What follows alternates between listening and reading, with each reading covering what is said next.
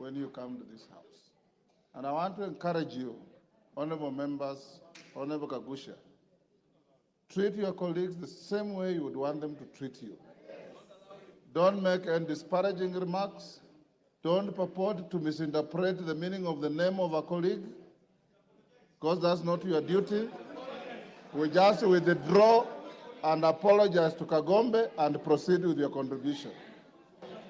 Thank you, Honorable Speaker.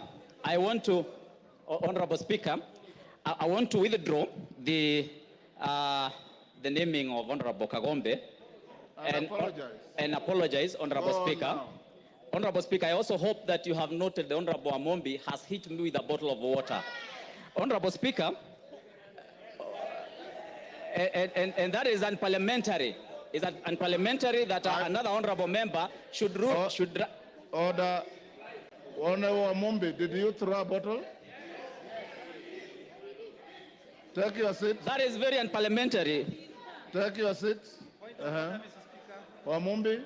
Mr. Speaker, it's very bad that Honorable Kagusha can lie to this House. He is lying. Mr. Speaker, Honorable Kagusha is lying. Let him continue with the speech, but he should not lie in this House. Order, honorable members, to the extent that the Speaker didn't see and Honorable Kagusha is not claiming any injury, let's leave it there.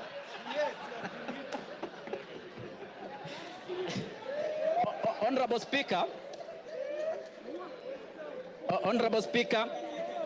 I am of the opinion we have a respectable gentleman by the name Henry Kissinger, and Henry Kissinger did state that the quest for peace and order has two elements that are sometimes treated as contradictory.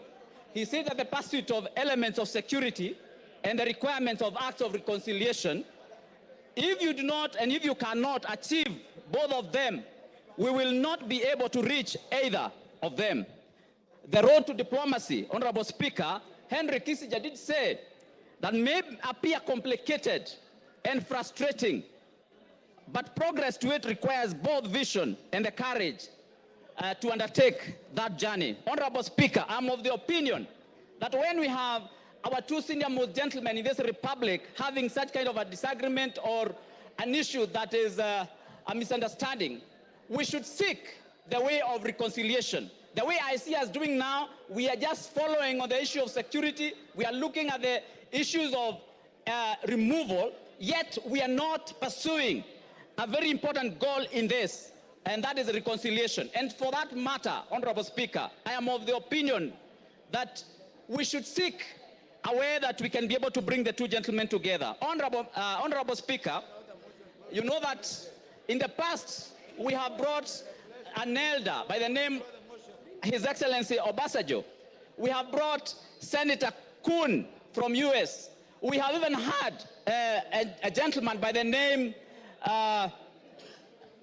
Museveni, His Excellency Museveni, who have in the past mediated when our two senior most leaders in this country have disagreed. And for that reason, Honorable Speaker, I want to remind you that you have even had Kofi Annan in Kenya. I'm of the opinion that we should have gotten away. Hold Kagusha. Yes, Shimba. I want to inform Honorable Kagusha that by any dictionary that is known in this world, Honorable Speaker, I did not ask for information from Honorable Omar. Just relax. Order. Honorable Speaker, I do not desire to have any information from Honorable Your information, take your seat. Finish up. Thank you, Honorable Speaker. So Honorable Speaker, I would like to complete my statement. Yeah, finish up. Give him a minute. Finish up. Time is up. Give him a minute. Thank you, Honorable Speaker. I would just like to complete my statement by saying that I wish that as a country, we are able to come up with a mechanism in which we can be able to bring our senior leaders when they have a disagreement in such a way that they can be able to reconcile and agree. Because, Honorable Speaker, even when we open the Pandora's box of impeachment, Honorable Speaker, we are going to be opening something that we may not be able to contain. We are now likely to have many impeachments coming to this House because we have started something that, Honorable Speaker, sometimes we are not able to contain in coming days. Thank you, Honorable Speaker. He's off the floor, Junet, so you cannot raise. Mr. Speaker, I wanted to clarify that the matter before the House is not a disagreement of anyone. It is a motion that has been tabled by Honorable Mutuse that has 8 counts, 11 grounds. Mr. Speaker, we are discussing a motion that contains 11 grounds. We're not discussing any disagreements of anyone with his wife, with his boss, with his children, with his mother, with his uncle, with his cousin, with his farmer, with his cook. We're not discussing those things, bro. Mama Zamzam. Mheshimiwa Spika, na mimi niweze kuchangia mada ya leo ya kuweza kung'oa mamlakani naibu wa rais. Mheshimiwa Spika. Mheshimiwa Spika, naibu wa rais amekuwa akizunguka Kenya nzima. Na akizungumza, mimi kwanza nilikuwa nauliza Mheshimiwa Spika, naibu wa rais amesahau dawa zake kumeza ama kuna shida Mheshimiwa Spika? Kwa sababu Mheshimiwa Spika, naibu wa rais alikuwa akizunguka kila mahali. Anazungumzia mambo ya ukabila, anazungumza mambo ya shares. Mimi najiuliza, Mombasa County Mheshimiwa Spika, sisi ndio tulikusanya ushuru zaidi tukawa nambari 1 Mheshimiwa Spika.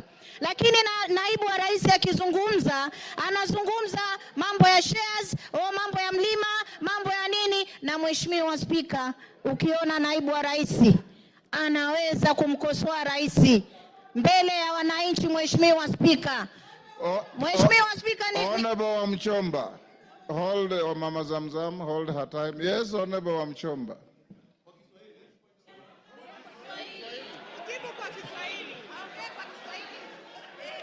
Order, honorable members, order, Honorable Wamchomba. Bwana Spika, nasimama kuuliza kama Order, hold on. Which standing order has been breached? Side the standing order. Point of information, clarification. Asante sana Which standing Mheshimiwa order has Spika. been breached? Mheshimiwa Spika. Clarification, Mr. Speaker. Mr. Speaker, Mr. Speaker, Mr. Speaker, I refuse. I I refuse to be muted when I have something that I need the honorable member to clarify. The honorable member must clarify. Honorable Wamchomba. Order, Honorable Wamchomba. Hold your horses. Honorable Wamchomba. If you want to, you know the rules. Order. Honorable Wamchomba, you know the rules. If you want to inform a member on the floor, the member must accept your information. She has said she doesn't want. Under what standing order? Mr. Speaker, Which the honorable standing member order? has talked about that Mr. Deputy President alisahau kunywa dawa. Tungetaka kujua ni dawa gani ambazo mheshimiwa anaongea juu yake. Na kama hizo dawa, na kama Mama Zamzam, endelea. Mheshimiwa Spika, wajua ndio makosa ya kupatia mabubu kuzungumza Mheshimiwa Spika. Mimi nimesema huenda ikawa, sijasema amesahau, nimesema huenda ikawa, nilifikiria, nilikisia. Lakini Mheshimiwa Spika, kiongozi kama yule ambaye siku zote anajua makabila yote Kenya tunakaa kwa amani, tumeoana, tunaelewana, Mheshimiwa Spika, anataka kuturegesha kwa makabila kama vile tulivyokuwa na mambo ya Kaya Bombo, kama tulivyokuwa na zile baada ya kura za 2007 2008. Mheshimiwa Spika, watu walipoteza maisha yao kwa sababu ya ukabila. Mheshimiwa Spika, mimi nakaa nikishangaa, Deputy President alikuja Mombasa, amesimama juu ya gari anatafuna ndizi na mahindi choma. Mheshimiwa Spika, kwanza alitupa takataka pale, alikuwa juu kama kuna watoto wetu ndio ufagie. Mheshimiwa Spika, Mheshimiwa Spika, pale juu ya gari Deputy President anazungumza akisema kuwa yule gavana atoe pesa za floods, wakati anajua 14 billion kutoka World Bank ambayo ni ya disaster management. Mheshimiwa Spika,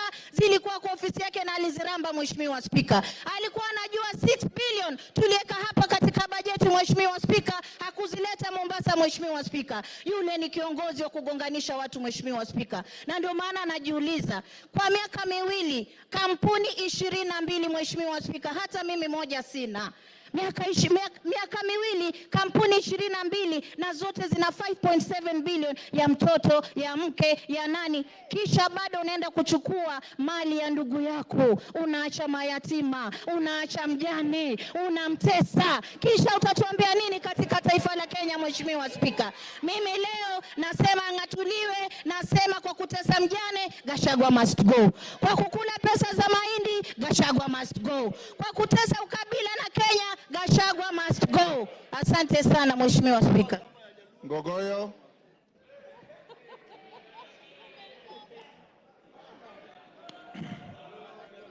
Thank you, Mr. Speaker. Mr. Speaker, sir, I rise to oppose the motion by the Honorable Mwengi Mutuse, Member of Parliament for Kibwezi West. Mr. Speaker, I, representing the people of Kajiado North, Mr. Speaker, I have gone through the motion and the issues that Wakili Mwengi Mutuse has raised. And Mr. Speaker, I pick on a number of issues that I would want to draw the attention of this House to. Number one, Mwengi Mutuse says that all we need to do is to just believe the things he has tabled here are true. We cannot believe what he says is true. We have to cross-examine. We have to look at them properly. Mr. Speaker, I have gone through the evidence that he has provided on some of the issues. And Mr. Speaker, having 21 companies, according to Mwengi Mutuse, is an intention for the Deputy President to launder money, and therefore he should be impeached. Mr. Speaker, he did not say money has been laundered, but it is an intention.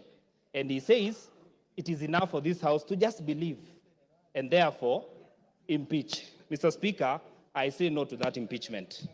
Number two, Mwengi Mutuse, former Chief of Staff in Machakos County Government and the current Member of Parliament, is giving hearsay that he has heard. Mr. Speaker, he has said in his submission that they were officers who were coerced to write to change in the Ministry of Lands without tabling any evidence from the document that he has provided. Mr. Speaker, this House cannot go with hearsay. It is not possible for you to make a decision out of hearsay. Mr. Speaker, in his accusations, he says that the Deputy President is a Mount Kenya person, makes issues based on Mount Kenya. I am the Member of Parliament for Kajiado North. He has visited my constituency for a development tour. The executive, through the State Department for Education, Mr. Speaker, constructed classes, courtesy of his visit in Enomatasiani Girls Secondary School, a school that rescues girls, specifically from asylum. Mr. Speaker, the only girls' school that we have in my constituency, the Great Kajiado North. Mr. Speaker, Mwengi Mutuse did not mention such issues, but he says, according to him, the Deputy President coerced, did 1, 2, 3, and Mr. Speaker, he wants to say that we just need to believe.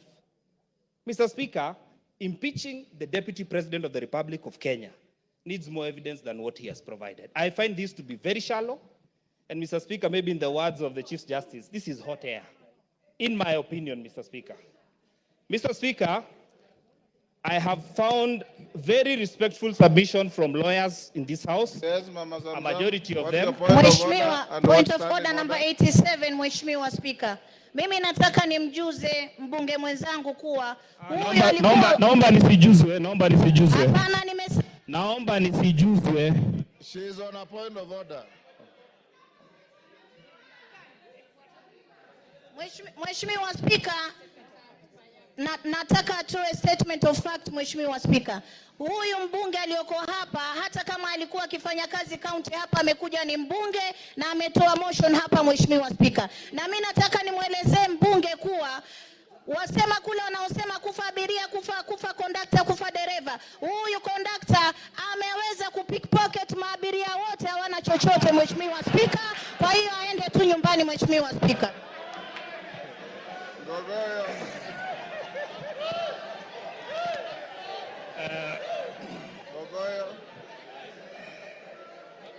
Thank you. Thank you, Mr. Speaker. Yes. I choose to stick Your, to content. your time I is choose up. to stick to matter. Go on. I choose to ignore the honorable member. Mr. Speaker, I therefore want to submit to this House that, Mr. Speaker, when a whole deputy speaker of this assembly goes to a public function in Nandi and says that I will oversee the impeachment of the deputy president, and comes to this House and is expected to vote, do you expect fairness?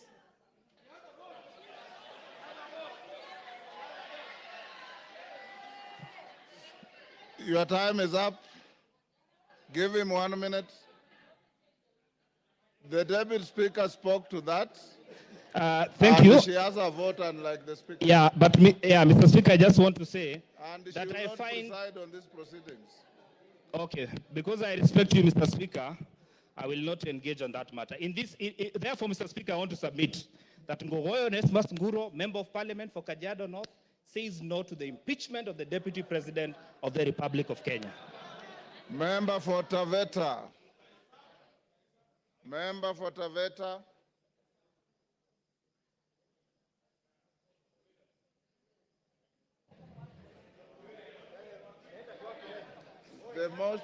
The mic is there. Is it working? There you are. Thank you, Mr. Speaker.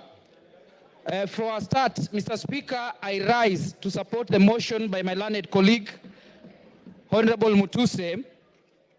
Most of the things, Mr. Speaker, have been said, but allow me to say a few things. Number one, allow me to borrow on the then Council of White House during the Clinton administration. He said, impeachment is not a remedy for private wrongs. It's a method for removing someone whose continued presence in office would cause danger to the nation. Mr. Speaker, my position is the continued stay in office of the Deputy President Rigathi Gachagua is a threat to the nation of Kenya. I continue by saying this, Mr. Speaker. Between 1963, when we got independence, we had a vice president in the name of Jaramogi Oginga Odinga. He never said, do not touch Luo Nyanza. During the President Moi's regime, we had George Saitoti. We had Musalia Mudavadi. He never said, do not touch Luya Nation. During the time of Stephen Kalonzo Musyoka, he never said, do not touch Ukambani. But we have a deputy president, Mr. Speaker, who is obsessed with a certain region in this country. Mr. Speaker, secondly, Mr. Speaker, much has been said by my learned colleagues in this House. But I want to borrow something, Mr. Speaker. Article 145 of the Constitution provides for reasons for impeachment of a deputy president and the president. The case of this during Sonko's impeachment, the Supreme Court laid certain guidelines and said that the question as to whether or not there is a violation of a constitution should be guided by certain principles. Number one, whether there is interference with the constitutional functions of the legislature and the judiciary.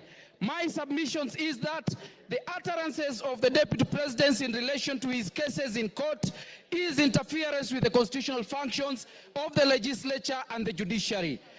Another ground that has been given in determination as to whether or not there is a violation of the constitution is whether there is an abuse of the code of conduct.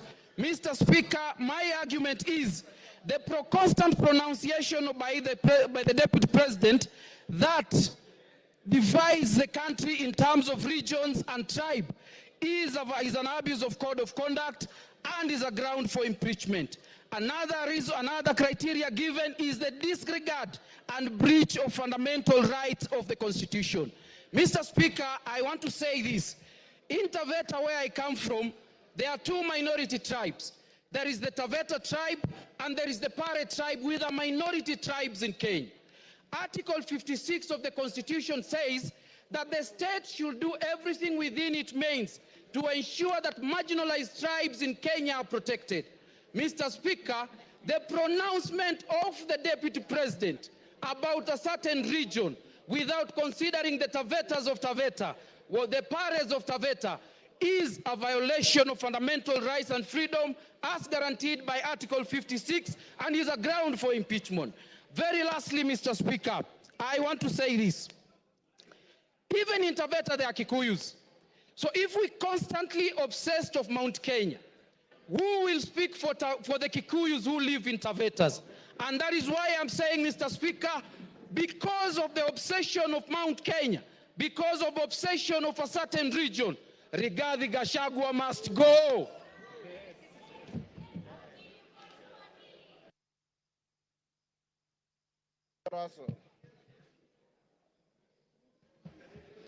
Thank you very much, Honorable Speaker. Honorable Speaker, I want to start with, there was a spat between the Pope and Napoleon in 1800. And this is what Napoleon asked the Pope.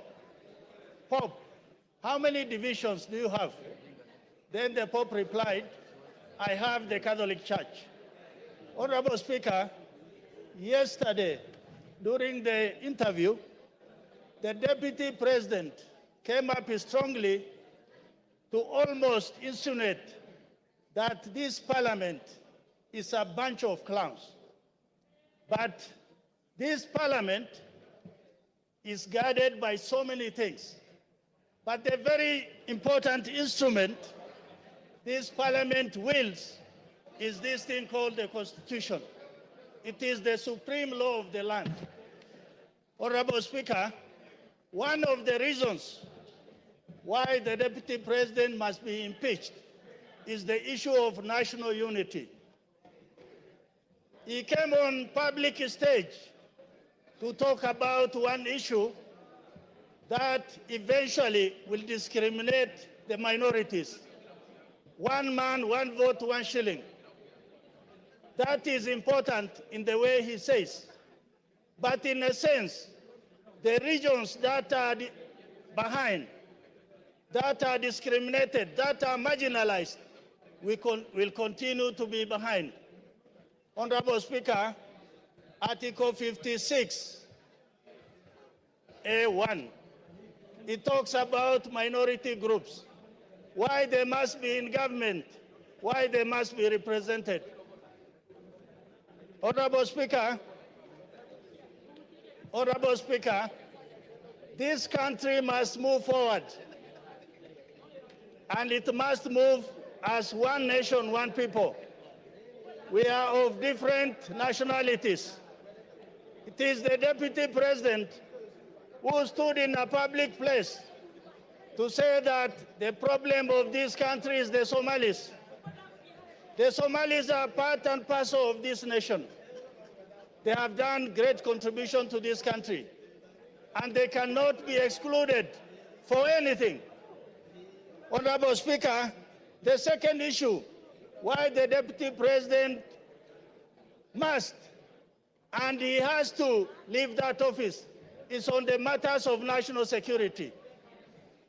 He is privy to National Security Council meetings. He attends. Sometimes he could chair. For him to come out and divulge those information to public of need-to-know basis, then it means he has crossed the red line. Honorable Speaker, the third issue is Article 147. The Deputy President is the principal assistant to the President.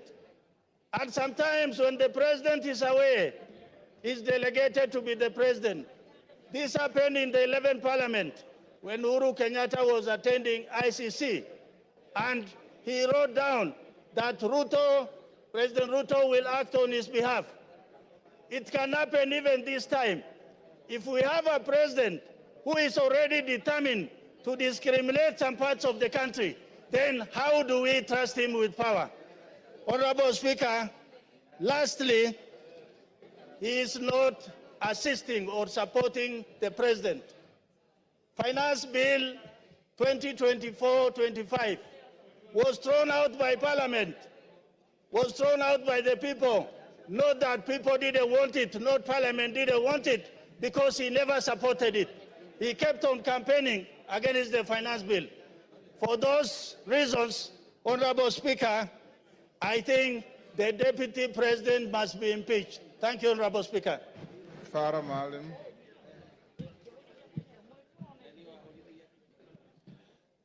Mr. Speaker, I want to weigh on this motion. Mr. Speaker, we are not trying to reinvent the wheel again. We have had Deputy President, before that we have had Vice Presidents. One, Andrei Gromyko of Russia, was one time asked why he has remained as the Deputy President for so long. And somebody else said, to be a Deputy President, you have to have the capacity to sit on a block of ice with your pants down and make a green. A Deputy President is no more than a personal assistant to the President. And that's how it's provided for in all constitutions, all over. I haven't seen one in which certain executive authority is given to the Deputy President. In the US, if you remember very well, when John F. Kennedy was the president, there was a brother of John F. Kennedy who was the Attorney General, who was called Bobby Kennedy. Bobby Kennedy literally did not think Lyndon B. Johnson was anything. But Lyndon B. Johnson kept tight, watched his cool, and later on he became the president of the US. In our own country, Mr. Speaker, can you protect me from our friends? In our own country here, I know many of you are not my age, you're younger than me, but a good number of you are also either my age or slightly older. When Moi was the vice president, which is the number 2, he was so humiliated, so much so that an SSP called Mungai slapped him in the State House in Nakuru when he was going to go and see his boss, who was the president. He did not complain publicly. He did not complain privately. He just went about his business. If you remember very well, when Kibaki was the deputy vice president of this country, which is number 2, he was dropped from being the number 2 and appointed a minister for health in the Moi government. He went to the president, thanked him for giving him the opportunity to be his vice for 11 years. Mr. Speaker, can you protect the House? It's too much sound. Let's go on. He thanked him for giving him an opportunity to serve as his assistant or as the vice president for 11 years and took up his job as the minister for health with a gusto and did a fantastic job as one of the best health ministers we have had in this country. Mr. Speaker, many people have been deputy presidents or vice presidents or number 2 in the executive here. I am glad I have been vindicated because about a year ago, I had said that Rigathi Gachagua is the worst number 2 in the history of this country. And I'm sure now I'm being vindicated. Order. Order, members. Order, member. Is that Masara? Maintain your silence. Carry on. I said exactly 1 year ago, Rigathi Gachagua is the worst number 2 in the history of this country, whether a vice president or a deputy president. I'm glad I'm vindicated today. I remember when we had almost a collapse of the state and the nation in 2008, and we had the national accord on the floor of this House, and you were also a member of parliament. Raila Odinga was made the prime minister of this country. There was Raila Odinga, and there was also Kalonzo Musyoka, who was the vice president. Technically, in law, Raila was supposed to share 50-50 power with President Kibaki, but he was happy to say that he will support the president. And he supported the president until the term was over. I mean, that is what it's supposed to be. Here is somebody who literally, when this country is on the brink of certain serious problems, goes to Mombasa, and many of us believe that he was part of the so-called whatever, the riots that were there and the goons that attacked Parliament. And then he creates a parallel press conference in Mombasa in which he castigates the policies of his own boss. His own boss. including castigating people whose authority is driven by the appointment by the president and passed by this parliament, passed by this house. Mr. Speaker, this man is bad for this country. There is need, this man is a heartbeat away from the president. God forbid, if anything were to happen to our president, he is the president. He is a danger. There will be no Kenya. 1 minute. If Gachagua has anything to do with, as far as I'm concerned, he did not even give me the benefit of saying that let's be careful with the Somalis, we don't like Somalis. He called us warrior. You know what I mean? He didn't give me even the respect or the courtesy. I could not say Mau Mau. I would say Kikuyus if I want to talk about Kikuyus, or look for any derogatory name. I will not look for that. He didn't give us even that respect of saying the Somalis of Kenya. He said warrior. They do not have any role. They are not shareholders in this government. And you know what? I come from a region, Wajir alone, Wajir County alone is bigger than Central Province, Mountain Region, Western Province, and Nyanza put together. In Nyanza, and you have not gone to Garissa, you have not gone to Mandera, you have not gone to Marsabit where we share with our Cushitic brothers, you have not gone to Shelo. He's talking about half the country, and he thinks we are from Somalia. Time is up. Your time is up. Yes, Dr. Kogo. Thank you so much, Honorable Speaker. Thank you, my brother, for allowing me to pass on this information. Apart from what you have said, Mheshimiwa, the Deputy President of the Republic of Kenya is on record for insulting women as malaias. And I want to go on record. He said that the one and only beautiful Honorable Jematia is a malaya.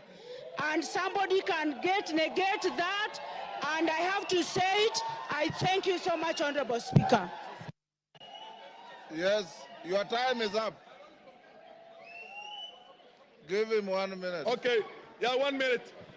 Mr. Speaker, Speaker. Yes. This country belongs to us all. This country belongs to all of us. If you try to marginalize me, and tomorrow I take up arms and decide to fight that, do you think there will be a Kenya? Do you think 100,000 Somalis taking arms, there will be Kenya? Or 50,000 Turkanas? Or Sabaots? Or Pokots? This man is playing with this country. We shall not have stability, Mr. Speaker. We must have a country in which we all feel that we are loved and we are equals. Equals. Mr. Speaker, I support this motion of impeaching Gachagua. Let's do it the fastest possible, and we should never have somebody like him in future in any position of leadership. Mr. Speaker, we are all equals in this country. There's nobody who's more equal. We fought for independence. All of us fought for independence, although some will want to try and hide the... Your time is up. Member for Turkana at the back. That is who? Emadhe. Emadhe. Thank you, Honorable Speaker. I want to just give some comments on the same. Honorable Speaker, when the Deputy President was being sworn in at Kasarani, I only knew him as a personal assistant to the former President Uhuru. And after he spoke and he sat down, I was seated close to Honorable Kiborek. I told Honorable Kiborek that this is not going to be a good person. From the analogy that formerly he was a PA to the former president, and the manner in which he spoke to me was in the contrary. I just said that when he was being sworn in, I didn't know him. The only thing I knew about him was he was a PA. Now, the chicken have come home to roast.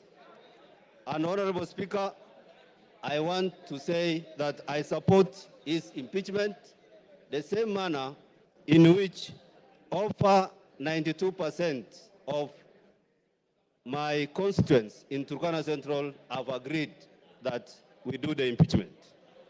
Honorable Speaker, the impeachment is in two parts.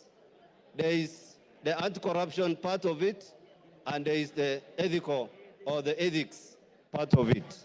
I want to speak on the ethics. And Honorable Speaker, here is a man who is full of himself.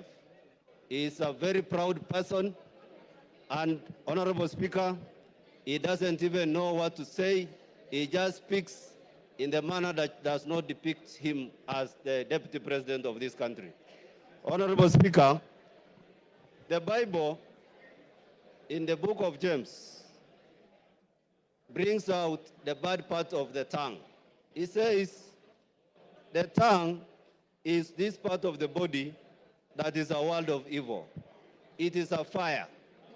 Honorable Speaker, the tongue corrupts the whole body. That is what the Bible says in the book of James. Honorable Speaker, in this juncture, I want to say that as a UDA member in the Kenya Kwanza government, I want to say that it says we are not in agreement to work together with the Deputy President. I am not in agreement as a member who was ascribed to the party that I may not be able to work with the Deputy President because we have to agree. And what we are processing today here, Honorable Speaker, is a divorce. We are processing a divorce because under Article 56, this is a man who will not be able to speak for the minorities. He is a man who will not speak for the marginalized, Honorable Speaker. Honorable Speaker, again, we are processing a divorce because this is akin to King Nebuchadnezzar, a man who was like everything in the Chaldean, in the city of Babylon. And Honorable Speaker, Kenya wants to unite. Kenya wants to kill the animal called tribalism. This is not the Deputy President that Kenya will require to kill the devil of tribalism. This is not the man who is ready to unite us. This is not the man who does not even know there are Elmolos in this country. He does not know that we have the Dasanach or the Merile in this country. Maybe at some point, because he has never been to Turkana, he does not even know the Turkanas exist in this country. And therefore, Honorable Speaker, this is not the man who can unite Kenya in the office of presidency. And therefore, I support his impeachment. Thank you, Honorable Speaker. Edith Nyenze. Edith Nyenze. Thank you, Mr. Speaker, for giving me this time to say what the great people of Kitui West have sent me to come and say. I know that the Bible has been quoted from the two divines in several ways, but I'm also going to quote the Bible, and I'm going to quote from John, from chapter 8, from 7 to 11. And actually, these were teachers and of law and Pharisees who brought a woman to Jesus, and they said that they found the woman in the act. And then they said, according to the law of Moses, such a woman was found in adultery, and she was supposed to be stoned to death. But what Jesus told them, he told them that if they do not have sin amongst themselves, they should be the first ones to cast the stones. But what these people did, they just looked and ran away. So, Mr. Speaker, I'm saying this scripture actually highlights the importance of forgiveness and mercy, and challenges the self-righteousness and hypocrisy. Actually, what I want to say is that there is also reconciliation. Reconciliation should be given room. Dialogue should be given room. If there was dialogue with a former prime minister, there was handshake with a former prime minister, why not give dialogue to even the deputy president? So give dialogue, give reconciliation for the peace of this country. What the people of Gitwe has told me is that they have more pressing issues. They have more pressing issues than this impeachment. And therefore they told me to say no to this impeachment, that they should be sorting their problems first before we even come to this impeachment. We have only 3 years to go before the end of the term. So why breach the peace? So whoever is righteous, let them be the first ones to cast the stone. Thank you. Honorable Kororia. Honorable Kororia. I will give you. Kororia. Thank you very much, Honorable Speaker. And I stand to support this special motion. The motion that Rigathi Gachagua, the Deputy President of the Republic of Kenya, should go home. Honorable Speaker, I can remind this House that during the swearing-in ceremony at Kasarani, the Deputy President humiliated Uhuru Muigai Kenyatta so badly before the nation and the visiting dignitaries in the Republic of Kenya. That was not enough, Honorable Speaker. After 3 months, he started attacking young people in Mount Kenya region, calling them Mongeki, to an extent of attacking Maina Jenga and calling him the leader of Mongeki, Honorable Speaker. Later, Honorable Speaker, he was not comfortable and satisfied with that.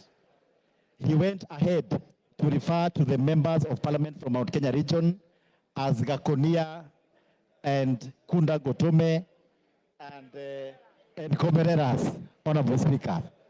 That is not acceptable, Honorable Speaker, because we all come from the same region and we are elected by the people. He went ahead, Honorable Speaker, to attack Raila Odinga and the Azimio fraternity, and saying that he has put Mitego so that they will not enter State House. And he was supposed to put Mitegos so that they don't enter Karen residence because he's not a president. Honorable Speaker, I want to say that we do not have 2 centers of power in the Republic of Kenya. We only have 1 president, and the sentiments of Rigathi Gachagua that they were elected together with President William Ruto is a lie. The person who was elected is the president. Gachagua was just a running mate, and there were no votes for a running mate, Honorable Speaker. Finally, yesterday during a press briefing, Rigathi Gachagua referred to this Honorable House as a theater of the absurd. And he's coming to this same house today. I don't know whether you are going to compel him to substantiate if he's coming to a theater or Parliament of Kenya. With that, Honorable Speaker, I'm saying Gachagua must go. Karoli Omondi. Thank you very much, Right Honorable Speaker. I rise to support this special motion of impeachment against the Deputy President of the Republic of Kenya. Mr. Speaker, when the wheels of fortune have enabled someone to rise to high eminence, such as the office of Deputy President, so much is expected of them. Unfortunately, from my own personal interaction with the Deputy President, and shortly I will give some examples, I feel he has fallen short of the expectations of that high office. I first came across Mr. Rigathi Gachagua in the late 80s when we were at the university. And as a matter of fact, he was ahead of us, and I think he was heading one of the district student organizations. He had cleared university, but he had not exited. In other words, he had become a pirate. That was the terminology we used then. He was residing in some place called State House residence. And what I used to hear about him was not very impressive. But nonetheless, on October 7th, 2023, which was exactly 1 year ago, in some place called Murngia, Alego, at the homestead of the late General Francis Omondi Ogola, together with Mheshimiwa Elisha here, Mheshimiwa Nyamita, Honorable Jalango, I've seen him somewhere, and His Excellency the President, we did meet with the Deputy President. And it was about 6:45. He received us warmly, but we were guests of General Ogola. And as you'd expect, a man of his status, you expected some decorum, temperance, prudence, good behavior. But unfortunately, some of these attributes were not present in his conduct. The Deputy President on that occasion did stand up and tell the President to our face that he had come down to get him from the Nyanza tour that we were undertaking, and that he had no business staying for too long in Nyanza. I looked at him and I wondered what was the problem with his compos mentis. In other words, was he of sound mind? And then I asked myself, we were the guests of the late general, why would he want us to exit the homestead of General Ogola? And it bothered me very much, because clearly that was what you and I, as lawyers, we call animus nocendi, intention to harm. Why would he insist that the President has no business being in Nyanza? He said it to our face 3 times, interrupting General Ogola when we were being briefed about the attack that had just been conducted by Hamas on Israel. That was my first time to interact with him very closely. The second time was on April 30th, 2024. No, 28th April 2024, this year, when we had floods in Suba and several people died. I did communicate with him by way of text. I sent him pictures, including that of a gentleman who had lost 3 children.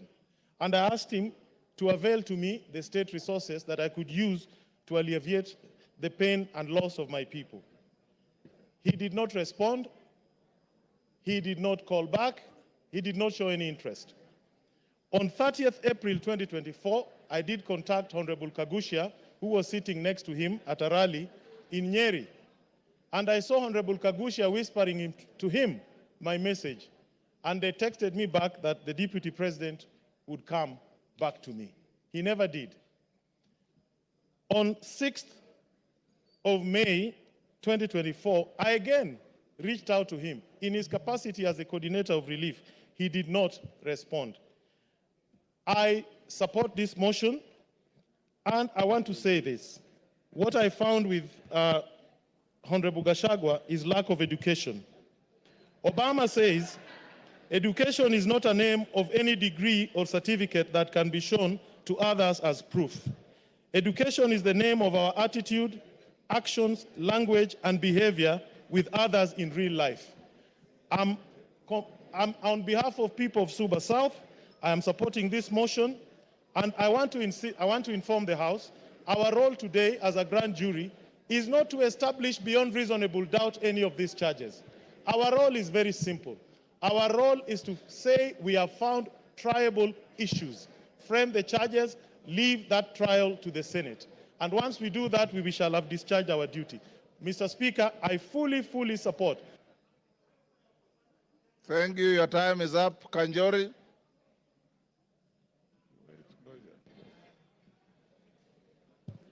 Thank you, Honorable Speaker, for giving me this opportunity.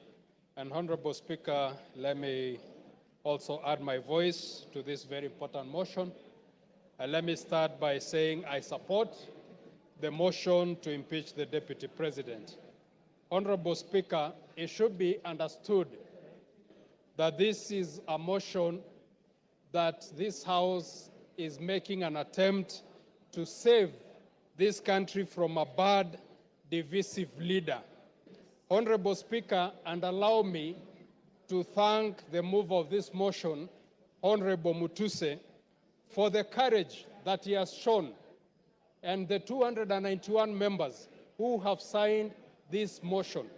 Honorable Speaker, I say the courage because, Honorable Speaker, for a very long time, Kenyans have been watching helplessly, including the President of this country. They've been watching helplessly the Deputy President moving around this country, dividing this country into shares and dividing this country in tribal lines. Honorable Speaker, let me say my reasons for supporting this motion. First reason, Honorable Speaker, in 2022, the country suffered a very bad drought. And the government responded by giving relief to the pastoral communities whose families, most families were left without able to feed their families. Honorable Speaker, the Deputy President took most of that relief food to areas that were not affected by drought. Honorable Speaker, Kenyans should understand that this is not a motion or an impeachment against a tribe. It is a motion to impeach an individual who has shown, to use the majority leader's word, a black man with a black hat. This is a man who has shown that he does not care about the country, but his interest is in a small region. But it is actually interest that is driven by self-interest. It is not that he loves that region. We have seen that what he has amassed wealth for himself and not for the region. So, Honorable Speaker, I support. Thank you. Wamshomba.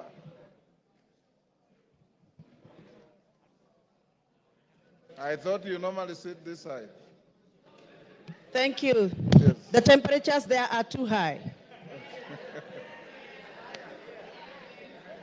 Mr. Speaker, Go ahead.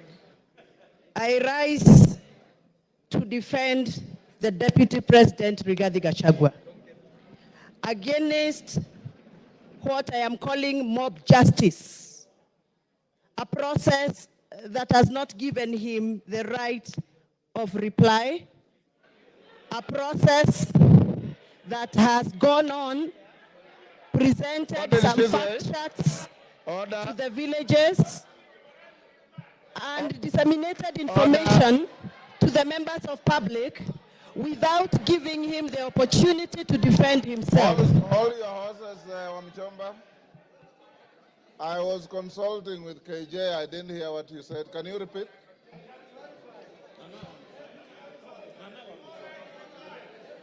Can you repeat what you said? I can't hear you, Mr. Speaker. Repeat what you said. I didn't hear. I was consulting with Honorable Member for Dagoretti.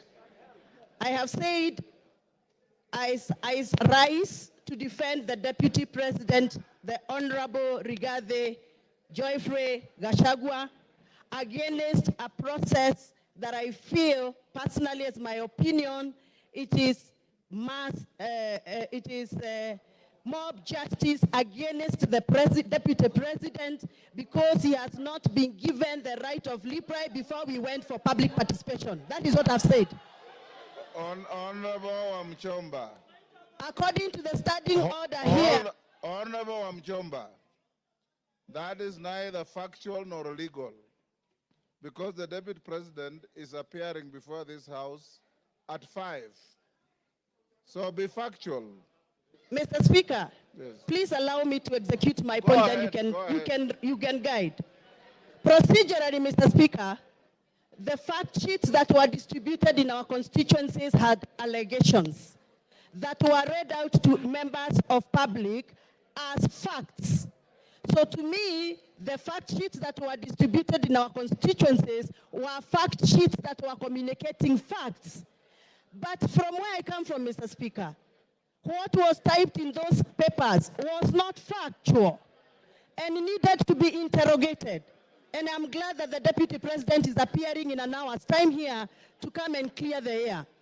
Mr. Speaker, before I defend and I give my submission, I request you to allow me to refer to the standing order number 91 on responsibility for statement of facts. A member shall be responsible for accuracy and facts for whatever allegations that comes and disseminates from this House. Mr. Speaker, this morning we were watching video clips on our television in this House. Those video clips that were played in this House were reported speeches that were reported from various media houses in this country. Mr. Speaker, according to the Kenyan Constitution, and the Data Protection Act, it is our duty to clarify information before we disseminate and use it for a quasi-judicial process like we are handling today. Mr. Speaker, I would want your guidance whether those media clips that were used this morning in the floor of this House by the mover of this motion, whether those media clips were qualified to be used in this process of impeachment. Mr. Speaker, my other issue is, I will be glad that the mover of this motion clarifies that the allegation around the corruption issues on procurement matters have been taken through the right areas of Auditor General so that we can have fact to discuss this afternoon. Otherwise, according to me, the allegations that have been tabled by the mover of these motions are mere mudslinging, they are hearsay, they are gossips, and they must stop, and Mr. Deputy President must continue working for this country with all the energy, with all the labor, and with all the love that he has had. And those that feel that Mr. Deputy President has been biased into Mount Kenya politics, please forgive us, but we must tell you, everybody has their home. The Deputy President comes from Mount Kenya, and every good thing starts from Jerusalem.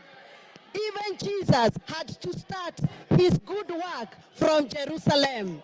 We are the Jerusalem. We shall continue allowing the Deputy President to do the work he's been doing in Mount Kenya, even as he tries and attempts to work in other parts of this country.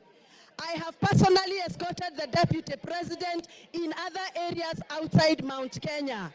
I know Mr. Deputy President has tried. It is barely 2 years before Mr. Deputy President continues with his work. Please allow him space to work. 2 years are not sufficient. Even for the members in this House know very well, they have also not been able to do what they promised their voters during campaigns. We are all elected members here, and we know we made pledges, and 2 years are not sufficient for anybody to use that as a basis to judge anybody on the performance. I support that the Deputy President be given the opportunity to serve this country, and those that are attacking the Deputy President for working on behalf of the Mount Kenya region, they must also accept that everybody has a village where they come from, everybody has a home where they come from, and every good thing starts from Jerusalem, just like Jesus Christ did. Asanteni sana, and I refuse. The Deputy President is going nowhere. He's going to stay here to serve us as we gave him votes. Thank you very much. Thank you, Speaker. Thank you, Honorable Speaker, for giving me this opportunity to contribute to this very important motion. Mr. Speaker, an English saying goes that a sheep lives its entire life afraid of the wolf, only to be slaughtered and eaten by the shepherd. To the people of Mount Kenya, you know we are farmers. You know we have tea, we have coffee, we have milk, and that is the food crop that we rely on. Mr. Speaker, I happen to be elected as a director of KTDA, where we hold small-scale tea farmers and where we do business for the farmers. Mr. Speaker, we have had a problem, a huge problem, of monies being diverted to the said hotel in Kilifi. Last year, the money that was supposed to be going to distribute fertilizer, 53 million shillings, Mr. Speaker, was diverted to go to personal use at a hotel. Mr. Speaker, as we speak here, as we stand here, the people of Mount Kenya have been burning their tea bushes and factories because we have a glut in Mombasa that has been occasioned by the influence of the Deputy Speaker who was given, Deputy President who was charged with the responsibility of making sure that those people who voted the government in benefit and reap from their hard work and their sweat. Mr. Speaker, they will not see the hard-earned money that was supposed to go to their pockets because the Deputy President of the Republic of Kenya, after being charged with the responsibility of making sure that we have guaranteed minimum returns for those farmers, he continued to go and give guaranteed minimum returns to himself and to his family, to his children, to his spouse, and to his colleagues that we have seen they share companies with. Mr. Speaker, as we stand here, we have lost our milk industry. We have lost our coffee industry. You have seen that we have cooperatives where farmers are now stuck with their coffee. Because, again, the person who was charged with the responsibility of making sure that the sheep is safe is the one who went, took a knife, and ate the same sheep. Mr. Speaker, I know there might be some tension and people from the mountain feeling like everybody has been talking about the mountain, but even the mountain people are suffering, even us, because there's someone who just hides under the pretext that he's an honest man, he's he's a truthful man, but he's a truthful liar, Mr. Speaker. Therefore, I want to say this: the seat of the presidency is a symbol of unity in this country. And when the deputy president stands and accuses the NIS, like he did in Mombasa, we live in a community, and even the people who are in the intelligence sector live in a community. There is a community, a world community of intelligence. When you disparage such an office, such a high office that is supposed to make sure that you protect and give us protection in this country, Mr. Speaker, that to me is gross misconduct, and it is impeachable. Mr. Speaker, when you go to State House and you say that you have put traps for some people not to access State House, yet they are members of this republic, yet they are people that we respect, like Raila Odinga, Honorable Raila Odinga. Mr. Speaker, we say that we cannot continue like that because we had lived a very good life before this campaign started, from 2022, when people say that we are going to vote not anymore along the tribal lines. But we have seen that we have someone who has been given position of power and he has decided to use it for his own personal aggrandizement. Mr. Speaker, the people who are watching the interview yesterday, they sat and asked, how is it that the people who are of age and people who've been doing business have not been able to access 600 million shillings in a bank? How many business people here have accessed 600 million shillings, and what is their collateral? Mr. Speaker, you have had the deputy president lying in front of the television, saying that he has gotten this wealth from his brother, yet we know his brother has his heirs who are his sons and his widow, and those people are crying in Nyeri. The same way, people who are my members of parliament, my constituents like Uhuru Muigai Kenyatta, is crying. His goats were eaten the other day in Roiro, and he's the one who sanctioned the eating of his goats. In fact, he then comes and lies to us that he has apologized to the president, to the former president, who is not in the country. Your time is up. Ken Chonga. Ken Chonga. Asante mstahiki Spika kwa kunipatia nafasi hii nichangie mswada huu ambao uko mbele ya bunge. Mstahiki Spika, mimi sijaokoka na nimesikia wenzangu kila wakichangia hapa wanataja sehemu fulani fulani za Biblia ambazo kwamba zinaambatana na matamshi ambayo wanataka huko yazungumza, lakini kwa kwamba kweli kuna mbinguni na kuna hera, nafikiria Rigathi Gachagua atakuwa kuni za kuchoma ambao watachomwa. Na kisa na sababu, mstahiki Spika, ni uongo ambao kwamba Deputy President ameujaza katika matamshi yake.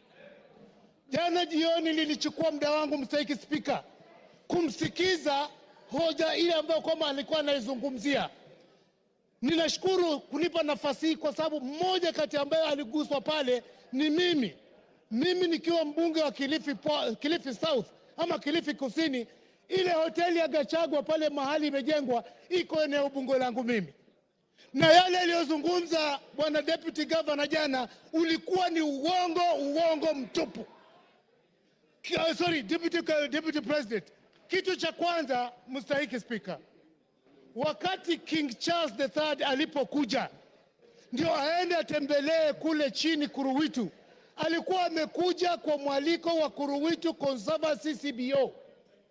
Na wakati alipofika kwa Kuruwitu Conservancy CBO, mkutano ule haukuchukua zaidi ya dakika 30, akaenda Vipingo Ridge. ile barabara ambayo kwamba aliomba kwamba itengenezwe kwa sababu angetaka kuhifadhili vipingo Kuruwitu Conservancy, ile barabara haipitiki. Lakini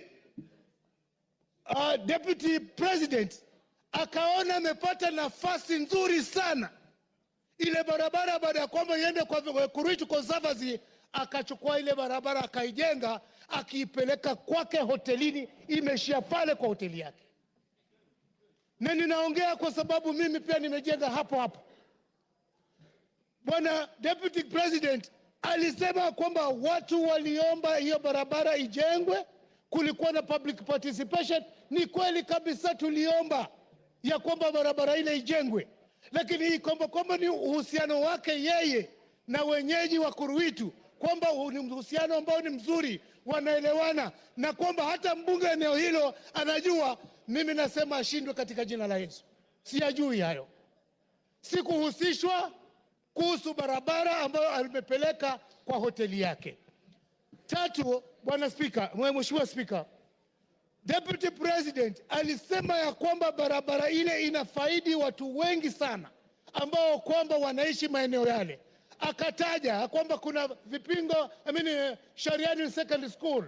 Mimi ninajua mahali Shariani Secondary School ipo, wala haifaidiki na ile barabara. Akataja kuhusu Shariani Primary School. Shariani Primary School ukitaka kuaccess unaipata kwa hiyo main highway ya kutoka njia panda ya kutoka Mtwapa kuelekea Kilifi na kuelekea Malindi. Kusema ukweli kabisa, yale yaliyokuwa nazungumza kuhusu wekezo ule ni wa uongo. Tatu, ile nyumba ambayo kwamba ilikuwa ni ya ndugu yake, sisi tulijua toka ilipokuwa zamani, na ukweli kama utafatwa itabainika wazi ya kwamba Bwana Deputy President aidha awe alinunua kutoka kwa ndugu yake ama awe amemuibia ndugu yake. Ni jambo la kuhuzunisha, ni jambo la kuhuzunisha.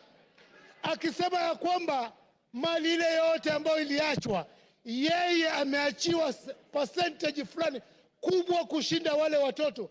Kama ukweli si uongo, basi si anasherehekea kifo cha ndugu yake.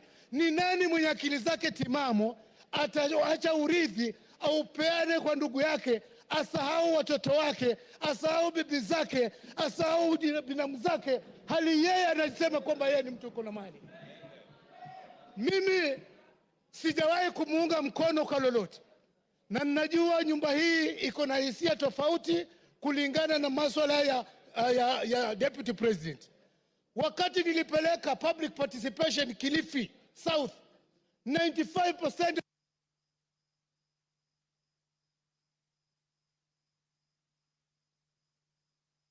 Give him 1 minute. Na asante sana Mstahiki Spika. Na asije akasema ya kwamba yeye alichaguliwa na watu sijui milioni 7, na ukweli wa mambo ni kwamba sisi ambao tuko hapa kama wabunge, sisi ndio tuna represent wale watu ambao walitualika pale. Kwa hivyo asiseme kwamba sisi hatuna uwezo wa kutoa amri au mamlaka ya kwamba yeye agatuliwe mamlakani. Langu ninasihi, wakati umefika. Unajua Mungu akitaka kukumaliza hukuweka kichaa. Mimi sijasema kwamba Deputy President ako na kichaa. Ninasema tu ya kwamba matamshi yake kama hata chunga yataelekeza kwamba tumshuku katika akili zake. Asante Mstahiki Spika. Bashir.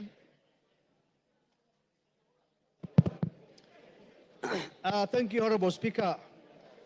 Honorable Speaker, from the onset, I want to make it clear that I support this special motion by Honorable Mutuse. Honorable Speaker, there are 11 counts as contained in this special motion. What these 11 counts in total summarize and talk about is gross misconduct and issues of integrity. The holder of the office of the Deputy President is not a small man. He is just a heartbeat away from the presidency. Looking at the behaviors actions, utterances of Deputy President Rigathi Gachagua shows you that he does not befit to hold the office of the Deputy President. Honorable Speaker, time and again, His Excellency Rigathi Gachagua has been talking about Murima, Murima, Murima.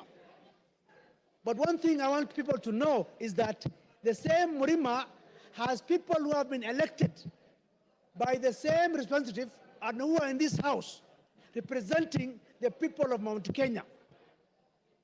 Rigathi Gachagua is not the sole representative of Mount Kenya. They have MPs, they have women reps, they have senators, they have governors. He is supposed to represent each and every part of this country called Kenya. Unfortunately, he doesn't understand that bit. Sometimes in July, in a well-attended press conference in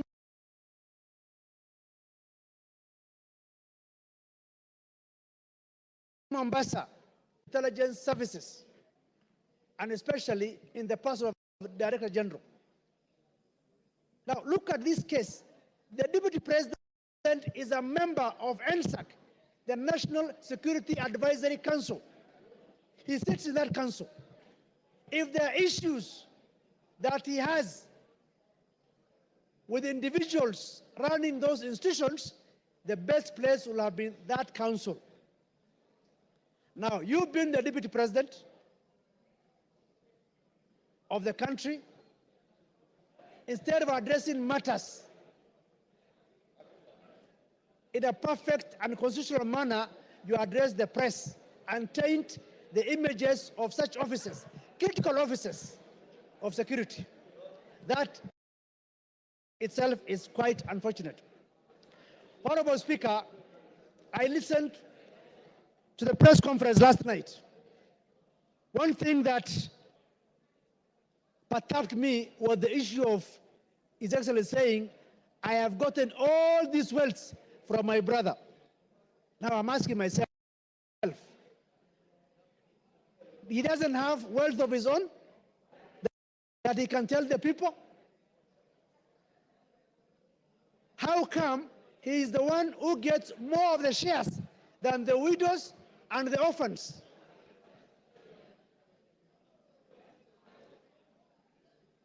It's also unfortunate that the same Rigathi Gachagua was at one point a district officer in 1997. He was sacked for stealing relief food. What is relief food supposed to go to? To the vulnerable people, vulnerable community of that area. He stole the relief food. We cannot continue to entrust one Rigathi Gachagua with the office of the Deputy President of the Republic of Kenya. We call upon this House to make history for the first time under the new Constitution to say that Rigathi Gachagua does not befit to hold the office of the Deputy President of the Republic of Kenya. The President and the Deputy President are supposed to work in harmony. They are not working in harmony.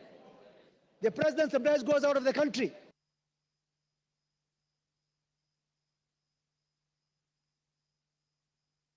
Sorry. Ruth Odinga.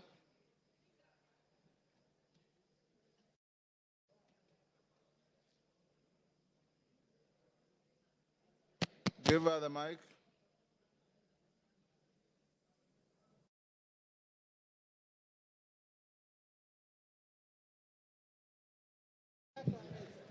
Thank you, Mr. Speaker, for giving me this opportunity.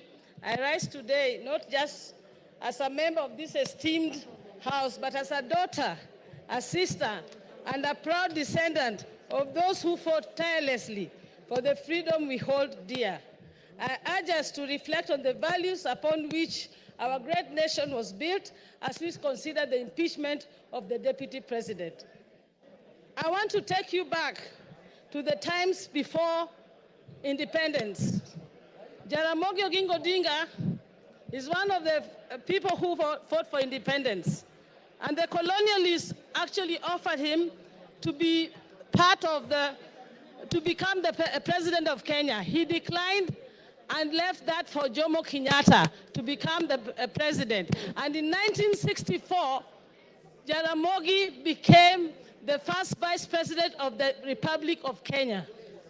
Exactly 2 years down the line, like the 2 years we now have with the deputy president, Jaramogi decided that due to the ideologies that he was holding, which differed from the president, he decided to step down and leave the position of vice president, not for his own good, but for the greater good of the Republic of Kenya.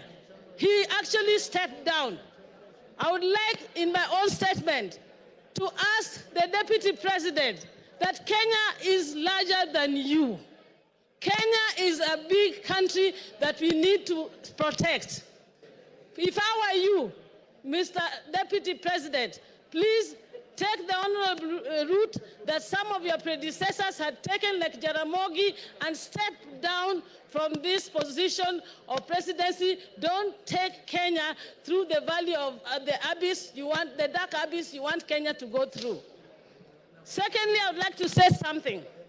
I was not one of the people who was actually wanting this impeachment of the deputy president. I felt that the deputy president's impeachment was not the main problems that we were having in Kenya, and that we had other issues. But having heard how the president spoke last night, I am completely convinced from that statement that the deputy president must go, and he must go as soon as possible. One of the reasons why I say that is that we are not here for our personal grandiose and our personal wealth. Kenya, if the deputy president is mourning because his father is going to turn in his grave because of the wealth that is being accused of, I wonder what the people like Bildad Kagia, Jaramogi Oginga Odinga, and all those who fought for us to get through this, to get to where we are, through multi-party.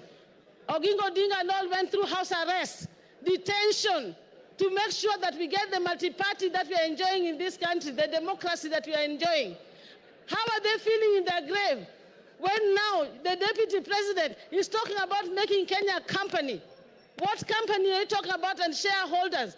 When Kenya is a country that we have a sovereign country in Kenya. Mr. Deputy President, I was a bit on your side, but you have hanged yourself with your own rope. Whoever informed you to go to the TV yesterday did you a very big disservice. And for that, I support the motion. Mbura Aburi.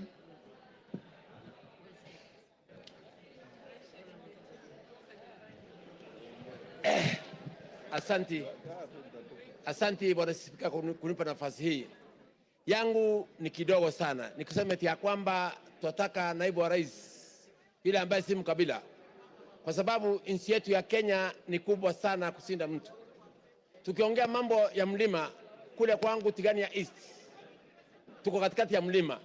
Lakini ukiangalia katika hii kitabu ambaye, ukiangalia haya mashtaka yaliyo katika kitabu hii, ukiangalia ile mashtaka katika kitabu hii, ile zile kampani zote ziko hapa ni za Gachagua, bibi yake na watoto wake.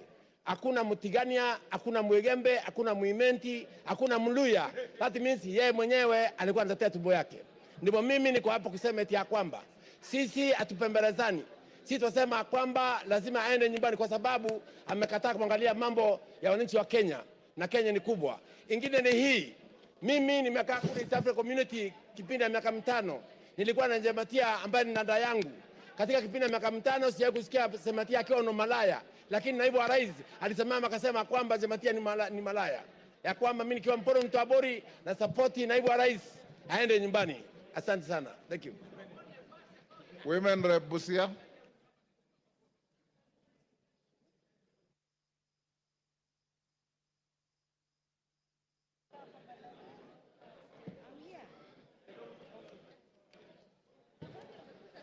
Thank you, Mr. Speaker. I support with a lot of strength this motion because many times I thought I was a tenant in Kenya. And I know I was born and raised in this nation. When a leader of a national figure discriminates openly, I left myself wondering if we can keep allowing to be divided every day, and yet as leaders, we must be a factor that unites all Kenyans. I want to ask the Deputy President, what message was he sending to Busians who voted for Honorable Maina in Marachi West, in Butlak sub-county? And what message was he sending to Busians who voted for Honorable Talam in Buhayo West, in Matayos, Busia County? We should be free from Mombasa to Turkana, any person of any race, any tribe, to stand and be elected without being pointed at as this one belonging to a particular region and that one not belonging to our region. Because Kenya is our country and we are here in this country to build it. If we don't join, because if you go as an individual, you are a drop in the ocean. But together as Kenyans, we are an ocean. So I want to ask again, what other thing a principal assistant is supposed to do? According to me, unless you have a shrunken hippocampus in your brain, then you go displaying what your master is doing instead of being the real assistant of even covering up. One day he says, I was sent all these things I was saying. I was sent all these things I'm saying. It's like he is wearing an oversized coat, oversized trouser, a tumbo cut vest, and oversized shoe. He does not understand his role as a principal assistant. We must unravel from the seams of our fabric in this country, because sometimes you can be wearing a dress or a trouser, but something keeps biting you. Unless you unravel or open up the seam to know what is biting you, you will continue losing blood and become anemic. So people of any nation are stronger than the people in power. All leaders in this nation must be responsible of the utterances they puke every day, because what will our future leaders be saying? I am, or who is our role model? Who is their role model? All of us must be responsible not to give hate speech anywhere we go. And I don't think there is a tribe in Kenya that is superior than others. Whether you come from Eastern in Garissa or you come from Siamahanga village where I live, you are equal. Article 27, Section 4 is clear about this, that we should not discriminate. When I hear a widow in Mount Kenya being tortured, being snatched property by the deputy president, whether she is Kikuyu and she's a widow, she is representing all the widows in Kenya. So Gachagua return the matrimonial property, the bank accounts, everything that you took from that widow in Nyeri. Because I was raised by a widow and I know what happens when such things happen. A widow should be given their rights, whether you have all the muscle in the nation. And thirdly, a leader who does not respect women, that one is not a leader. Calling women prostitutes. So when a woman is being a prostitute, who is the other prostitute? Then he must be the one. Because if you call me a prostitute, was I doing myself? There must be somebody in a trouser too. And we do not want to be discriminated. We have been dating, marriage, we marry Kikuyu, Luya, Teso, Kamba. That should continue happening than us growing up or children fearing to marry from Mount Kenya or fearing to marry from Nyanza. That is wrong. So Deputy President must go home. We really want him to just take a rest. Thank you, Mr. Speaker. Yes, Muya, what is your point of order? Speaker, I'm standing on standing order number 91 on matters of facts and substantiating what the member is speaking of. The issue of Malaya have been adversely mentioned in this house. Have you as the speaker received anything to substantiate? Honorable Speaker, it is on record that the deputy speaker, the deputy president has been closing the whole country, campaigning for the same women, especially in Mount Kenya where he was assigned. So it is unfair that members can continue repeating, you cannot substantiate, and there is no evidence. We should You've have made your evidence. point. Honorable members, order. Take your seat. Honorable members, I want, with your concurrence, to reduce the time of the speakers to 2 minutes. Is that agreed? Is that agreed? For the purpose of the record, I'll put the question that we reduce time for speakers from 5 minutes to 2 minutes. As many as of that opinion say aye. Will those of the contrary opinion say nay? The ayes have it. Didymus, 2 minutes. Mr. Speaker, I want to be very clear that I support this impeachment motion. I say so because Kenya, we have more than 42 tribes. And it was never our permission to decide which tribe you belong to, Honorable Speaker. And we want every part of our country to feel part and parcel or properly represented by our Deputy President.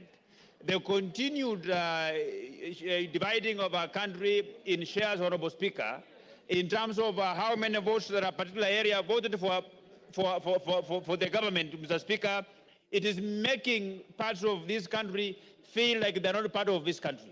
I think, in a nutshell, Honorable Speaker, because of time, I want to summarize what I want to say by saying that Kenya as a country, the position of the Deputy President, it requires a patriot. It requires an individual whom, when he speaks, the country listens with optimism. It doesn't require an individual who, when he opens his mouth, part of this country begins to bleed. This country doesn't require a villager in the name of the Deputy President. It requires a patriot, a statesman. And this House, Mr. Speaker, we will go down in the history of this country because the war against tribalism, the war against segregating this country along shareholding lines, it's a war that we have come a long way, Honorable Speaker. It's a war that we vowed that we must win it in installments, and today we are paying the last installment. Rigathi Gachagua must go home, not by walking, but by running, Honorable Speaker. I support. Member for Wajir West.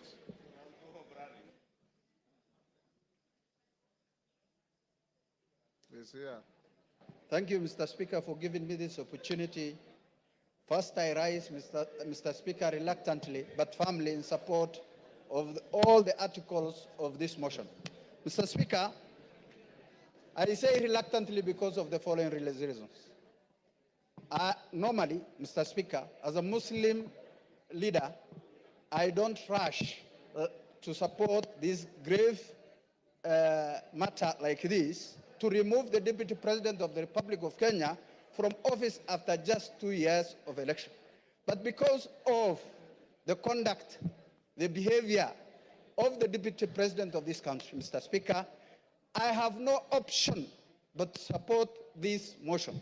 Mr. Speaker, I am a witness who went to the office of the Deputy President of the Republic of Kenya to request for assistance during the drought season, to request for relief food for the people of Wajir West. But the utterances of the Deputy President of the Republic of Kenya was shocking, Mr. Speaker. He told me, Mr. Speaker, and I want to confirm to this House, that the Deputy President of the Republic of Kenya told me, you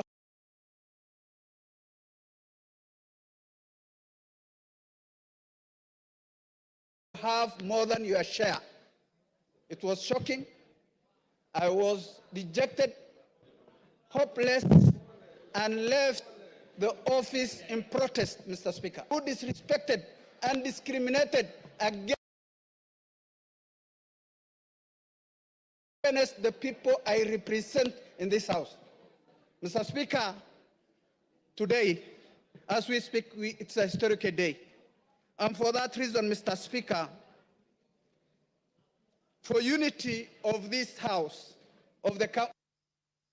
Your time is up. Your time is up. Member for Tetu.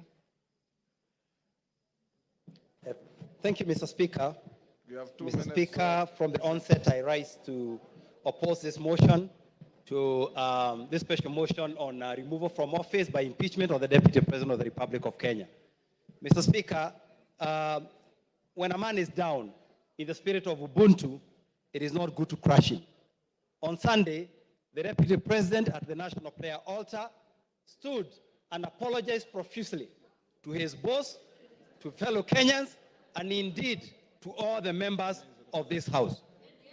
Mr. Speaker, I feel that our party, UDA, on which the Deputy President was elected, has internal disciplinary mechanisms which have not been exhausted so as to bring this matter to this House. I also feel that in the spirit of us finishing the agenda that we promised Kenyan, this matter can wait to 2027 so that we can focus on service delivery to our people. Mr. Speaker, I will personally request the members of this House to find it in their heart to forgive the Deputy President. And I will personally. Mr. Speaker, you have had honorable member telling this House that in UDA they had not exhausted their disciplinary mechanism. Why did he then decide to sign on the motion? Why did he sign? Mr. Speaker, thank you very much. The matter of... One day to finish up. I did not finish. Go on, you have half a minute. Yeah, Mr. Speaker, the matter of my signing, you talked about it, and the matter is rested. Wanjara can come to your office for further explanation. Mr. Speaker, I personally would like to volunteer to lead other leaders in this country, elders, bishops, to ensure that we sit down with the Deputy President so that if there are any issues that he needs to correct, if there are any issues that he needs to align, he can align so that himself can continue serving the people of this country. He has some good in himself, and that good needs to be preserved so that he can finish his work. So, Mr. Speaker, I rise to oppose. Thank you. Umi.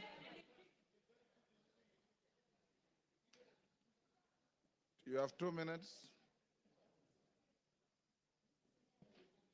Thank you, Mr. Speaker. I rise to support the motion of impeachment because of many reasons. Mr. Speaker, as a young person and as a representative of the House for the Youth, I wonder how many young people of this country can walk into a bank and access a loan of 600 million shillings without any guarantees of any sort. Mr. Speaker, this is a representation of impunity. The Deputy President stood before the media yesterday as a national leader to defend his children. I respect that he stood to defend his children, but how many children of this country has he given a chance for them to access the same benefits? Myself included, I cannot access a loan of that amount of money. Mr. Speaker, this impeachment motion is not just an impeachment because of difference of ideology, but it will be a symbol of democracy for our country, that people who abuse their powers can go home, regardless of whatever position they hold. Mr. Speaker, I come from Garissa County. We lost residents from my county at an accident as they were accessing to cross a river because of the flood scandal. Mr. Speaker, out of the 10 billion shillings that he had under his pocket, he only gave us 48 million shillings and disappeared and never showed up again. Mr. Speaker, what can 48 million shillings do for people who are suffering? Mr. Speaker, he did not even step in Wajir and Mandera. This is a deputy president of the whole country.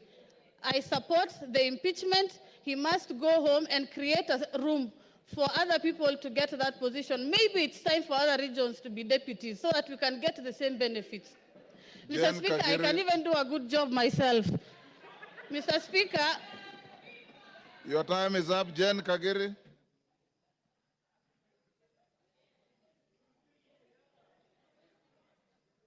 If you read the Constitution, you'll know that you don't qualify to be a deputy president at your age.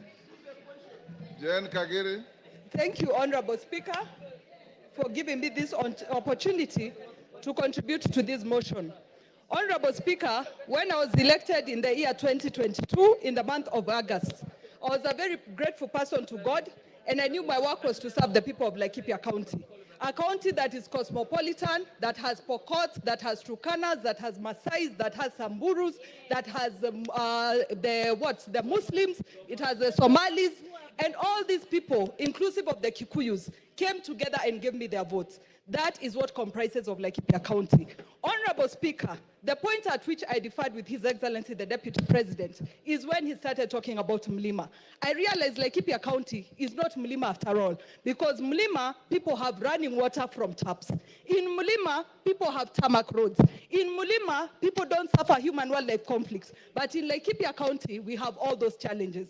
So, Honorable Speaker, that was the first point where we differed. The second point, Your Honorable Speaker, is when there was the talk of 1 man, 1 shilling, 1 vote. In Laikipia County, we are among the counties that have the least population. When you talk of 1 man, 1 shilling, 1 vote, it means you're talking of reduction on resources for my people. That one I would not accept. Honorable Speaker, I remain a Kikuyu. But sadly, since our difference in opinion with His Excellency the Deputy President, I have been the poster girl of his intimidation, of his insults, of his blackmail, of his coercion, telling me that I should not engage the national government, that I should not follow up for resources for my people. Honorable Speaker, once in a while, a generation is called upon to stand for something. Today, I stand for an end to insult, a respect to the dignity of leaders, a respect to my people, Honorable Speaker. Give her a minute. Give her, okay, wind up. Honorable Speaker, in my conclusion, I must state, many people have called us traitors, have assumed money has been received for this action. But Honorable Speaker, I want to make it very clear.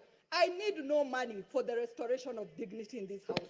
I need no money for the restoration of respect to women in this house. I need no money for resources to reach my people of Laikipia County. Honorable Speaker, I submit and I support. Thank you. Oundo.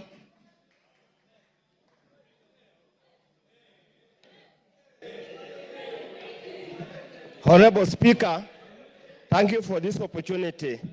Honorable Speaker, my attention is drawn to Article 125 of the Constitution. And Article 125 of the Constitution makes reference to the effect that any matter before that the Parliament has got the same powers as High Court. Out of that, Honorable Speaker, then I'm left to look at the evidence presented by my good friend Honorable Mutuse and wonder, does it really meet the threshold of any form of evidence as required at the High Court? Honorable Speaker, I have looked at the various options or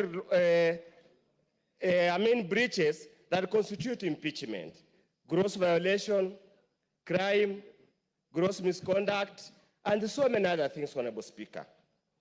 I'm at pain, Honorable Speaker, going through this to find anything that has been proved beyond reasonable doubt to move this House, Honorable Speaker, to take such a drastic action.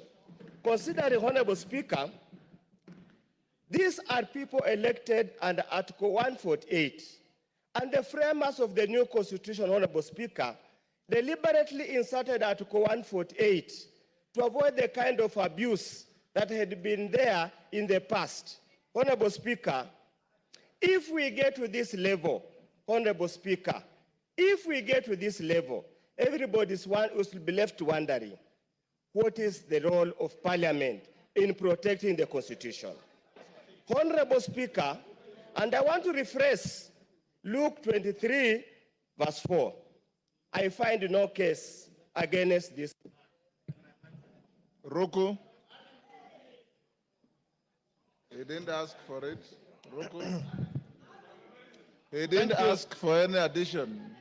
Thank you, Mr. Speaker. Thank you, Mr. Speaker. Mr. Speaker, from onset, I rise to support this motion. Mr. Speaker, when I'm standing here, I'm thinking about the children of the most remote places in the Republic of Kenya. I'm thinking about the children in the remote places in Turkana, in Mandera, in Bere, very remote places, Mr. Speaker. It reminds me on Article 10 of our Constitution, which talks about the national values and principles of governance. And one of the principles which is enshrined in our Constitution, Mr. Speaker, is protection of the marginalized. We have seen the Deputy President of the Republic of Kenya, who in many occasions has forgotten that he represents even the most marginalized places, corners of our country. That the numbers of these small communities in the Republic, they have the right, just like any other big community in our Republic. We have seen the smirk, the arrogance, the contempt which the Deputy President of the Republic has to the minority groups in the Republic of Kenya. And coming from a marginalized community, a community which has been marginalized from 1963, Mr. Speaker, I want to state here and now that it's high time we sanitize the office of the Deputy President. Mr. Speaker, last week on Sunday, Your time is up. Your time is up. Irene Mayaka. Thank you, Honorable Speaker. Honorable Speaker, I also stand to support the motion by my good brother, the Honorable Mutuse, in impeaching the person of the Deputy President of Kenya. Honorable Speaker, under unwarranted discrimination in contravention of Article 27, Part 3 and 4 of the Constitution, the Deputy President has in so many occasions expressed that he only considers people he considers shareholders. Honorable Speaker, on the two occasions that the Deputy President came to Gusiland, on the first occasion while addressing leaders, he told us that the reason why, as Kisses, we should not demand for more things from the government is because we always vote for Mutu wa kitendawili, to quote him. On the second occasion, the Honorable Deputy President told us that siku hizi wa Kisii tumejaa jela kushinda wa Kikuyu. I'm wondering, Honorable Speaker, when did he do the statistics to note that sisi kama wa Kisii, we are the most criminals in this country? And Honorable Speaker, as I finish, I just want to remind the Deputy President. Yesterday, he spent a lot of time reminding us that he is an orphan.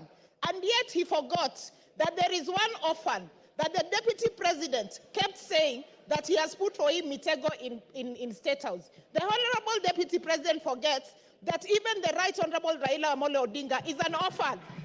Why did he forget that he was putting for him Mutego? I just want to tell the Deputy President that because of the utterances that you make against people of Kenya, you must go, and you will go home. I thank you. Malolo Njendi. Thank you, Mr. Speaker. I arise to support this motion strongly. Mr. Speaker, this country has once suffered tribal clashes. Mr. Speaker, the Deputy President has been always talking about Central Kenya, Mlima, etc., etc. Mr. Speaker, whipping up the tribal feelings. Mr. Speaker, if we allow the Deputy President to continue holding that particular position in the country, Mr. Speaker, what will happen in this country is that most of these other tribes will feel domination of this particular community, will feel intimidation by this community, and they will rise up, gang up against the community of Central Kenya, not because they are liking it, but because of his sentiments and because of what he speaks. Mr. Speaker, this person has been in office for 2 years, but he appears not to have had the conscience to know the kind of office he's holding, and that's why he speaks the way he speaks of regions. Mr. Speaker, I wonder how. Order, honorable members, order. I wonder how a person holding that kind of office can keep on talking of kuweka miteko state house for people who did not vote for this government not to enter, not to access. Mr. Speaker, because of kuweka miteko kila mahali kwa kona state house has affected some of us when he was still very active in state house, blocking us from accessing state house. Mr. Speaker, the whole issue of shares, I want to tell people from Western Kenya, we are suffering from this because of his input and insisting, embarrassing the president. When he wants to help persons from West Kenya, he says those people don't deserve to have the share they're having in the government. Thank you, Mr. Speaker, I support. Robert Mbui. Robert Mbui. Yeah, thank you, Mr. Speaker. Being in leadership, I'll give you 5 minutes. Thank you very much, Mr. Speaker. Thank you very much. Mr. Speaker, I've noticed, listening to the arguments that have been passed here this afternoon, and also earlier in the morning, I've noticed that it's getting a little personal, and I'm feeling a little jittery, because I know the subject matter is a person who is a family man with a wife and children, and friends and relatives, and they're all listening. So I think maybe I will start by reading the Bible so that we can bring down the temperatures. Ephesians chapter 4, verse 32 says, "Be kind, compassionate, and forgiving to each other in the same way God forgave you in Christ." Now, verse 31, Mr. Speaker, says, "Put aside all bitterness, losing your temper, anger, shouting, and slander, along with every other evil." Mr. Speaker, as a member of Azimio la Umoja One Kenya, I didn't believe in the leadership of Kenya Kwanza. I opposed it from the beginning.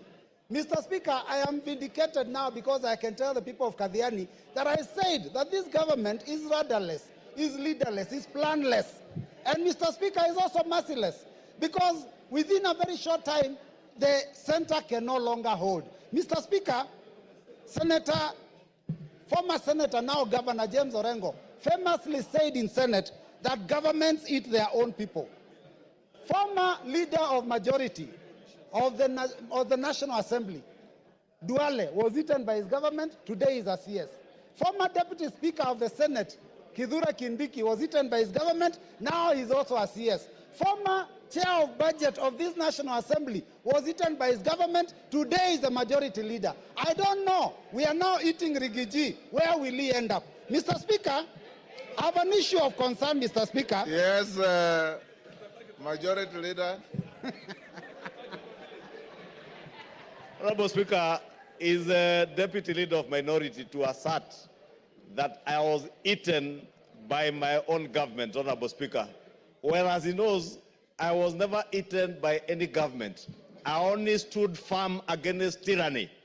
I stood firm against the bullying that I experienced under that regime. The same bullying I have stood firm against a deputy president today who has been bullying members of parliament. And I have only put my chest forward to defend the rights of all these members, including the Honorable Robert Mbui, who was Honorable Speaker, when the deputy president visited Kathiani. He said to the Honorable Mbui that these Kambas are too few. They can never make a president. Kalonzo can never be anything. How can you defend a person who has disdain for Kalonzo Musyoka, a former vice president of this country, Mbui? Robert Mbui. Thank you, Mr. Speaker. You know, I love the passion and the humor in the majority leader. But Mr. Speaker, I'm also impressed by the energy that I've seen in this house, the vigor, the passion from morning. I mean, it is a first bill, or rather it's a first motion, where this House has gone up to public participation in the constituencies. Mr. Speaker, I only wish that the energy that we are expending here to send a question to all Kenyans about one individual was being used to fight the issues that are failing us in our education, in our health sector. People here, the cost of living has gone too high. People have no jobs. Mr. Speaker, those are the things that this House should passionately deal with. But Mr. Speaker, for a whole day, and from, I don't know, even the last week or 2 weeks, to deal with one matter, Mr. Speaker, I think that we are losing direction. And it is important, Mr. Speaker, that we deal with the things that are affecting our people. Because, Mr. Speaker, if you look at the education sector, I talked about it here the other day. We don't even have classes for grade 9 going into JSS. Mr. Speaker, The funding model for university has failed. Mr. Speaker, the insurance sector, NHIF, is having a problem, Mr. Speaker. How then do we spend taxpayers' money and time to come and deal with a matter of one single individual, Mr. Speaker? Now we are told that this person, Mr. Speaker, is a tribalist. But Mr. Speaker, those comments that he made, yesterday he made it very clear. And I was shocked. I was very shocked, Mr. Speaker, yesterday, to realize that in fact Kenya Kwanza was actually a company that is limited by shares and that people negotiated shares for themselves. The mover of the motion is a member of MCCP. MCCP negotiated shares for Lower Eastern. Mr. Speaker, because we had 2 cabinet secretaries in this government. Now, Mr. Speaker, we only have 1. And I'm telling you, Mr. Speaker, actions speak louder than words. The Deputy President may have said that he is a shareholder and there are issues about his community, but if you look at the appointments that are being made in Kenya, then you will realize that the person of the President himself is the one who is the biggest tribalist, Mr. Speaker, because he's appointing people from his own community for every position. Mr. Speaker, if we have to find a situation where a school has failed, you do not fire the deputy principal. You get rid of the principal. Our problem is not the deputy, it is the head. Yes, Farah. Thank you, Mr. Yes, Farah. Mr. Speaker, I was standing. Order. Mr. Speaker. Order. Mr. Speaker. Robert Mbui, you are normally more decent than that. This is a house of. Oh, Mr. Speaker, protect me. Mr. Speaker, my point of order is this. This is a house of rules. This is a law-making body. This is the place where our constitution itself was passed. You cannot bring, talk about a president or even any other head of state of a friendly country without bringing a substantive motion. So you cannot discuss the conduct of the president. And by the way, I want to correct you. You might... Point is out of order. Your point of saying that governments... Take your seat is out of order. Kahangara? Yes, use my...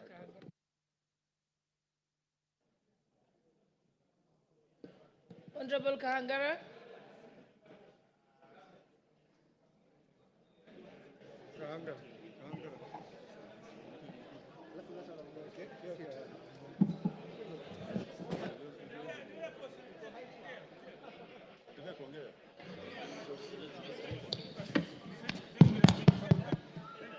Thank you, Madam Speaker. Hold on a second, they're going to put for you the mic. Clerk, just say. Yes, I can see the mic. Take the one next to Mheshimiwa Fulamu. Take that one, yes.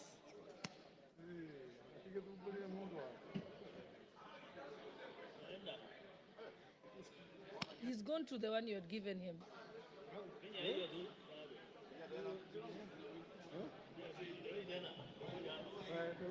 Okay, thank you very much, Madam Speaker, for giving me an opportunity to contribute to this motion. And I want to say that from the onset, I am in support of the motion, the special motion for the impeachment of the Deputy President of the Republic of Kenya. Madam Speaker, let me say that this country, Kenya, is a country that is is led by a constitution, by laws, and a country that is led by of democracy. In this country, Mr. Speaker, every 5 years, Kenyans go to elections to elect their leaders, and after elections, for people to assume office, they take an oath of office where they say that they are going to respect the Constitution, they are going to protect the Constitution of this country. Mr. Speaker, when the Deputy President took oath of office, he promised that he was going to respect the Constitution of Kenya. In his responsibilities, we are told that the President is a symbol of national unity. He's the one who is supposed to be uniting this country and also to respect the diversity of the various communities and tribes in this country. In the same Constitution, it says that the Deputy President is the principal assistant to the President. So if he is the principal assistant to the President, meaning that he performs the duties that are performed by the president. Mr. Speaker, I want to say that the deputy president has gone around this country talking about shares, meaning that he has put all the tribes of this country into coalition. And I want to thank the member who brought this particular motion, because we are saving this country from somebody who is, I would call a suicide bomber, somebody who is ready to die, somebody who wants to die with Kenyans. And we want to say that we are ready to fight tribalism, ensure that this country continues in... Your time is up, Kangara Kasheri.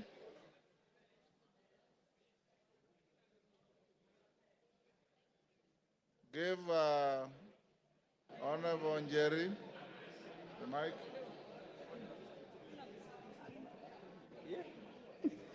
Thank you, Honorable Speaker. I rise to vehemently oppose this motion on behalf of the great people of Kirinyaga. Honorable Speaker, it begs the question, does it not prick our conscience as a House that barely 4 months after passing the grossly unpopular finance bill, which the President himself refused and declined to assent to, that we're here discussing an impeachment motion of the Deputy President of the Republic of Kenya?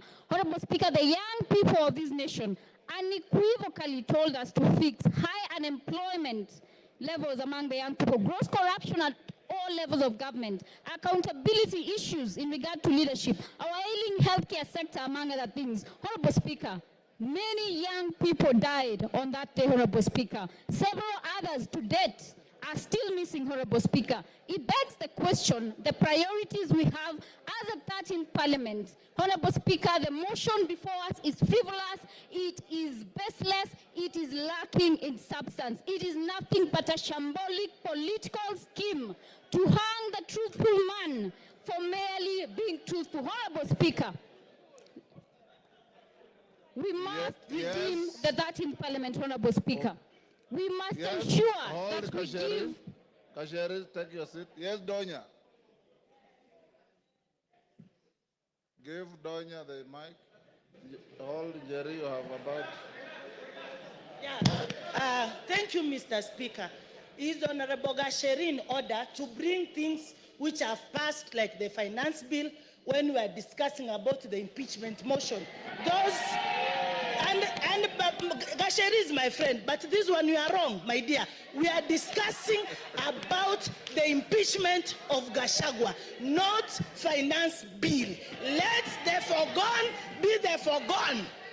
Honorable Speaker, I would want the honorable member, who is my very good friend, to point what standing order she rose on and what standing order can ensure that I do not speak on matters that have been controverted and that are public information, Honorable Speaker. We passed the finance bill, Honorable Speaker. It is a matter of fact. Even if you boo me, I will speak. The young people of this nation deserve more. They want jobs. They want healthcare sorted. The impeachment of the Deputy President is a sham political process. Kasheri, order. Jerry shall be heard in silence and dignity. But Jerry, your time is up. Women Rep of Migori. Yes, Wanjala. What is out of order? Give Wanjala. Thank you, Mr. Speaker. Mr. Speaker, the person who is accused, whom we are debating, was supposed to be here by 5. It is 7 minutes past 5. He actually is. Mr. Speaker, can we bar him from coming because he's late? He's already here. Yes. Migori Women Rep. Give to Fatuma.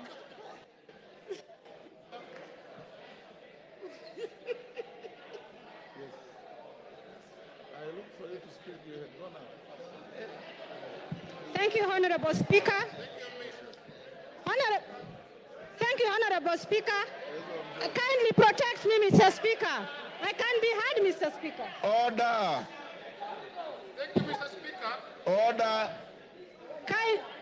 Order. Excuse me, Honorable Member. Please give me time to speak. Mr. Speaker, thank you for the opportunity you have given me, And as I stand here as a Muslim, I don't know when I'll die. In case I die before the impeachment time, I vote yes, Gachagua must go. Mr. Speaker, I will take you to the Bible, Proverbs 23, 10 verse 11. And it says, please keep quiet. And it says, don't move an old stone that marks a border, and don't take fields that belong to the orphans. God, their defender, is strong. He will take their side against you. I want Gachagua to know, the former deputy president of Kenya should know that when you touch anything of the orphans, it is not Kenya Kwanza, it is not Azimio, but it is God Almighty that will put the fire on you. I will return to the Quran. The Holy Quran in Surah An-Nisa said, surely those who eat up property of the orphans unjustly, they only eat fire into their bellies, and soon they will enter a blazing fire. I am telling the former deputy president of Kenya that you have eaten fire into your belly, and the fire will surely burn you. Mr. Speaker, as I finish, Mr. Speaker, I have heard that the deputy president has 21 lawyers. How much does the deputy president earn to have 21 lawyers? And I understand each lawyer is paid 10 million. And I'm telling Kenyans, it is your taxpayers' money. Your time is up. Rueda. Honorable members, we are coming to an end. Order, honorable members. I've given the floor to member for Lamu East. Asante Bwana Spika. Bwana Spika, umoja wa taifa ni muhimu sana, na vile ilivyofanyika na naibu wa rais ilionekana kwamba hakuna umoja. Nataka ieleweke kwamba watu wa mlima wanaishi sehemu zingine. Kule kwangu Kiunga niko na watu wa mlima, na kile wanachoona zaidi ni sand dunes. Hawaoni mlima, anaona bahari. Nataka niseme ile kuzungumzia kuhusu NIS ilikuwa ni grave mistake. Wamekosea sana. Afadhali angetaja Nurdin kama akona shida naye kuliko institution ya NIS. Ni kutufanya sisi tukae dhaifu katika maadui zetu. Kwa mfano Al-Shabaab wataona vipi sisi kama tuko weak. Ingine nasema, ukiwa unatukana mwanamke, na tena hii ikuwe kwa mtu yoyote, yule anatukana mwanamke ajue mwanamume yote anatukana mwanamke, mashimo yako 7 kwa kila mtu alioumbwa. Wanaume wanayo, wanawake wanayo. Kama ni malaya basi ni wote wanaweza kutumia kwa malaya. Hii jina ya malaya nimechoka kusikia. Ingine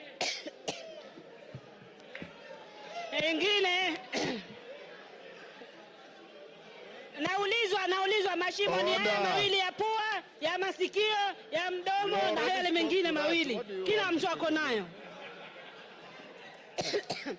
Ingine nataka niseme, sisi tunafundishwa Kiislamu kuheshimu wajane na mayatima. Ikiwa kuna mtu haiheshimu majane na mayatima, basi hairuhusiwi kidini yetu. Asante Bwana Spika. Order. Member for Kipipiri, take your seat. Yes, Milemba. Honorable Speaker, thank you for this. The mood in the House is such that it's already 5. And Honorable Speaker, it's my plea to you that the country is waiting. We move to the next stage so that we may hear the Deputy President speak. Remember, this is a motion which has timelines. Thank you, Honorable Speaker. Order, members. If you listen to the Speaker, when I call out member for Lamu East, I said she was going to be the last one on this. So she is indeed the last one on this. The interaction on the motion. Order. Order, members. The interaction of members on the motion has been very, very intense. Order, honorable members. Member for Machakos, keep your cool, Mami. Keep your cool. Yes, keep your cool. The members who have spoken are many. It is not possible for each and every one of us to speak on the same motion. For those who have spoken, I appreciate you for your tremendous industry for and against the motion. Now, His Excellency the Deputy President is in the chamber, and he's accompanied, I believe, by his legal team or assistants. We will now move to the next stage. You remember I had advised the House, Order Joyce Kamene.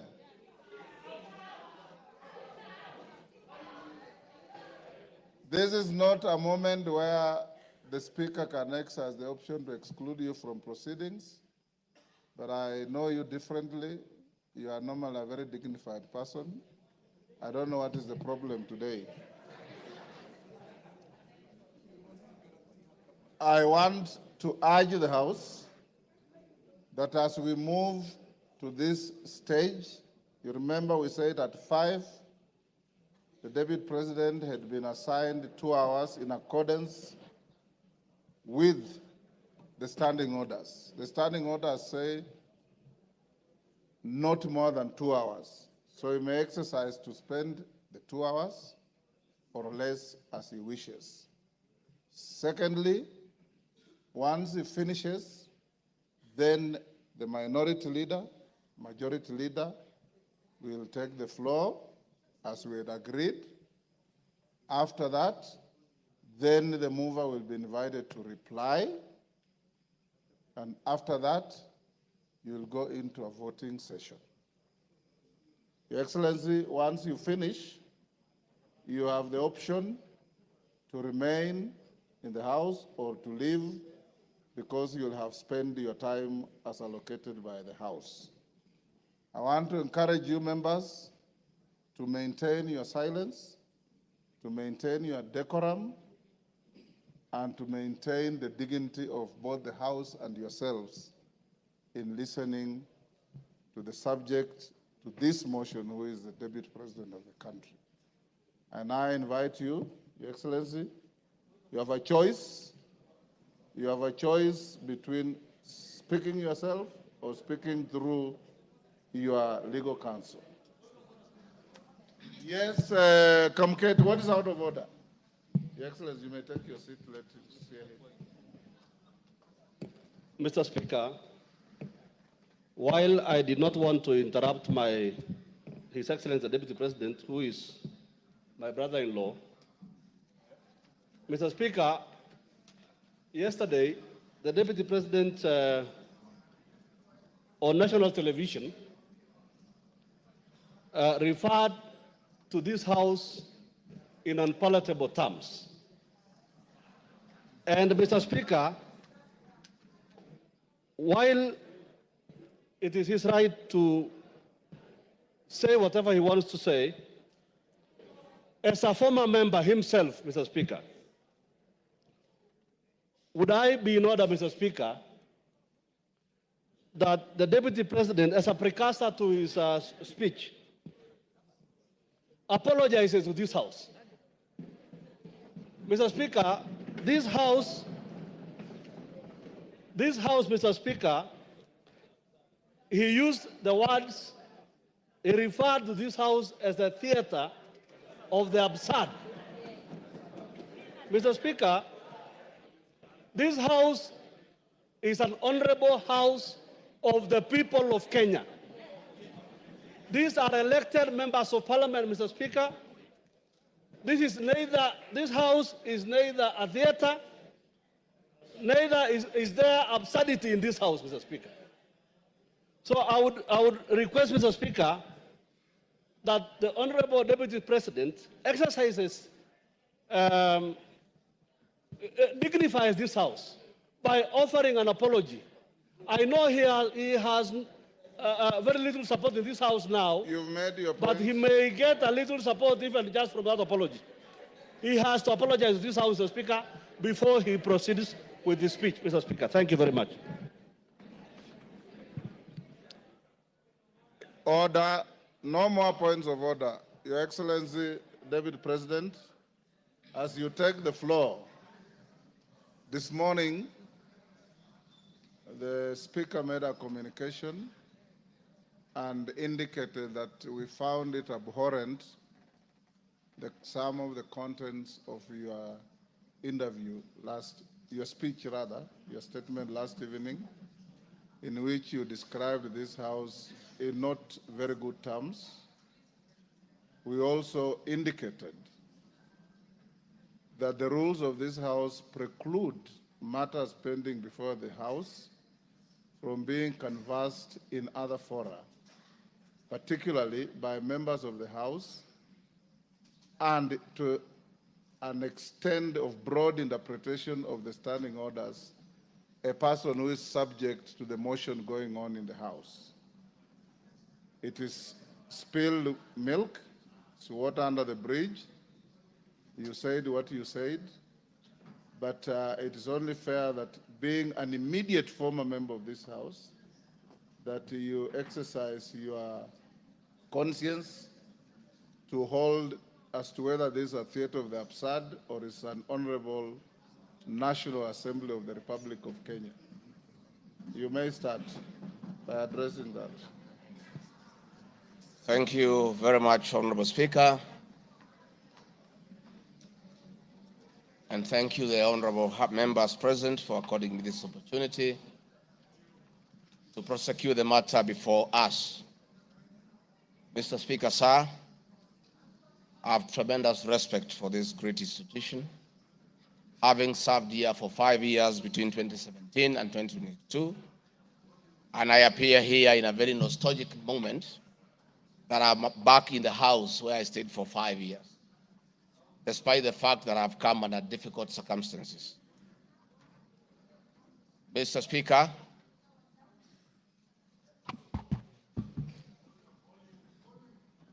maybe the sound people, is that okay now? Mr. Speaker, sir, and the honorable members, I want to thank you for giving me the opportunity. I hope, Your Excellency, you have been advised by your lawyers that you are here to respond to specific issues Yes. in the motion. I have my advice. And not to talk generally. I know. Yeah, so rules of relevance will still apply to you as they apply to all members. Mr. Speaker, the motion before this great House alleges that 2 years ago, since assuming office, I have acquired property and wealth whose estimated value of 5.2 billion shillings. A significant number of properties to which this sum of 5.2 billion is erroneously and maliciously attached belongs to my late brother, the late Honorable James Gachagua, and as demonstrated by his will, a copy of which is attached. The fact as follows. Olive Garden, my response. The allegations that I own the Olive Garden Hotel is false.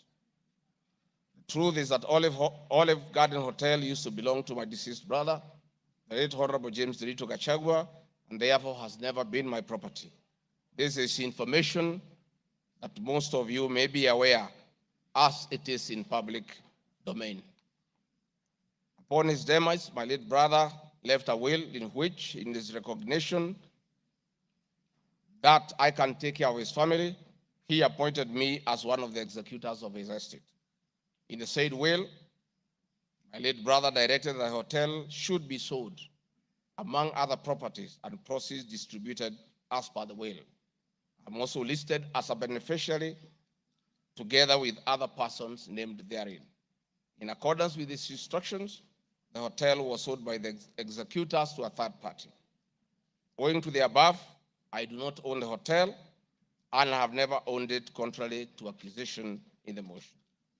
For the benefit of this august House and the general public, I have annexed to this response copies of the following supporting documents. My late brother's will, sale agreement dated 17th May 2023, an official search for Olive Garden Hotel Limited. Mr. Speaker, Bipingo Beach Resort, Just as in Olive Garden, above this allegation is also false. Vipingo Beach Resort belongs to the estate of the late James Derito Gachagua. For the benefit of this House and the general public, I have attached annexed to this response copy of the official search for Vipingo Beach Resort Limited, confirming that the hotel is still in the name of my late brother's estate. Queen's Gate Service Apartments. The allegation is also false, as the property belonged to my late brother. Queen's Gate Service Apartments, registered in the name of Vipingo Beach Resort Limited, was sold to Cooperative Bank of Kenya Limited, Staff Retirement Benefits Scheme, as evidenced by the agreement for the dated 4th May 2022 and a transfer dated 5th October 2022, marked Annex RG6. Land parcel Ruguru Kiamariga 2023 in Madeira East constituency, which have originally constructed a helicopter landing facility. My response is, I do confirm that I own the above referenced property, which is approximately 2.5 acres in size, and which I have planted napier grass for my dairy cows. I purchased the land in the year 2023 for 3.5 million from farm proceeds coming from my dairy farm. I have read through the motion, and there is no iota of evidence adduced of the impropriety in the way I acquired this small property. Finally, on this matter, I wish to confirm that there is no helicopter landing facility or this particular parcel on the motion. This part is also false. I attach a copy of the agreement for purchase of this property marked Annexure RG7. 40 acres of land purchased in Kakuret within Kabraine in Nyeri County. My response, I confirm that I own a property, having bought it in 2015, a time when I was not a state officer. I had not even been elected as member of parliament from the Honorable Joroge Wainaina, member of parliament for Kenny, who is present in his house, or I'm not sure whether he's present. Therefore, this property I purchased 10 years ago, and not 2 years ago during my tenure as deputy president, and as indicated in the motion, the allegation is false. I have read through the motion, and there is no iota of evidence adduced of any impropriety in the way I acquired this property. For the benefit of this August House and the general public, I have annexed to this response copy of the agreement for sale and purchase of this property marked as Annexure RG8. 80 acres of land in Meru County. For the record, I wish to confirm that I do not own 80 acres of land in Meru. This allegation is false. However, in the spirit of full disclosure, I would like to confirm that I have purchased 29 acres of land in Meru, the land of my mother, which I bought on around 9 February 2024 through a loan granted to me by Solution Circle Limited, which I'm a member.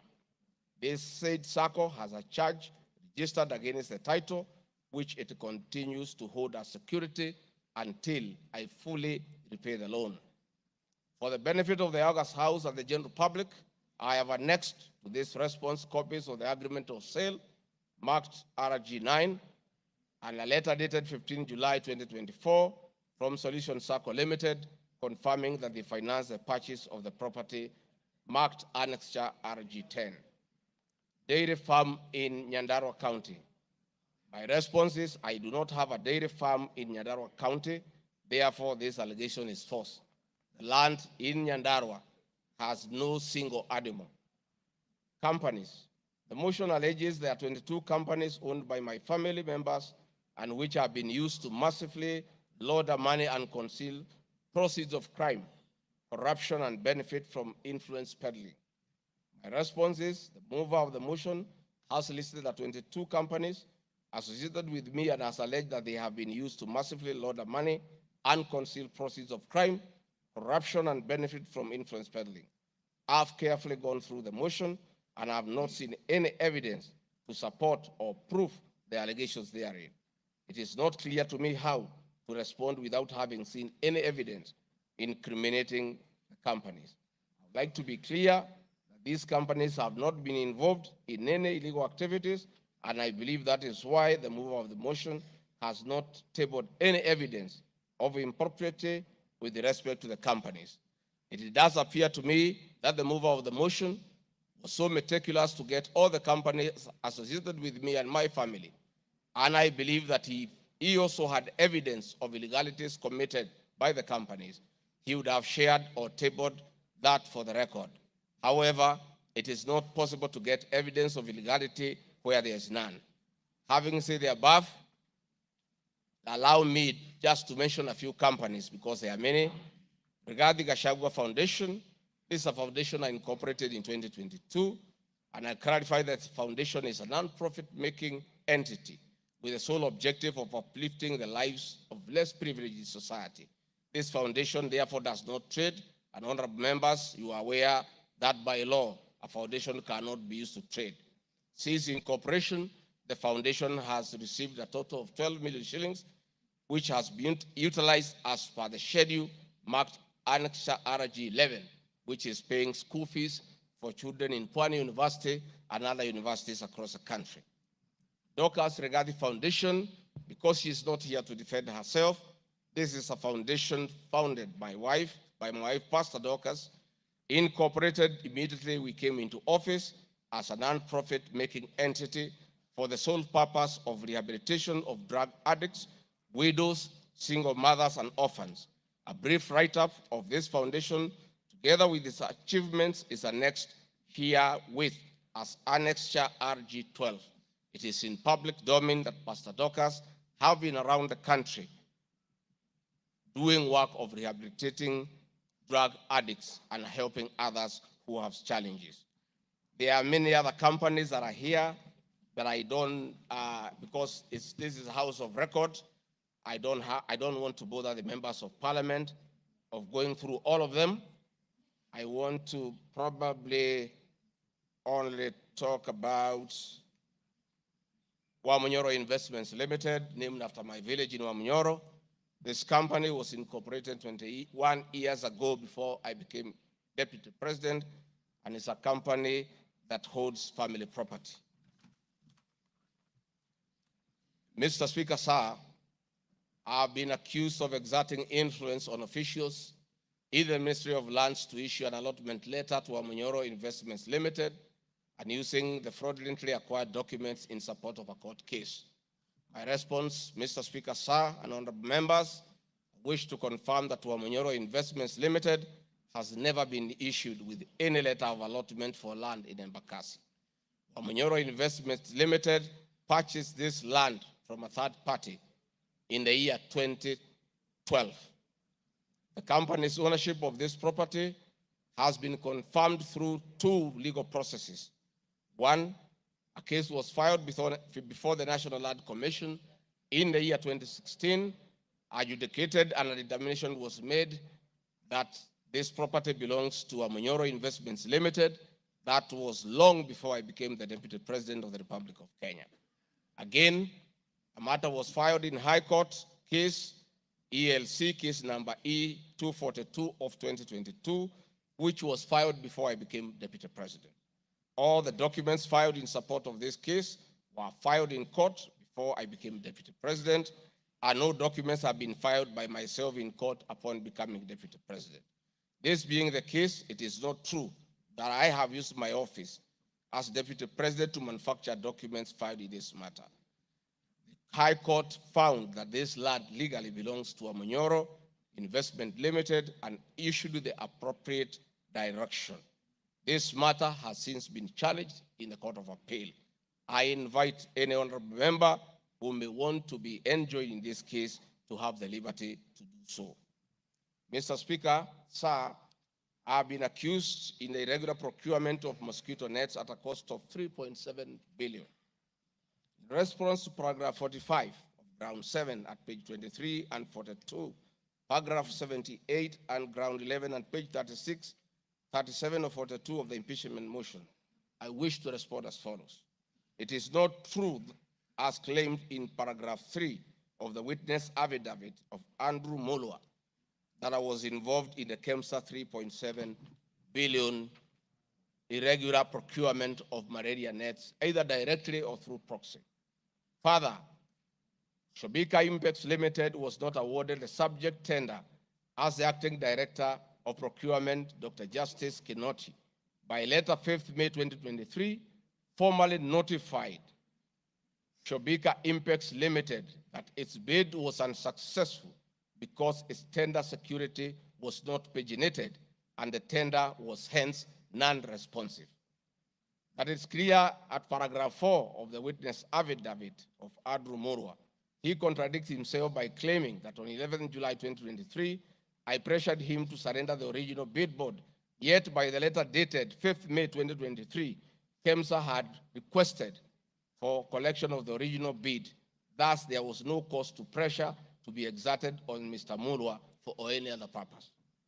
I am aware of a foreign company known as Shobika Impacts Private Limited, domiciled in India, and which appointed Crystal Kenya Limited as its local agent in the year 2014, that is 8 years before Rigathi Gachagua became the deputy president.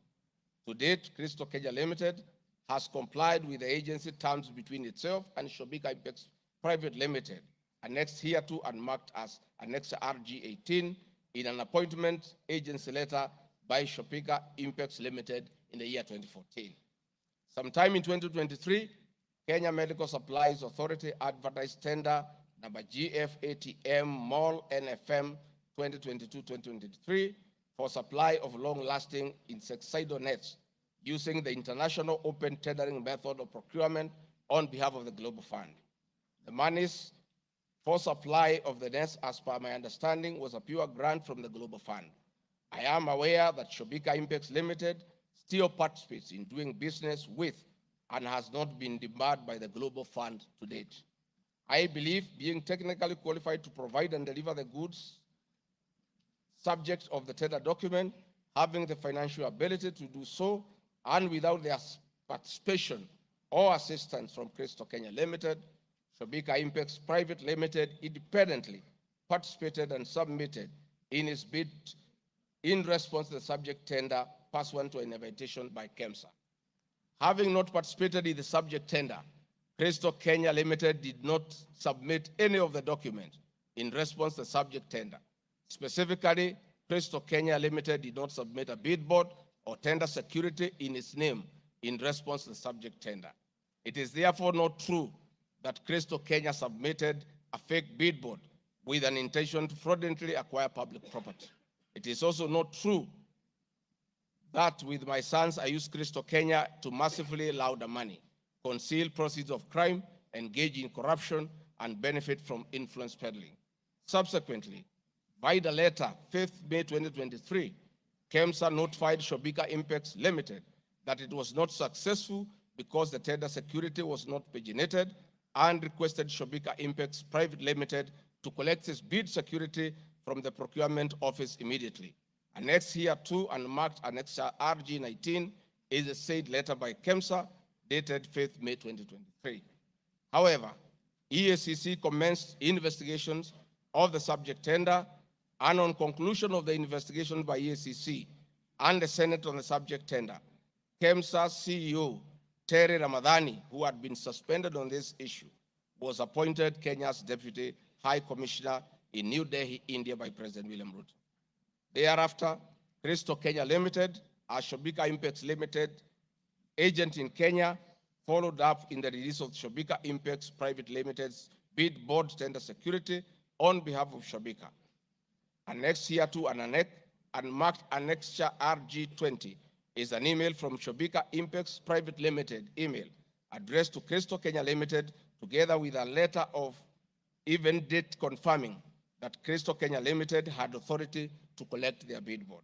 KEMSA was mandated to immediately release the bid board tender security upon determining that Shobika Impacts Private Limited was unsuccessful in the subject tender, and that is why they requested that the same be collected from its procurement office. KEMSA did so, as can be seen in its letter dated 11 July 2023, annexed hereto and marked Annexure RG21 in the said letter by KEMSA dated 11 July 2023.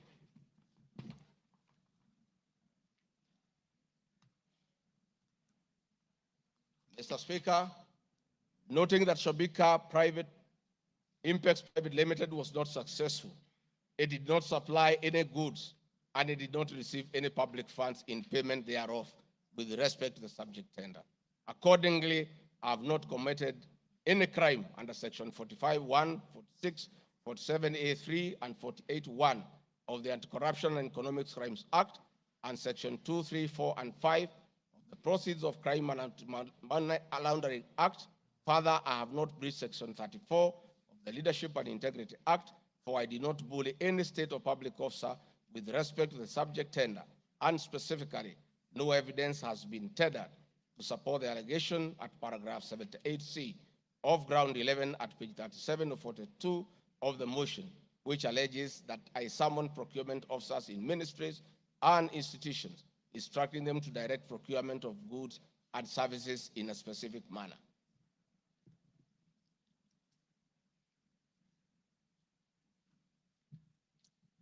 I have been accused of unnecessary and expensive renovation of the official residence of the Deputy President in Karen and Mombasa.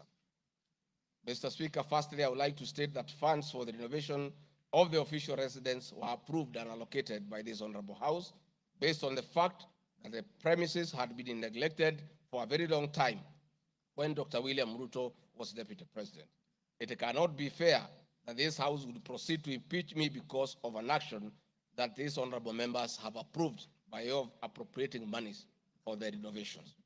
Mr. Speaker, the contract for the refurbishment of the official residence of the Deputy President, dated 22nd December 2022, was signed by Honorable Katole Metito, the Controller of State House, Office of the President, and Agrobic Investment Limited that was awarded the tender, because the Controller of State House at that time was the accounting officer in charge of the Office of the Deputy President. The report of the Auditor General, Mrs. Nancy Gadongo, dated 24th January 2024, on the Executive Office of the President for the year ended 30th June 2023, gave the opinion confirming that due compliance with the Public Finance Management Act 2012, the report is annexed herewith and marks as Annex RG 23. I would also like to add that the Deputy President, as Deputy President, I'm not involved in procurement processes of my office, whether directly or indirectly. I would also like to state that I do not know the company, Agropric Investments Limited, which undertook the renovations. I do not know the directors and the company. I did not participate in the tendering or supervising of the same. The motion dated 26 September 2024 alleges that on 29 January 2023, 45 million Kenya shillings was transferred to Bayani Enterprises Limited, which is alleged to be a special purpose vehicle used by me to siphon public funds. No evidence whatsoever is contained in the motion showing that the said company is in any way connected to me or that I have any beneficial interest in the said company, which I am neither a director or a shareholder. I categorically refute the allegation, which is false and unfounded. Mr. Speaker, I would also like to confirm that I'm not a director or a shareholder, directly or indirectly, of the company called Agrobrick Investments Limited, and I do not know its shareholders or its directors. Mr. Speaker, there's an allegation of dubiously acquiring substantial portion of the sum of 100 billion paid to Lusona Events Limited. My response, Mr. Speaker, is just like in the above other matter. I have read the motion and I would like to state that there is no evidence that this company is linked to me. I wish to categorically state that I have no beneficial interest in the said company, and neither am I affiliated in any way to the directors and shareholders of the said company. I would also like to state that I'm not a director or a shareholder of the company and do not know its shareholders or its directors. I do not sit in a tendering committee. I am not the accounting officer of the Office of the Deputy President. I have also not had any complaints against the manner in which the company undertook the work. I am unable to confirm the allegations on funds withdrawn from the account of the company, since I'm not a signatory to his account. I am not associated with the company in any way whatsoever.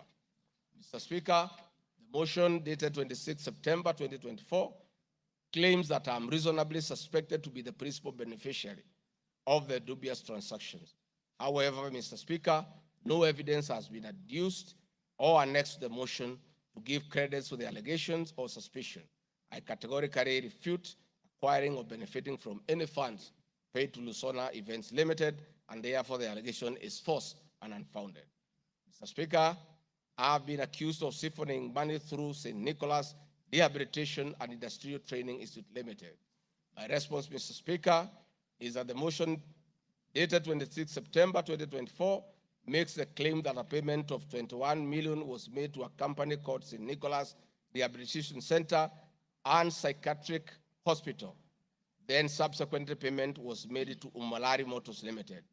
The motion claims that it is suspected that the entire transaction was used by me to siphon public funds and the payments typify money laundering transaction. I am not a director or a shareholder of this company, and I've never received any payments from this company. Similarly, I'm not affiliated or related to the shareholders and directors of the two companies. No evidence has been annexed to the motion showing that I was a beneficiary of the funds paid as alleged. I wish to point out that I'm not the accounting officer in the office of the Deputy President, and I'm not aware that the payments made to this company by the office. The allegation is therefore false and unfounded. Mr. Speaker, there is an accusation of alleged sensational but false accusations against the Honorable Lady Justice Esther Minor. My response, Mr. Speaker, it is alleged in the special notice motion on ground 4 on page 14 at a gross violation of the Constitution that I publicly attacked the Honorable Lady Justice Esther Minor and forcefully threatened to bring action against her. First, Article 160, Subarticle 5 of the Constitution provides that the judge cannot be found liable in a court of law for actions taken in good faith in lawful performance of their work. This provision is not a bar on freedom of expression guaranteed under Article 33 of the Constitution, nor a bar of the right to seek redress for legal wrongs simply because a wrong is committed by a judge. The exit multiple legal fora in which to take action against a judge for any actions that are not lawful.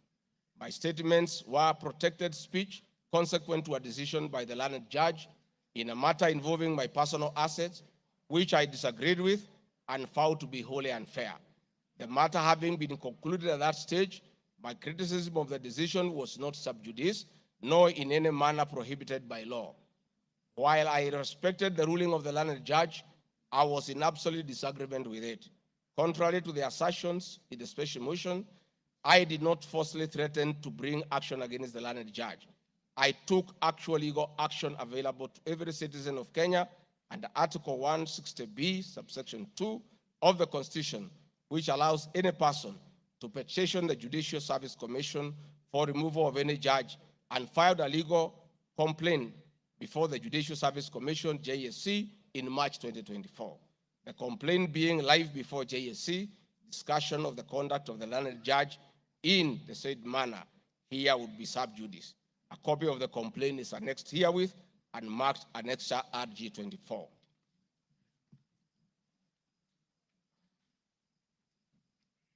Mr. Speaker, I have been accused of diverting materials meant for construction of Kilifi Malindi Highway to tarmac a private road to Vipingo Beach Resort. My response, Mr. Speaker, I reiterate that Vipingo Beach Resort is registered in the name of the estate of my late brother, Honorable James Gachagua. Number two, the facts are as follows. King Charles III visited Kenya between 30th October 2023 and 30th November 2024.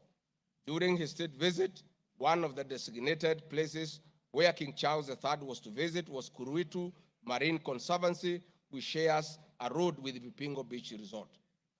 I have annexed a copy of the program for the state visit to Kenya by King Charles III, marked as Annex RG 25, which at page 13 on items 63 and 64 shows his departure and arrival at Kuruitu Marine Conservancy.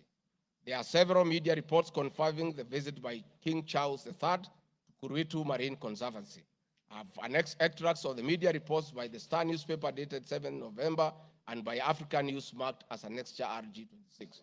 My understanding is that the road to Kuruitu Marine Conservancy was upgraded in respect of this visit, which also to benefit the local community, including amenities like Cheriani Secondary School, Cheriani Primary School, a mosque and a public market as part of the corporate social responsibility. I wish to point out that the alleged road, that is Takaungu, Shariani, Vipingo, is a public road and not a private road leading to any property associated with the Deputy President, but a public road. Mr. Speaker, I have been accused of undermining the President and the Cabinet by allegedly making contradictory public statements from the position taken by Cabinet regarding the evacuation of the people residing along the Nairobi River. My response, Mr. Speaker, is that Article 147 of the Constitution provides that the Deputy President shall be the principal assistant of the President and shall deputize the President in execution of the President's functions. Article 28, which states that every person has inherent dignity and the right to have the dignity respected and protected. Article 29C, Mr. Speaker, states that every person has the right to freedom and security of the person, which includes the right not to be subjected to any form of violence from either public or private sources. Section 15G1 of the Land Act states that notwithstanding any provision to the contrary in this act or in any other written law, all eviction shall be carried out in a strict accordance with the following procedures. Be preceded by proper identification of this taking part in eviction or demolitions. Be preceded by the presentation of formal authorizations for action. C, where groups of people are involved, government officials or their representatives be present during an eviction. D, be carried out in a manner that respects the dignity, right to life and security of those affected. E, include special measures to ensure effective protection to groups of people who are vulnerable, such as women, children, the elderly, and persons with disabilities, including special measures to ensure that there is no arbitrary deprivation of property or possessions as a result of the eviction.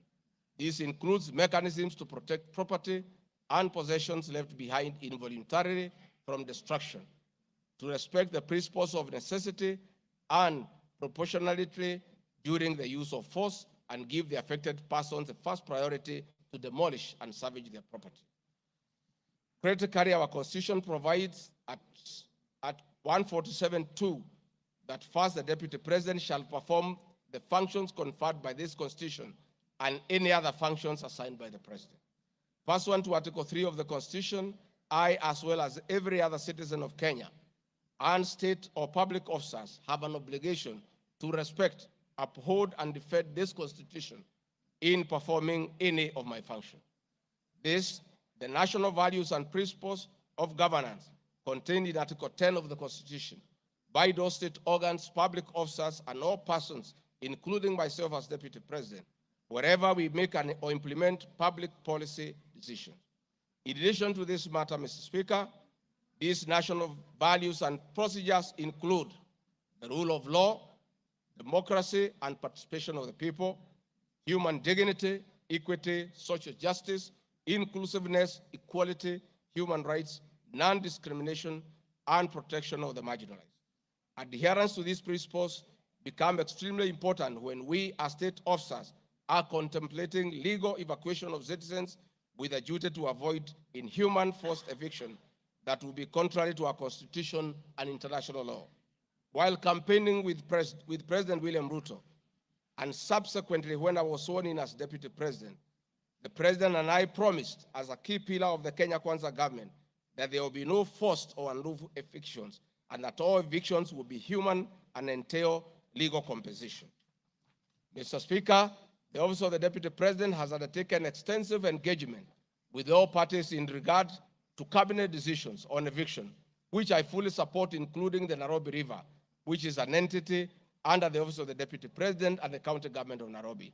Adherence to these principles become extremely important when we, as state officers, are contemplating legal evacuation of citizens with a duty to avoid inhuman forced evictions that will be contrary to our Constitution and international law.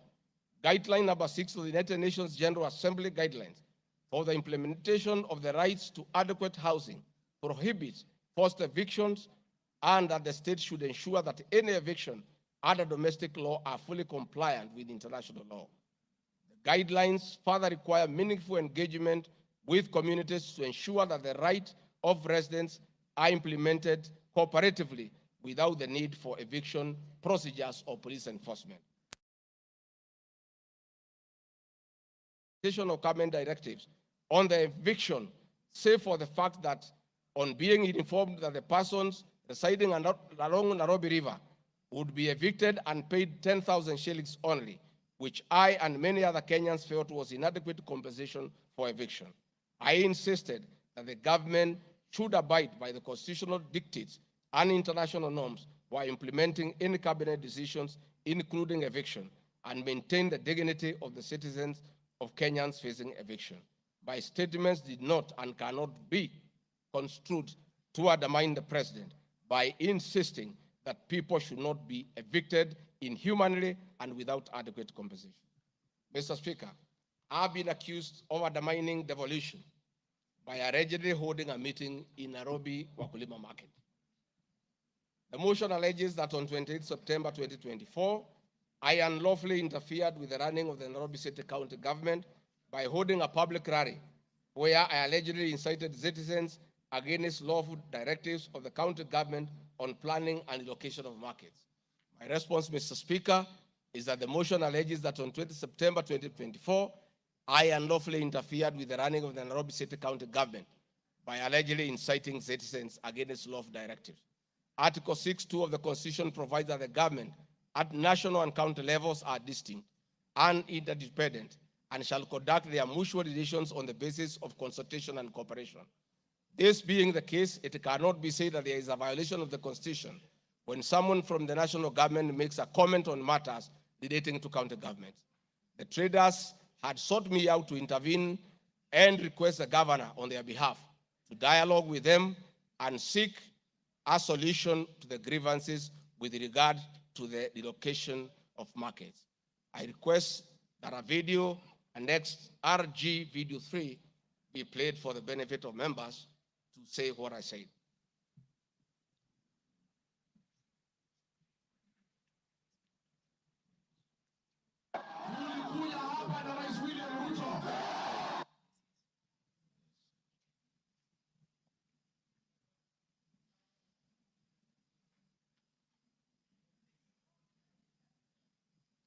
Please play the video for us.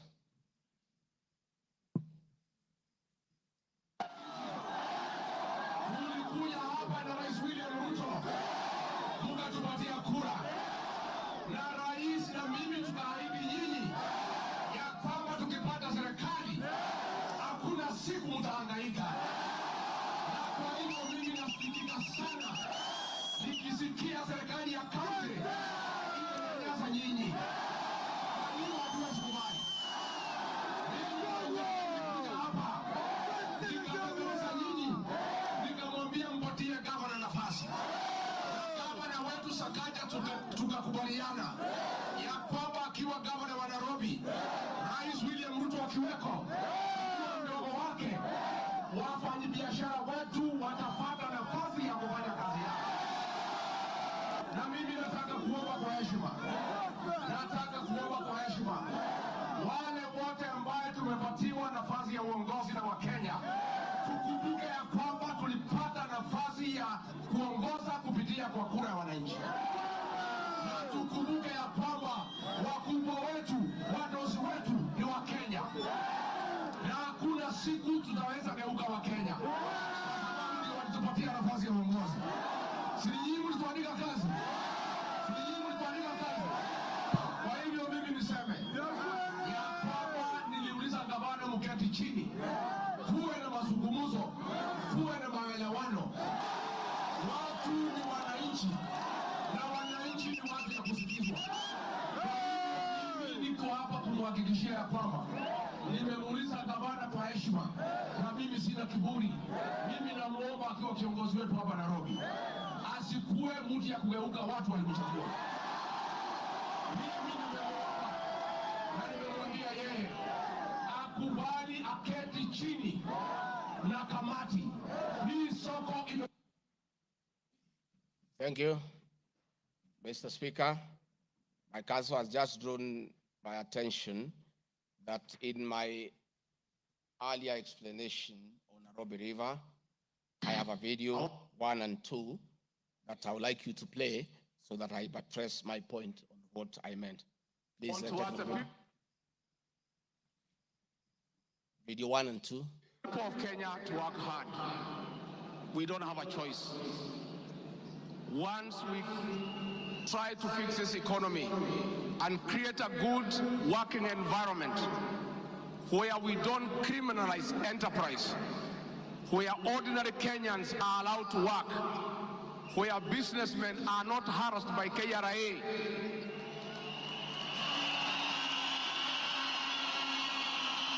where goods belonging to the people of Kenya will never again be touched by overzealous public servants. Where again poor people will never again be evicted in brutal evictions by state agencies. And I say, freedom is here. Now, the number of fatalities from the ongoing forcible eviction by the government has risen to 3, with another tragic loss in Mathare on Monday. An 18-year-old boy died as a bulldozer brought down a church in the area just moments after President William Ruto left. The young man, who was assisting in salvaging the church's belongings, became a casualty of the demolition.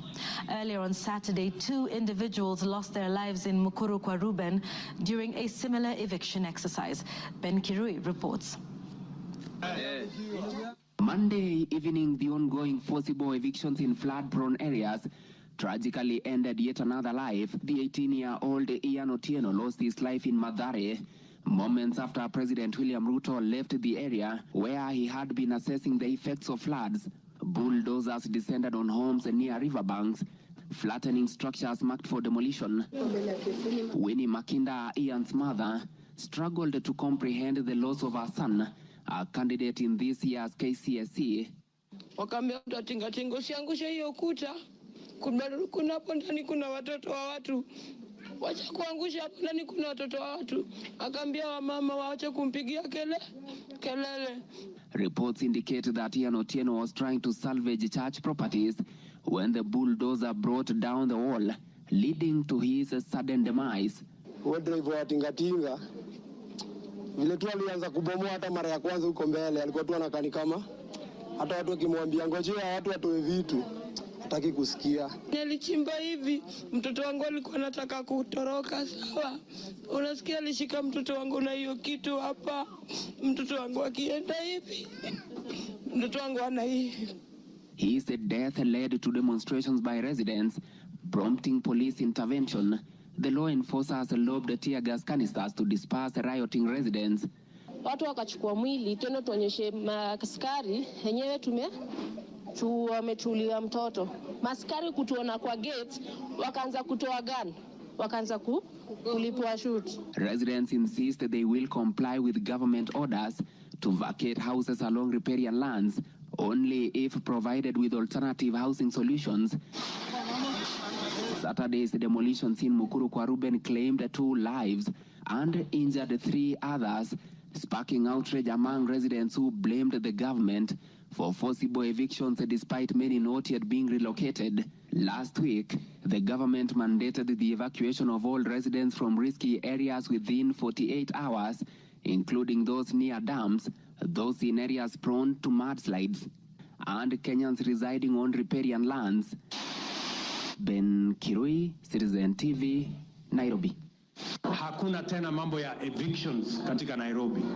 Kama kutakuwa na maneno, ni maneno ya relocation ambayo itakuwa ni kwa utaratibu bila ya mwananchi kuvunjiwa nyumba.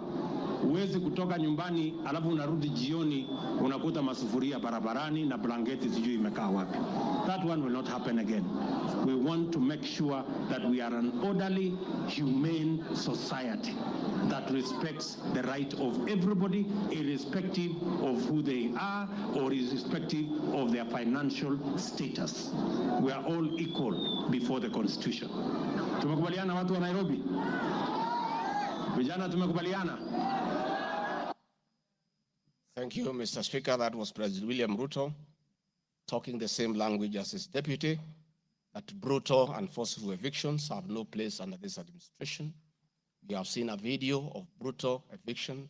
We have seen young children crying in tears. The deputy president is being accused of undermining his boss by just doing what his boss said, that we should never forcibly, brutally evict the people of Kenya. Mr. Speaker, the leadership of Nairobi business traders approached me sometime in March 2024 at the official residence to discuss multiple issues affecting business and requested engagement in the solution and intervention on these issues. Consequent to this meeting, I directed that short, medium, and long-term strategies be undertaken, coordinated by the Office of the Deputy President, to address the issues raised that cut across various agencies, including KRA, Kenya Post Authority, Anti-Counterfeit Authority, Kenya Bureau of Standards, the National Police Service, and the Kenya Copyright Board. On 11th April 2024, the Small Traders and Government Agencies Technical Committee, coordinated by my office, held a meeting to discuss issues raised by the small traders, including Muthurwa Market, attended by the Office of the Deputy President staff, in a supportive role in keeping with the draft framework of cooperation and engagement between the government, the Nairobi City County government, and Nairobi business traders. Subsequent this, Mr. Speaker, is clear that my office have been having meetings with the governor of Nairobi on various matters affecting the people of Nairobi, and hence the deputy president cannot be accused of undermining devolution. Mr. Speaker, I've been accused of undermining devolution by allegedly holding meetings to fight alcohol. I'm sorry, Mr. Speaker, if the House took it that I say the House is a theater of the absurd. I was talking about this specific charge of undermining devolution by holding meetings to fight alcohol to be discussed in this House. That, to me, is what I thought that moment. If it's 5 minutes or 10 minutes, that would be the theater of the absurd. I did not attribute in any way by trying to demean this House that I sat for 5 years, by calling it the theater of the absurd. But this particular charge, Mr. Speaker,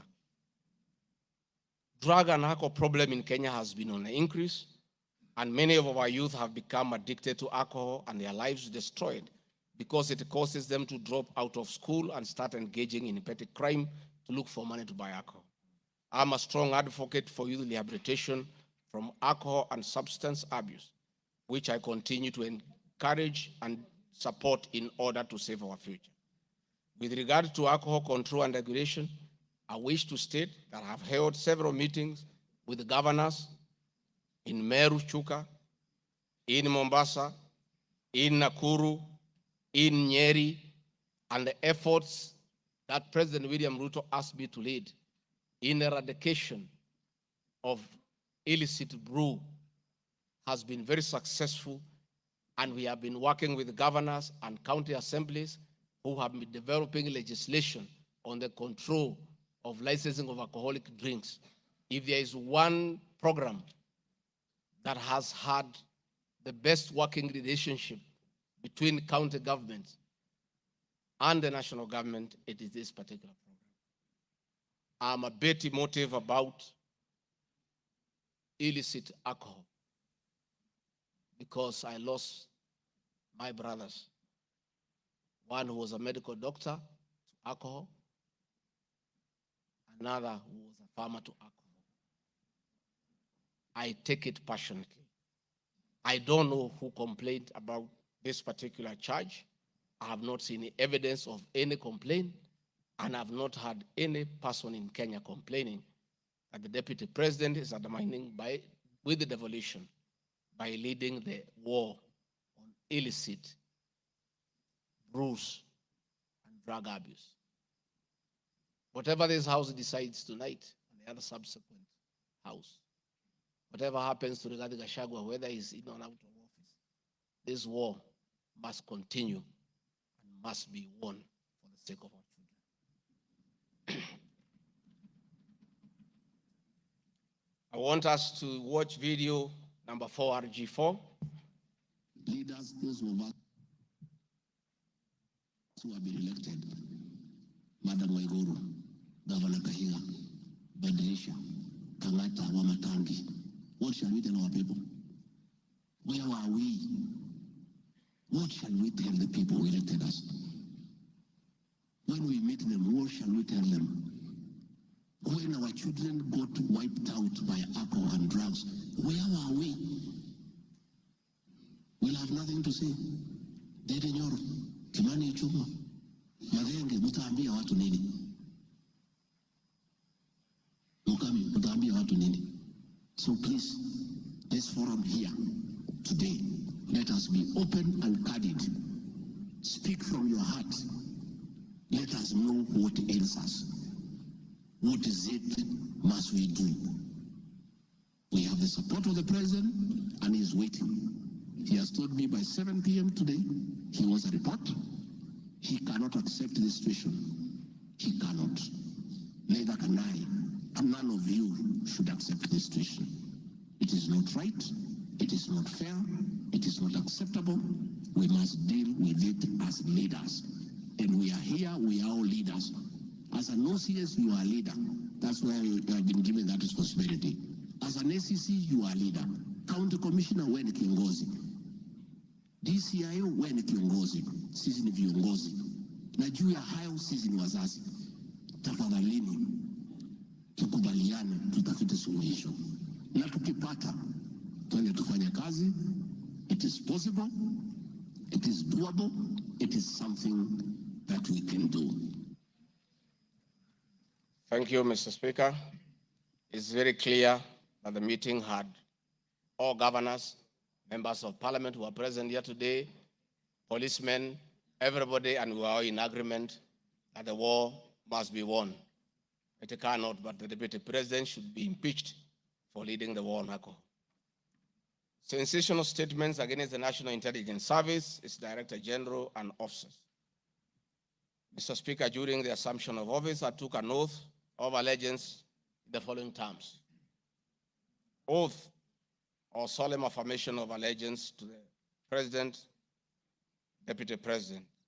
In full realization of the high calling, I assume as Deputy President of the Republic of Kenya, I do swear solemnly affirm that I will be faithful and bear true allegiance to the Republic of Kenya, that I obey, preserve, protect, and defend this Constitution of Kenya, as by law established, and no other laws of the Republic, that I will protect and uphold the sovereignty, integrity, and the dignity of the Kenyan people. So help me God. That is the oath that I took in Kasarani.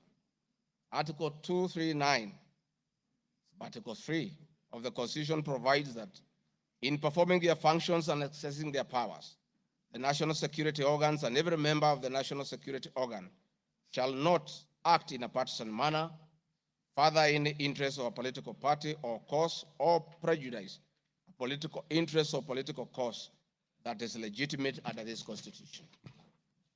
Article 239, Subarticle 5 of the Constitution provides the national security organs are subordinate to civilian authority.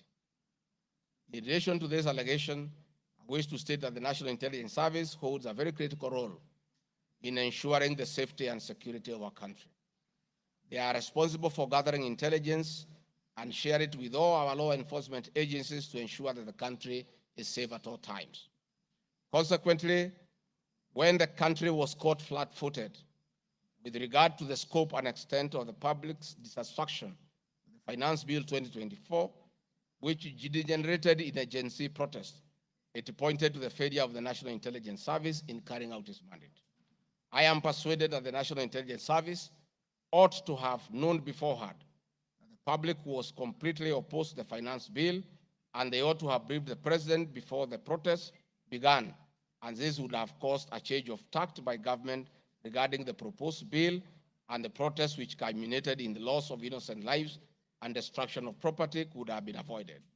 Hence, I expressed my opinion on this in my public media briefing in Mombasa, and my utterances were not any different from what happens in other countries when there is a lapse or failure by the intelligence agencies. The nation has witnessed unfortunate instances of several extrajudicial killings, abductions, and disappearances.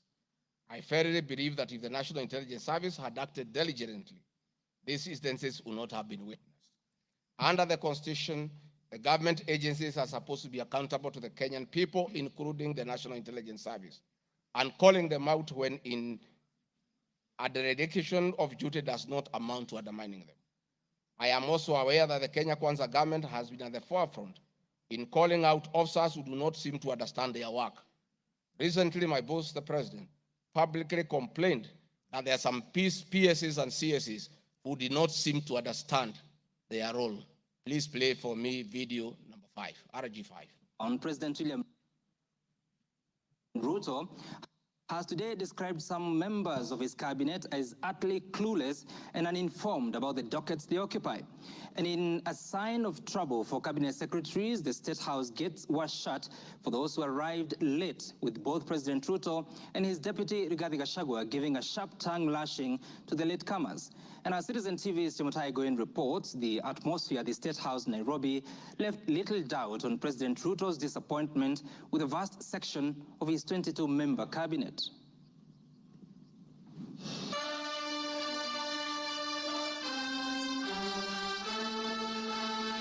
A cold morning in Nairobi, but the seats on the State House grounds came ultra-heated, particularly for cabinet secretaries. The cabinet members came here to sign performance contracts, but the oral appraisal of the day spurred anything between trouble and outright doom.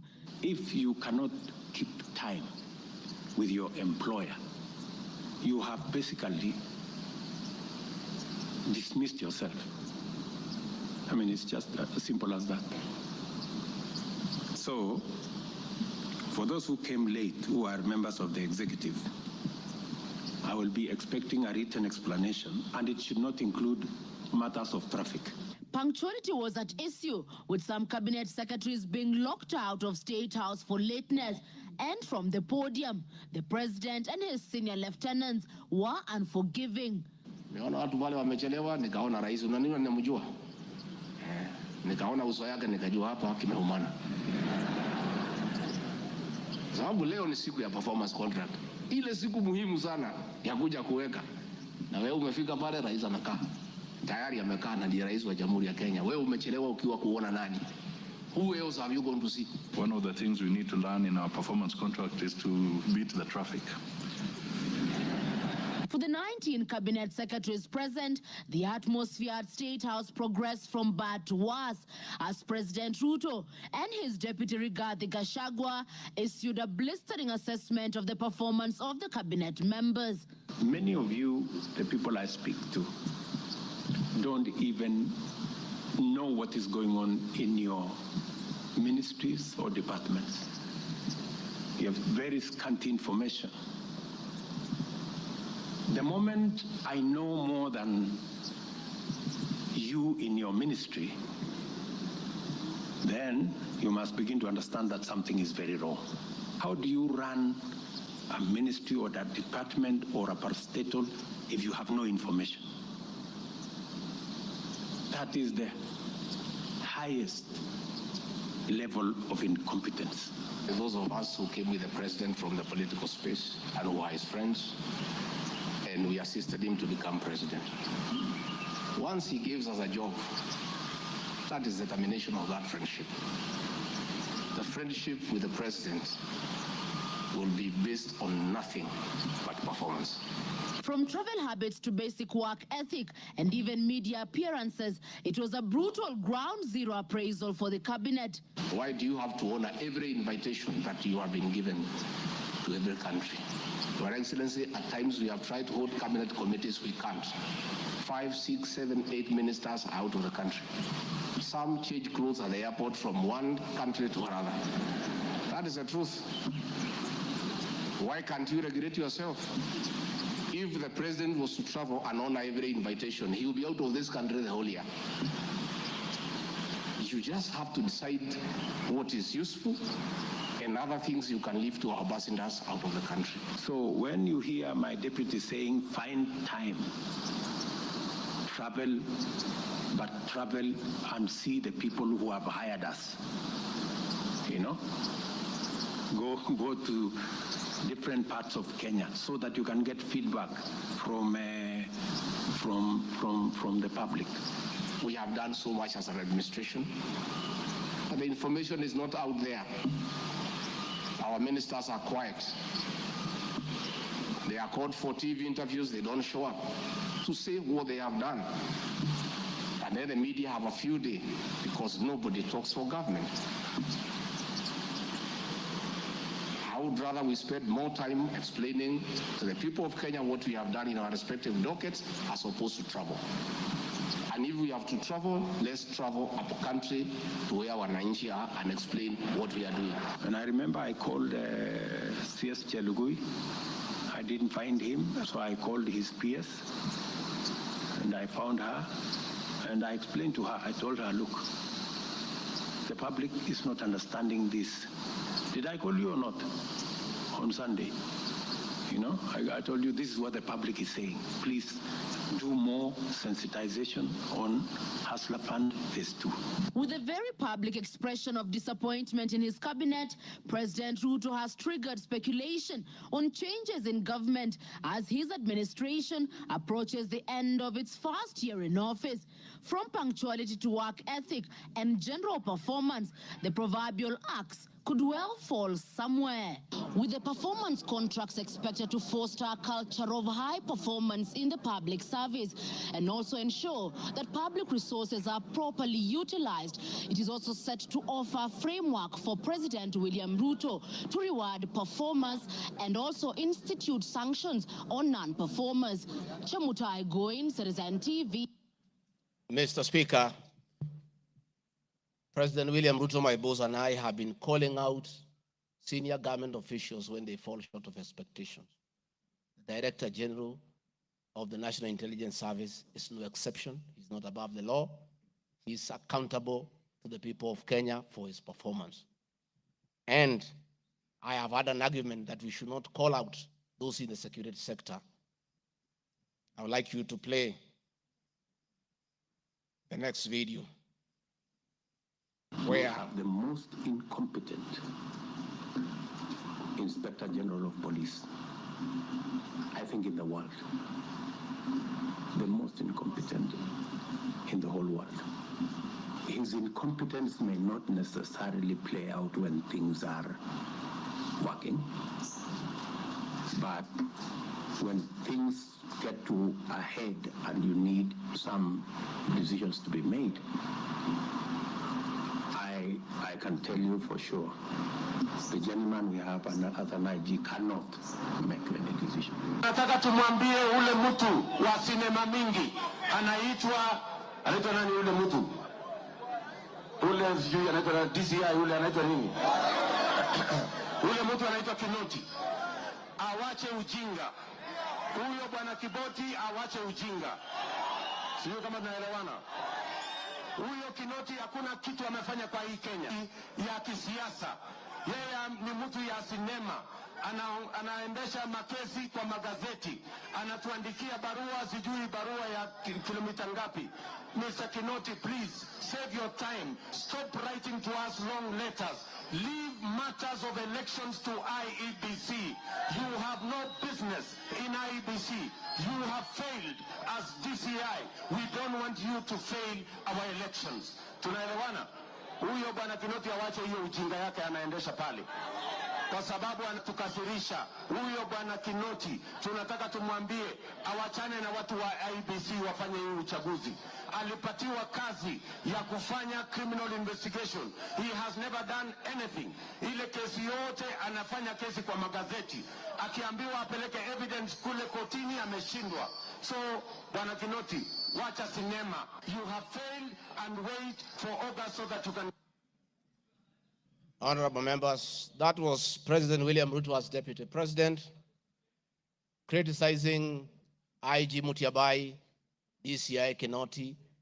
Rigathi Gachagua has learned his job from his boss, that public officers must be called to order when they fell short of expectation.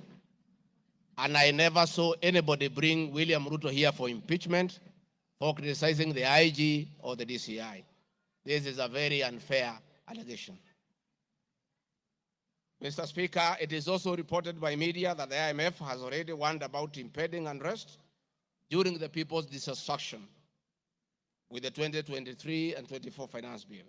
Many of you will recall, Mr. Speaker, after the September 11th terrorist attack in the US intelligence agencies were massively criticized, and an inquiry was even opened to investigate why their intelligence agency was not able to detect and thwart the attack. All we are saying is that our National Intelligence Service is accountable to the people of Kenya for its performance. Mr. Speaker, conniving with cartels in the tea sector to block KTDA from implementing guaranteed minimum return, Mr. Speaker, I am here to see a shred of evidence to that effect, and I have nothing to say. I have seen an allegation that we have not been able to do coffee reforms, Mr. Speaker, out of my work, coordinating coffee reforms. The Cooperative Bill 2023 and the Coffee Bill 2023 is before this House. I request this House, after these impeachment proceedings, to embark on those two bills so that the coffee farmers can realize the full benefit of the coffee reforms that we have initiated. There is another allegation that I have taken control of a local cooperative society in Madeira constituency. I don't know the name of that constituency, of that cooperative. It is false.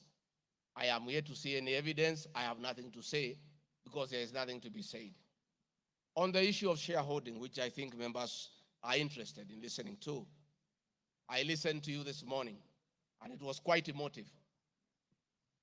By virtue of provisions of the third schedule of the Political Parties Act, the constituent parties of the Kenya Kwanza Coalition entered into various agreements, which were deposited with the Speaker of the National Assembly and the Speaker of the Senate for purposes of Article 108 of the Constitution of Kenya. The following were members: UDA, ANC, Ford Kenya, PA, Farmers Party, Chama cha Kazi, Communist Party, Economic Freedom Party, Service Party, Tujibebe wa Kenya Party, Umoja na Maendeleo Party of Kenya, and the Democratic Party of Kenya. In accordance with the provision of Clause 3, Schedule 3, a power sharing agreement and development agenda for the certain regions of Kenya, I attach copies of these agreements, RG 32. All those agreements talked about specific regions. The leaders who appended their signatures canvassed issues of appointments to do with specific regions. Power sharing agreement between UDA and ANC and Ford Kenya, for example,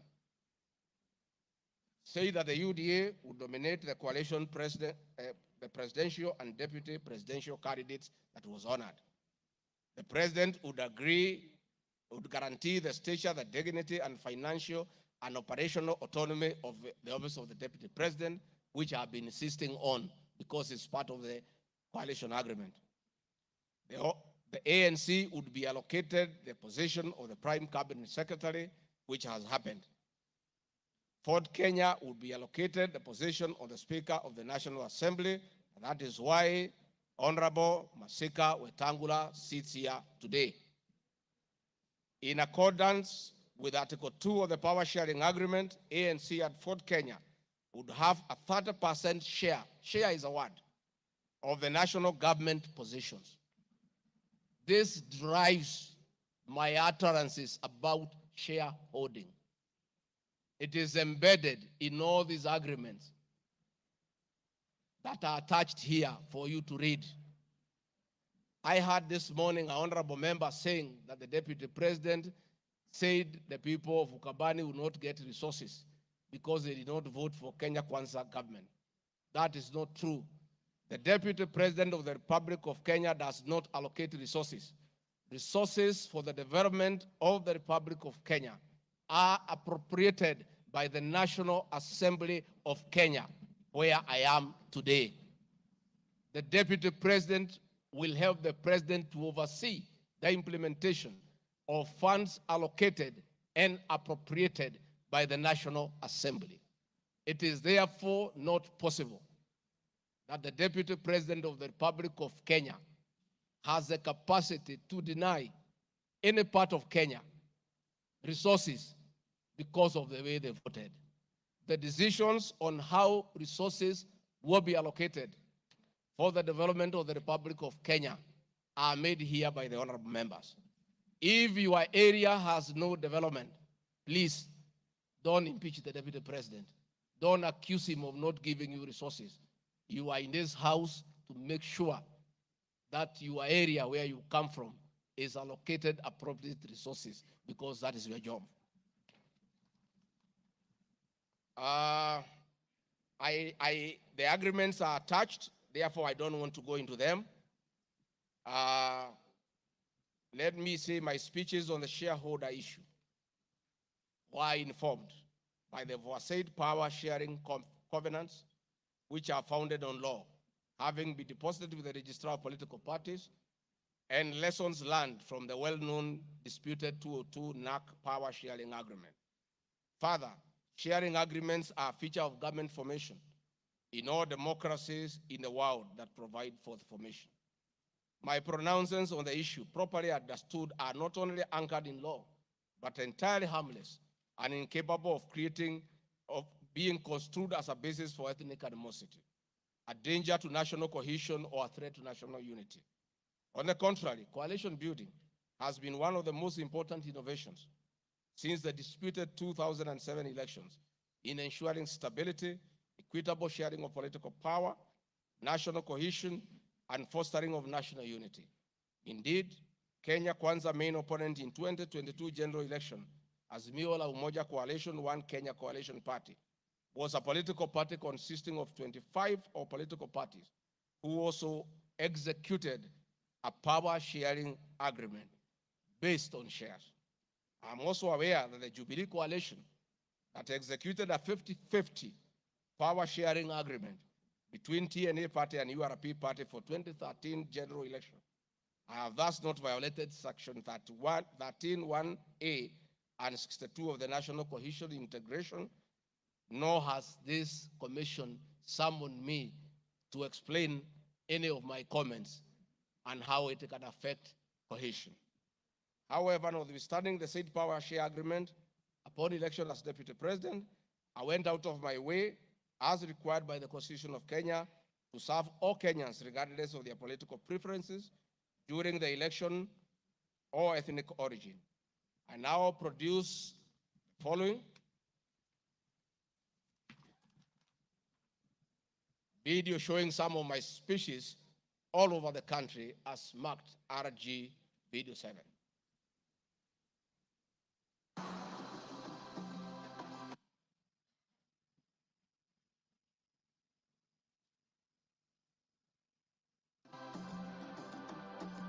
We want to confirm to the people of Nyanza that the Ruto administration will serve all Kenyans, those who elected us and those who did not. Kenya hii kila mtu afanyiwe kazi, kwa sababu kila mtu nalipa kodi. Mimi sikusema Kenya ni ya shareholders. Nilisema serikali, nikiunda serikali. Wale wanakusaidia kuongoza. Unatakiwa uweke wengi wale walikuamini na wale walielewa manifesto yako. Mimi nimetembea Kenya. Mnasema nilikuwa Mombasa, hii hapana mlima.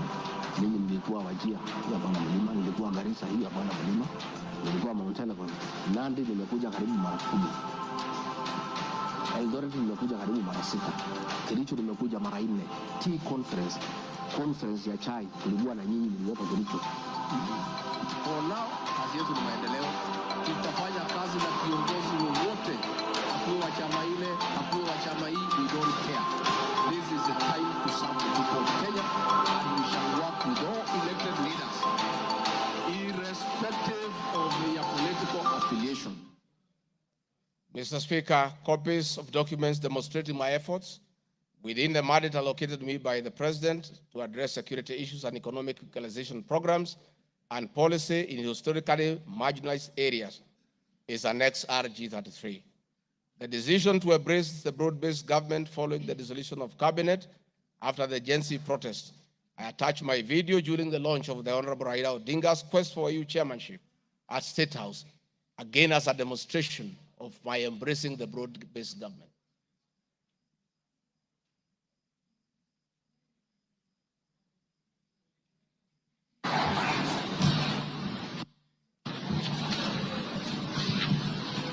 Your Excellency, Dr. William Ruto,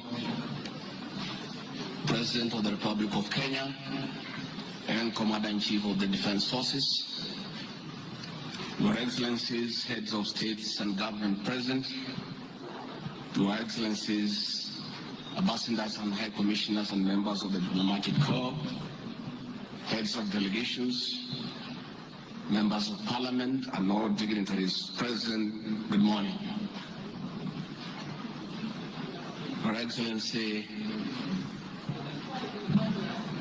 let me say this is a great moment for our country. What a day, what a moment. We are here, Your Excellency, as a country to unveil Kenya's finest to go and lead Africa. It's a proud moment for this country. And I want to say, Your Excellency, the people of Kenya have been united to a man by the candidature of the Right Honorable Raila Odinga to be the chairperson of the African Union Commission. This is a quest that has brought pride to our nation. And I would like to tell the leaders here from Africa and the representatives that as a country, as we present the Honorable Raila Odinga to be our candidate, it is because Africa, our motherland, deserves the best.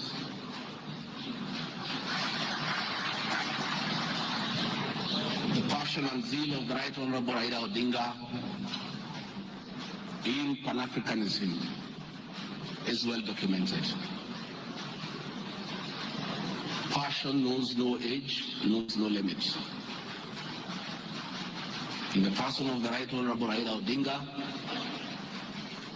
he'll join the ranks of Jomo Kenyatta and Kwame Nkrumah in pushing the agenda for Africa. I therefore want to say, Your Excellency, the lessons of today are that Raila Odinga, the Right Honorable, is a man of great resilience, endurance, and perseverance. Today, you are going to unveil the transformation of the Right Honorable Odinga from a national leader to an African statesman. And for us in leadership, we have learned great lessons of resilience, endurance, and perseverance. Somebody may ask, why is Rigathi Gachagua, who has before had issues with the leadership of Raila Odinga? As a truthful man, I had nothing against him. It's only that we were competing for the same position between him and my boss. Now that he is going for a bigger seat in Africa, all of us, from the president, I, and the rest of Kenya, are behind him. And the Right Honorable Raila Odinga, as a man who listens to the ground, let me confirm to you, I've listened to the ground, and all Kenyans across the political divide, across communities, are in support of your candidature, and we wish you well. Before I call Your Excellency, let me acknowledge the place of family, not just in our lives, but in leadership. I think it is a great moment for the Right Honorable Raila Odinga. It's appropriate that I acknowledge on behalf of the country the role Mama Ida Odinga has played in the life of this great son of this land. Mama Ida Odinga, we salute you as a country for having been a very strong pillar to your husband in very difficult times, and in his lowest moments, you have always been there for him. We ask families, moments you have always been there for him. We ask families to support their spouses. So Mama Ida Odinga, as we wish you happy birthday, it is my hope and prayer that your next birthday will be celebrated at Addis next year. And if you invite President William Ruto to come and he's not able to come, Mr. President, I'll be very happy for you to send me to represent you in that great birthday. We therefore want to say as a country, it's a great moment. And the Right Honorable Odinga, I have noted with a lot of appreciation, my wife, Pastor Dorcas, who is a very prayerful woman, has been praying for me and the President daily. And I noted from yesterday she has added you in her prayer. And because her prayers work, we have no doubt that you will get this seat. Mr. President, it is now my honor to request you to come and anchor Kenya's finest and embark on a journey of transformation of the Right Honorable Raila Odinga from a national leader to a great African statesman. Thank you, Mr. Speaker. President William Ruto has many times appreciated my people issues and has repeatedly pronounced himself. Let me have the video number 9. And speaking of deputies,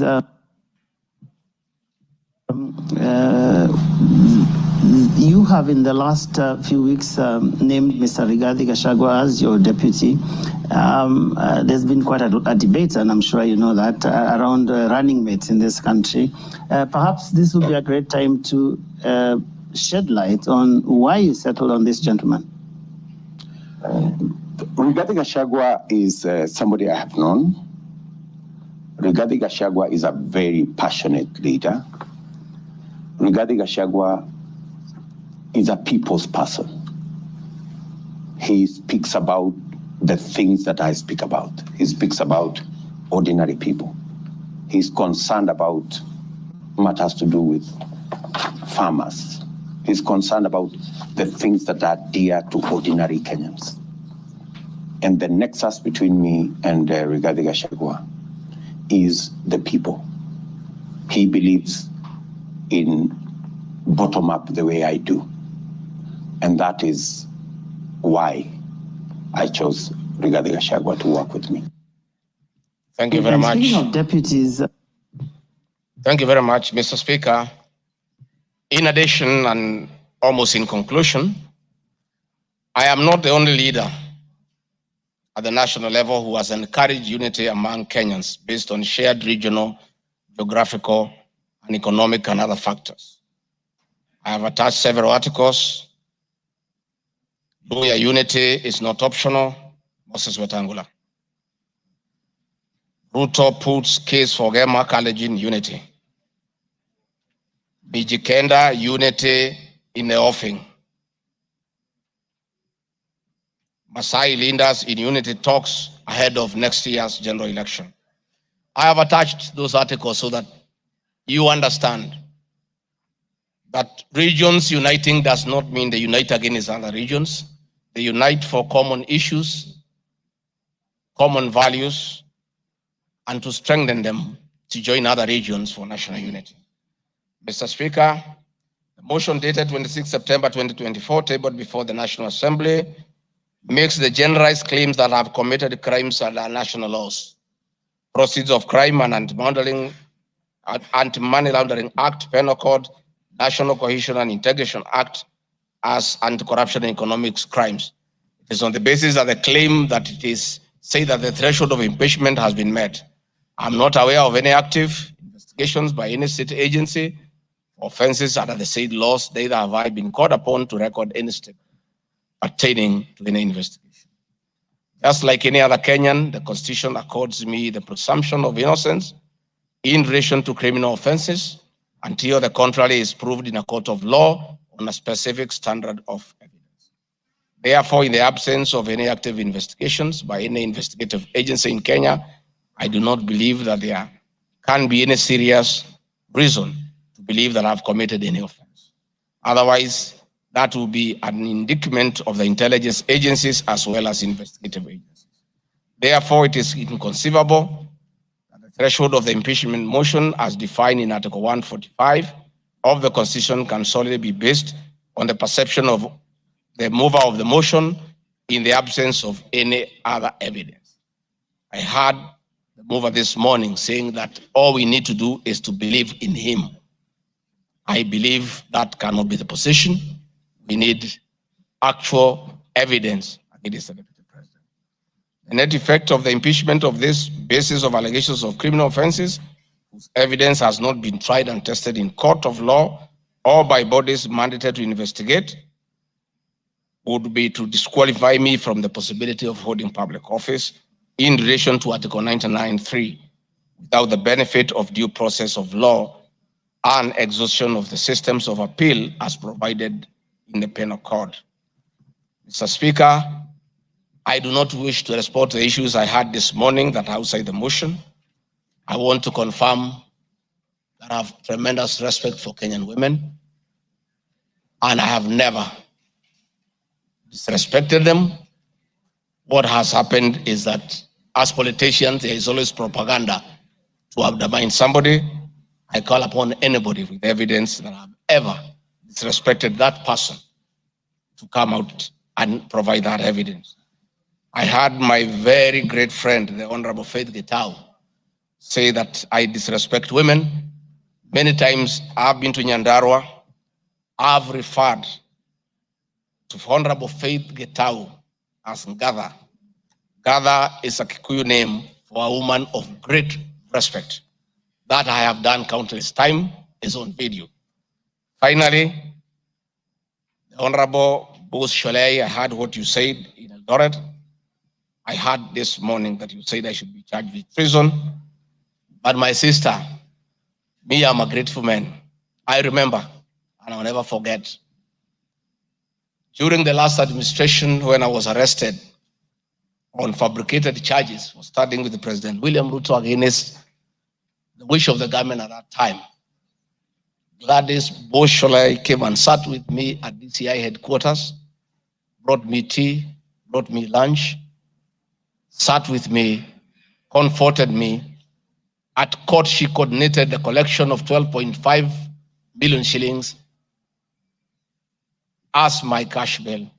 She came to see me in Gigiri for 4 days and had very kind words for me. Despite what you have said, my sister, I do remember that one good thing that you did for me, and I'll love you and cherish you for the rest of my life. Finally, Mr. Speaker, as I wind up, I want to appeal to this Honorable House to consider the allegations against me by the mover of the motion, weigh it against the attached evidence, weigh it against my defense and the attachments and the videos that I've played in his house. And exercise your mind and exercise your discretion. Search your conscience and decide if Rigathi Gachagua is guilty any of those allegations or is undergoing a political process. If you are so persuaded and you search your conscience without any intimidation or coercion or inducement, and you think is the right thing to do, please go ahead and do so. If you search your conscience and listen to the issues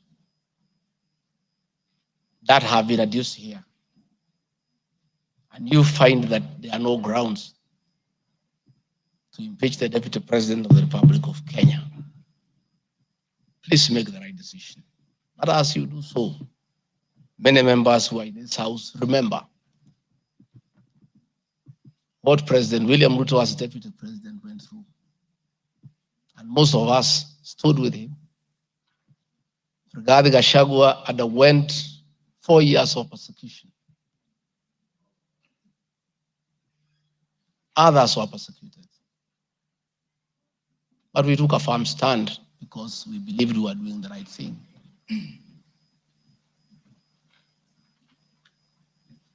His family underwent humiliation. His friends underwent humiliation.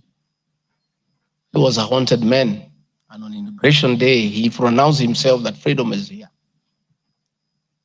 Again, under the new administration, the same Rigathi Gachagua, who underwent humiliation and persecution, finds himself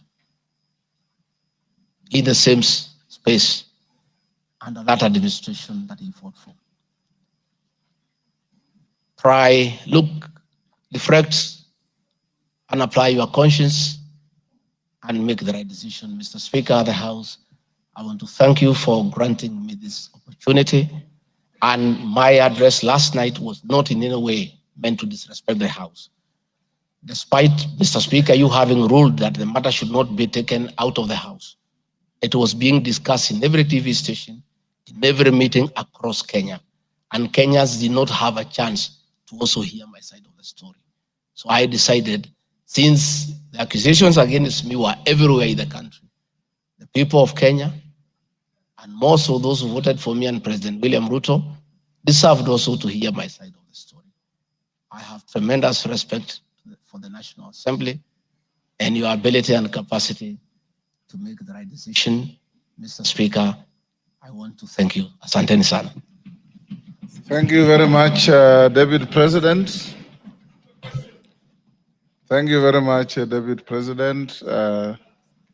I'm sure your fears that you will not be heard fairly have been allayed. You've been heard in absolute silence.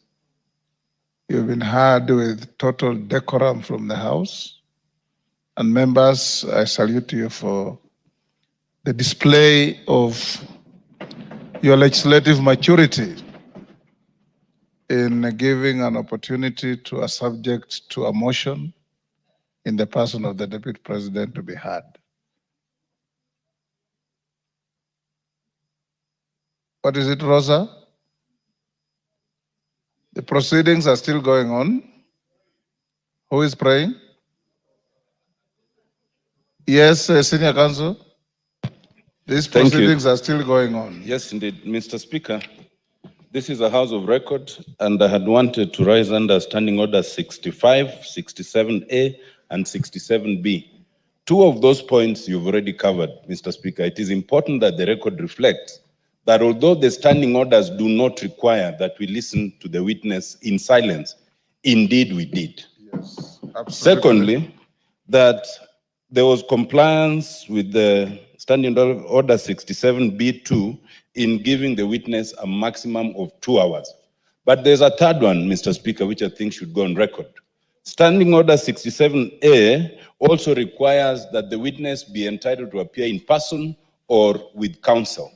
I see that the witness has appeared with at least 3 counsel, all of whose names should come on record, so that the record shows that counsel were actually allowed to the chamber. I see my friend Advocate Ongoya, my friend Advocate Njiru, so that there is no incompleteness of the record. I beg, Mr. Speaker. That is a fair comment.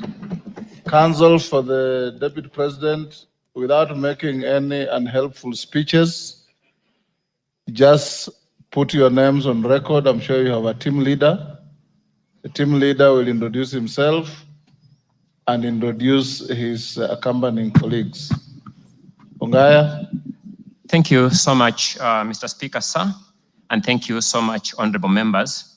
The team representing the Honorable Rigathi Gachagua, the Deputy President in these proceedings, is as follows. Honorable Paul Kibugi Muite, Senior Counsel, Mr. Victor Swanya Ogeto, my name is Elisha Ongoya, Mr. George Sakimpa, Mr. Ndegwa Njiru, Mr. George Wandati, Miss Faith Waigwa, Mr. Murigi Kamande, Mr. Amos Kisilu, Mr. Eric Kiprop Naibei, Miss Julia Omwamba, Mr. Tom Maina Masharia, Mr. Willis Echesa, and Mr. Andrew Moga. And that is all. Thank you. And apart from the three of you, the rest are within the precincts of Parliament? Are within the precincts of Parliament, save for Senior Counsel Paul Kibugi Muite, who sought to be excused from attending today, but is part of this team, and we are under his supervision and guidance. Thank you. From here, we'll proceed as follows. Deputy President, if you wish to leave, you are at liberty to do so with your team.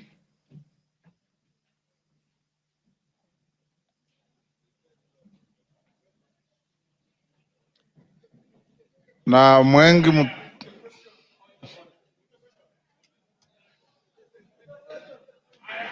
Yes, Kaluma. I thank you, Honorable Speaker. Honorable Speaker, our prayer at the end says that we always be fair to those who are committed to our church. And Honorable Speaker, in his address to the House this afternoon, the Deputy President appears to have referred to some documents.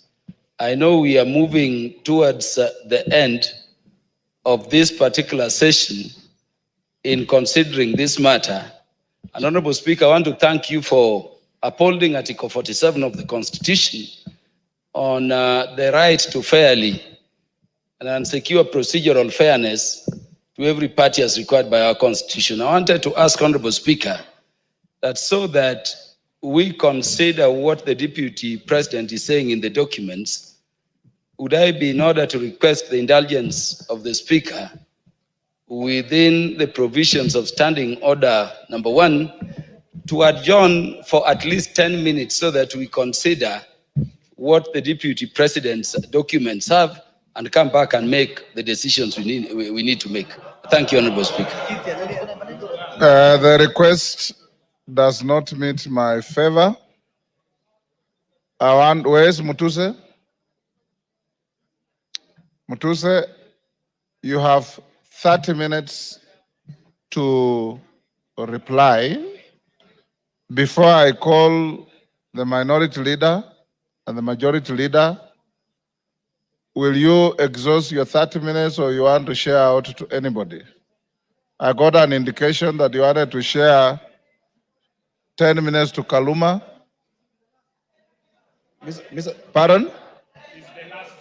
I know. I am organizing the process. He's not going to be.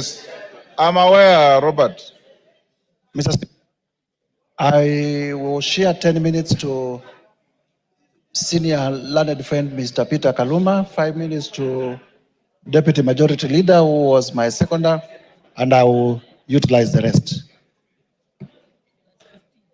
which is 15 minutes. Yes.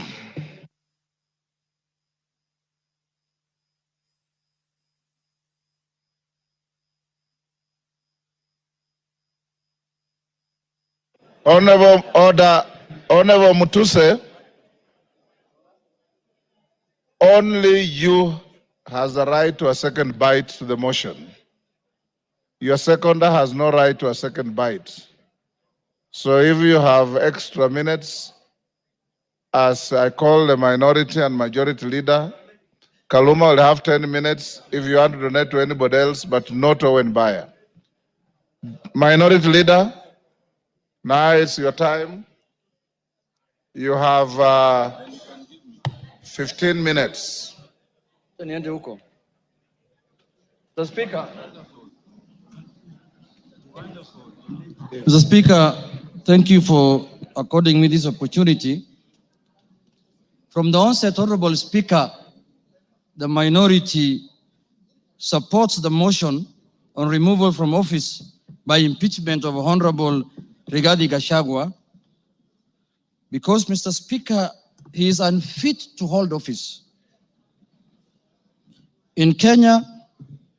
And yesterday it was clear to all Kenyans to see for themselves the danger this country is in, Mr. Speaker. Mr. Speaker, the impeachment of the Deputy President is not merely a procedural step. Rather, it's a reflection of our commitment to accountability and the rule of law in this country, Mr. Speaker. Honorable Speaker, the integrity of government and the stability of our nation is at stake, Mr. Speaker, as we speak this afternoon in this house, this evening, Mr. Speaker. Honorable Speaker, national security is at stake. Honorable Speaker, the economy is at stake. Honorable Speaker, the DP, since he assumed office, we have witnessed nothing but abuse of power, discrimination against communities, insubordination, disregard for the two levels of government, corruption, bullying, and many other actions that undermine the rule of law, Mr. Speaker, as well as actions that are unethical, illegal, and that severely breach public trust as contained in the motion by Honorable Wenge Mutuse, Mr. Speaker. Honorable Speaker, in supporting the removal of the Deputy President from office, we are rejecting the invitation by Honorable Rigathi Gachagua to accept tribal bigotry, Mr. Speaker, skilled resource allocation, and the exploitation and domination of minorities as fait accompli in Kenya, Mr. Speaker. Mr. Speaker, before I move forward, or before I go on with what I wanted to say on the motion, Mr. Speaker, I would like to take this chance first to respond to some of the issues that he has raised in the House a few minutes ago, or his responses, Mr. Speaker. In the first place, his response has came very late in the day to the House, Mr. Speaker. He tabled his response at 4 p.m. in the evening today, Mr. Speaker. And he should have done it either yesterday evening or this morning, Mr. Speaker, so that the House can get enough time to peruse what he has said, Mr. Speaker. Mr. Speaker, one of the grounds that is being accused of Mr. Rigathi Gachagua for impeachment, Mr. Speaker, is the issue of what he calls shareholding, Mr. Speaker. He has said Kenya is a company with shareholding. But in his response, he comes here and tells the House that he did not mean that. What he meant is that he was talking about political parties, Mr. Speaker, and listed the political parties that have formed coalitions within Kenya Kwanza, Mr. Speaker, including Ford Kenya, ANC, PA, and all other parties that have formed what is called the Kenya Kwanza coalition, Mr. Speaker. Mr. Speaker, I want to contradict what he said by saying that political parties are national in nature. Ford Kenya is a national party. ANC is a national party. All the political parties that formed a coalition with Kenya Kwanza are political parties that are of national, Mr. Speaker. Mr. Speaker, in this country, under the Constitution, you are not allowed to form a tribal party. You're not allowed to form a religious political party, Mr. Speaker. You are not allowed to form a Mulima political party, Mr. Speaker. That is very clear in the Constitution, Mr. Speaker. And if the Deputy President is not aware of that, I can read out for him, Mr. Speaker. Under Article, Mr. Speaker, 91, every political party shall have national character as prescribed by an act of parliament, have democratically elected governing body, Mr. Speaker. And it also says in part 2, a political party shall not be founded on a religious, linguistic, racial, ethnic, gender, or regional basis, Mr. Speaker, or seek to engage in advocacy of hatred, like what he does sometimes, on any such basis, Mr. Speaker. Mr. Speaker, you cannot equate political parties to what the Deputy President has been propagating for the last 2 years in this country, Mr. Speaker. The Deputy President has told Kenyans in no uncertain terms that Kenya is a shareholding company. Order, honorable members. And if you do not vote, for Kenya Kwanza, you do not have any shares, Mr. Speaker. Order, Yegon, and your team. Ngong. Mr. Speaker, members now are excited because they are not happy with the response the Deputy President has given them. Now they want to vote and go home. I know what they are doing. I know, but let's prosecute the matter. We have to respond to the issues he has brought to the House, Mr. Speaker. Mr. Speaker, political parties are not equal to regional and ethnic, conglomerations that the Deputy President has been advocating for the last 2 years, Mr. Speaker. Mr. Speaker, I want to give him a good example like ODM. ODM has sent the other day 6 experts under the broad-based government, Mr. Speaker. 6 experts. Where are those experts coming from? One is from the coast. Beatrice School is from Turkana. Oparanya is from Western. The Attorney General is from Kisumu. Mr. Speaker, when he's talking about 30% of Fort Kenya and 30% of ANC, he thinks those positions were given to lawyers as a community, Mr. Speaker. When Fort Kenya is a national party, those positions belong to members of Fort Kenya who are in Mombasa, who are in Migori, who are in Kakamega, who are in Bungoma, who are in Eldoret. Fort Kenya has membership in all the country, has membership, Mr. Speaker. So, Mr. Speaker, that ground is not, he cannot controvert that ground by saying that he was talking about the power sharing within Kenya Kwanza. No, he was talking about ethnic groups, Mr. Speaker. He said this government was formed by 2 ethnic groups, and that's how they're going to share power, Mr. Speaker. So that ground stands, Mr. Speaker, and that ground is impeachable, Mr. Speaker, on the Deputy President.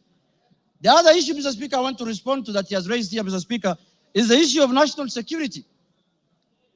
He said that the NSIS, Mr. Speaker, can be called out whenever they are out of order, Mr. Speaker. Mr. Speaker, the man Deputy President sits in the National Security Council, Mr. Speaker.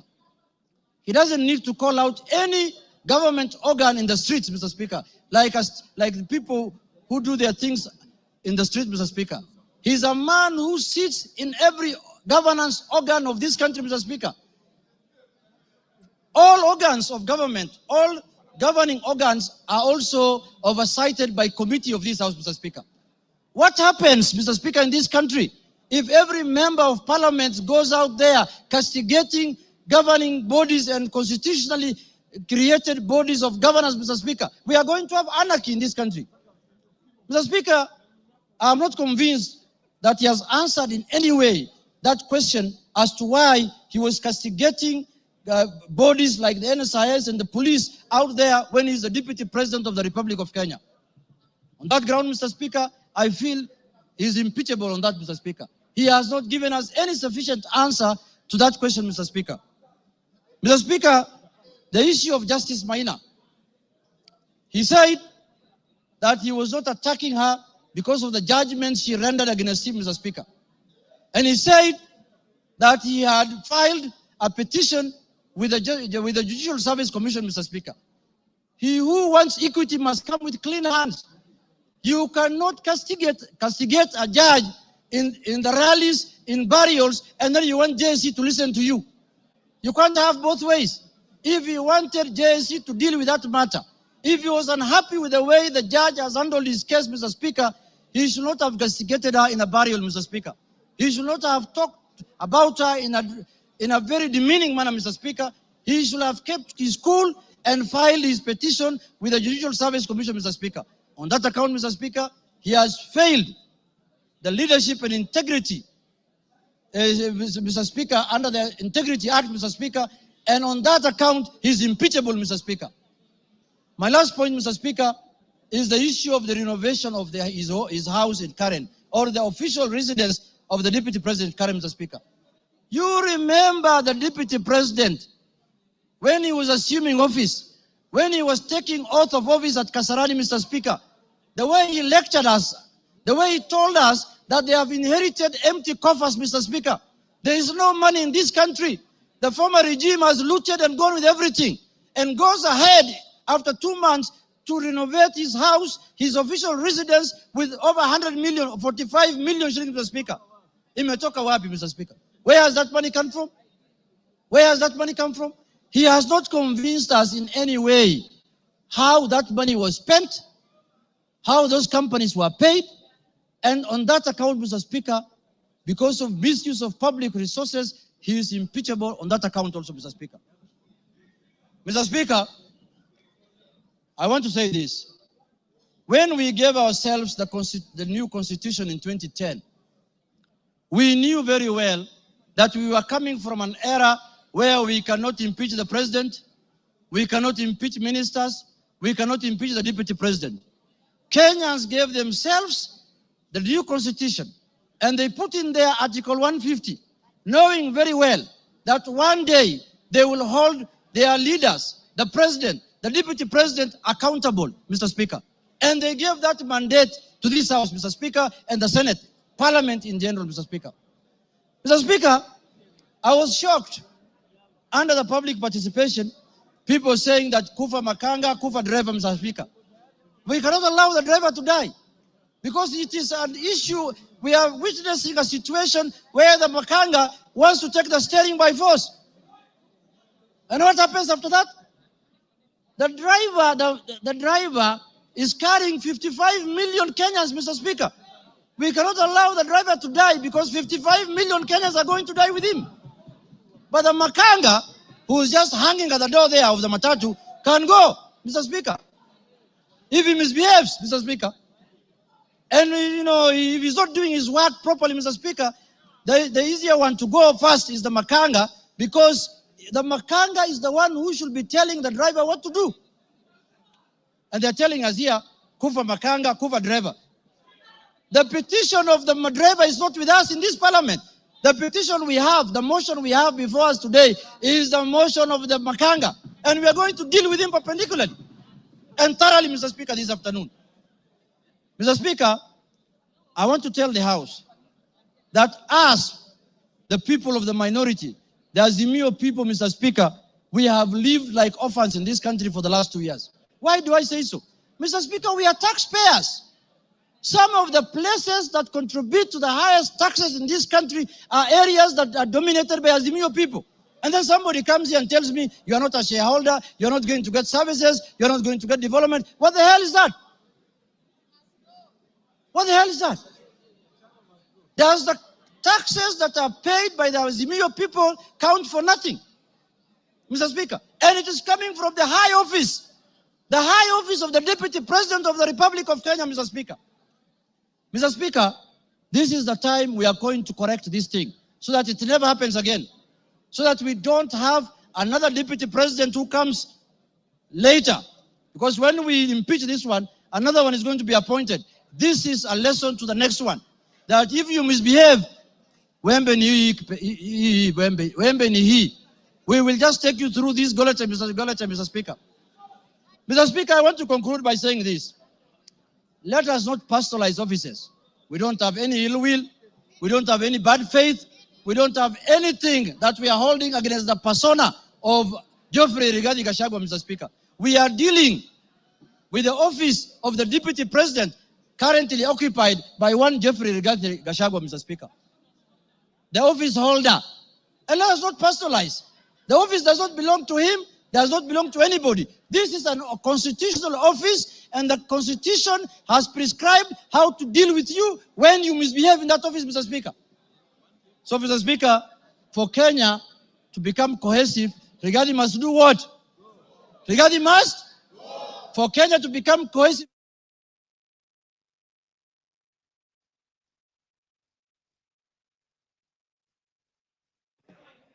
Okay, give him 1 minute. Mr. Speaker. Give him 1 minute. Mr. Speaker, I was telling members, for Kenya to unite, Rigathi must. For Kenya to prosper, Rigathi must. For Kenya to have unity, Rigathi must. For shareholding to end in Kenya, Rigathi must. For us to have a peaceful country, Rigathi must. Thank you very much. That is the mood, and that is what we are going to do. Thank you, Kimani Ichung'wah.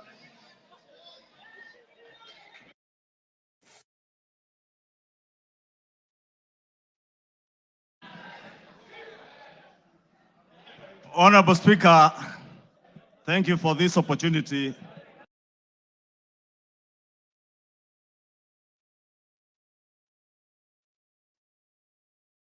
Honorable Ekomas Mutuse, the member for Kibwezi West, approached me with the impeachment motion.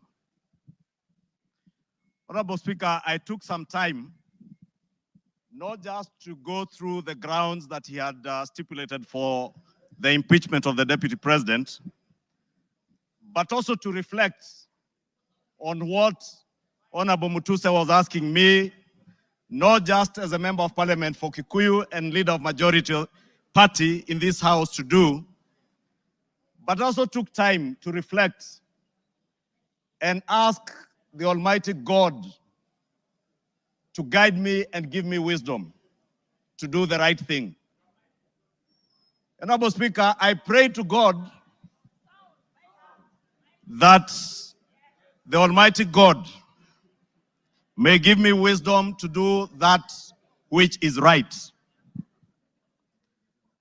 And not just what is right, Honorable Speaker, but also what is just. Just to the outgoing Deputy President of the Republic of Kenya, but also just, more importantly, just to the people of Kenya who turned out in their numbers in 2022 to vote in a government that they believed would create cohesion and unity and offer them opportunities to excel and prosper as a people. Honorable Speaker, as I prayed for wisdom, I was also conscious that what is right is not always easy. And what is right is not always popular. And being a son of a mountain, representing people of the Mount Kenya region, Honorable Speaker, it was clear to me that what may be popular today may not be right. And that is why I asked God to give me the wisdom to do that what is right, Honorable Speaker. And I am here today to do what is right for the people of Kenya. I am here to do what is right, not just for the people of Mount Kenya. I am here to do what is right for the greater good of the Republic of Kenya, Honorable Speaker. And that is why I rise to support this impeachment motion, Honorable Speaker.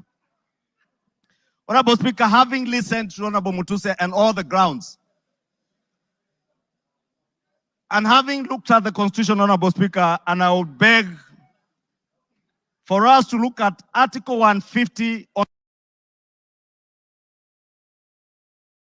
the removal of a deputy president, the reasons as to why you may remove a deputy president from office. The first one is on the ground of physical or mental incapacity to perform the functions of that office. We have no capacity to determine the physical and mental capacity of the Deputy President, Rigathi Gachagua. But on impeachment as a second ground, the first ground is on the ground of a gross violation of a provision of this Constitution or any other law. The question that begs is whether one Rigathi Geoffrey Gachagua has contravened or has grossly violated one provision of our Constitution. And I think the Honorable Ekomas Mutuse was able to demonstrate this morning that Rigathi Gachagua has violated not one, but over 8 provisions of our Constitution, which I agree with the Honorable Mutuse. And for that reason, Rigathi Gachagua ought and must be impeached today. The second ground, Honorable Speaker, is where there are serious reasons. And Senior Counsel Otiende Amolo went to great length this morning to explain what serious, when you believe there are serious reasons that the Deputy President has committed a crime under national or international law. Honorable Speaker, behind the veneer of humility that you have seen here this evening, behind the veneer of humility that Kenyans saw on national TVs on Sunday, pretending to apologize, is a dark face of violence. Is a dark face, Honorable Speaker, that is a great danger to our nationhood, a great danger to the unity of our republic, Honorable Speaker, a danger to the cohesive existence of our nation as we see it today, Honorable Speaker. On the first ground, Honorable Speaker, on the remark of serikali ni kampuni, it pains me, Honorable Speaker, as I say, not just as leader of majority, but as a member of parliament of Kikuyu constituency, and also as a son of the mountain, where I come from. That, Honorable Speaker, today, the community I come from is being depicted as a community that is entitled and privileged. We are a community, Honorable Speaker, that has love for other Kenyans and other communities in our republic. We are a community that is known for our hard work and resilience, not for entitlement. We are a community that is peace-loving and that believes in the unity of one indivisible nation and Republic of Kenya. Rigathi Gachagua does not believe in an indivisible country. He believes in parochial, selfish, regional, and sectarian interests. And for that reason, Honorable Speaker, we ought and we should impeach the Honorable Rigathi Gachagua. Honorable Speaker, we need to ask ourselves as honorable members of parliament, who took an oath of office, Honorable Speaker, and we swore in the name of the Almighty God that we would obey, respect, uphold, protect, and defend this Constitution. And today, Honorable Speaker, what we are being asked to do is to recall those words of the oath of office that we all took either with the Bible or with the Holy Quran in our right hands, Honorable Speaker, that for a man who has grossly violated our Constitution, whether we will stand up today to be counted as protecting and defending this Constitution by sending home one Rigathi Gachagua, Honorable Speaker. I want to say I rise to the occasion today to do what is right and to reaffirm that oath that I took with the Bible in my right hand, to obey, to defend, and to protect this Constitution that we all swore to defend. And I call upon all of you, honorable members, to defend this Constitution. Honorable members, for Kenyans around the country who watched in disbelief as the Honorable Rigathi Gachagua went to great length, and Honorable Otiende Amolo told us this morning, if you have to spend 2 hours on national TV to defend corruption and tell the world how you are not corrupt, you are definitely corrupt. Honorable Speaker, the Deputy President with his legal team submitted their defense late at 4 p.m. this afternoon, imagining that we will not have the time to go through this voluminous document. If you go through what Rigathi Gachagua was telling you here,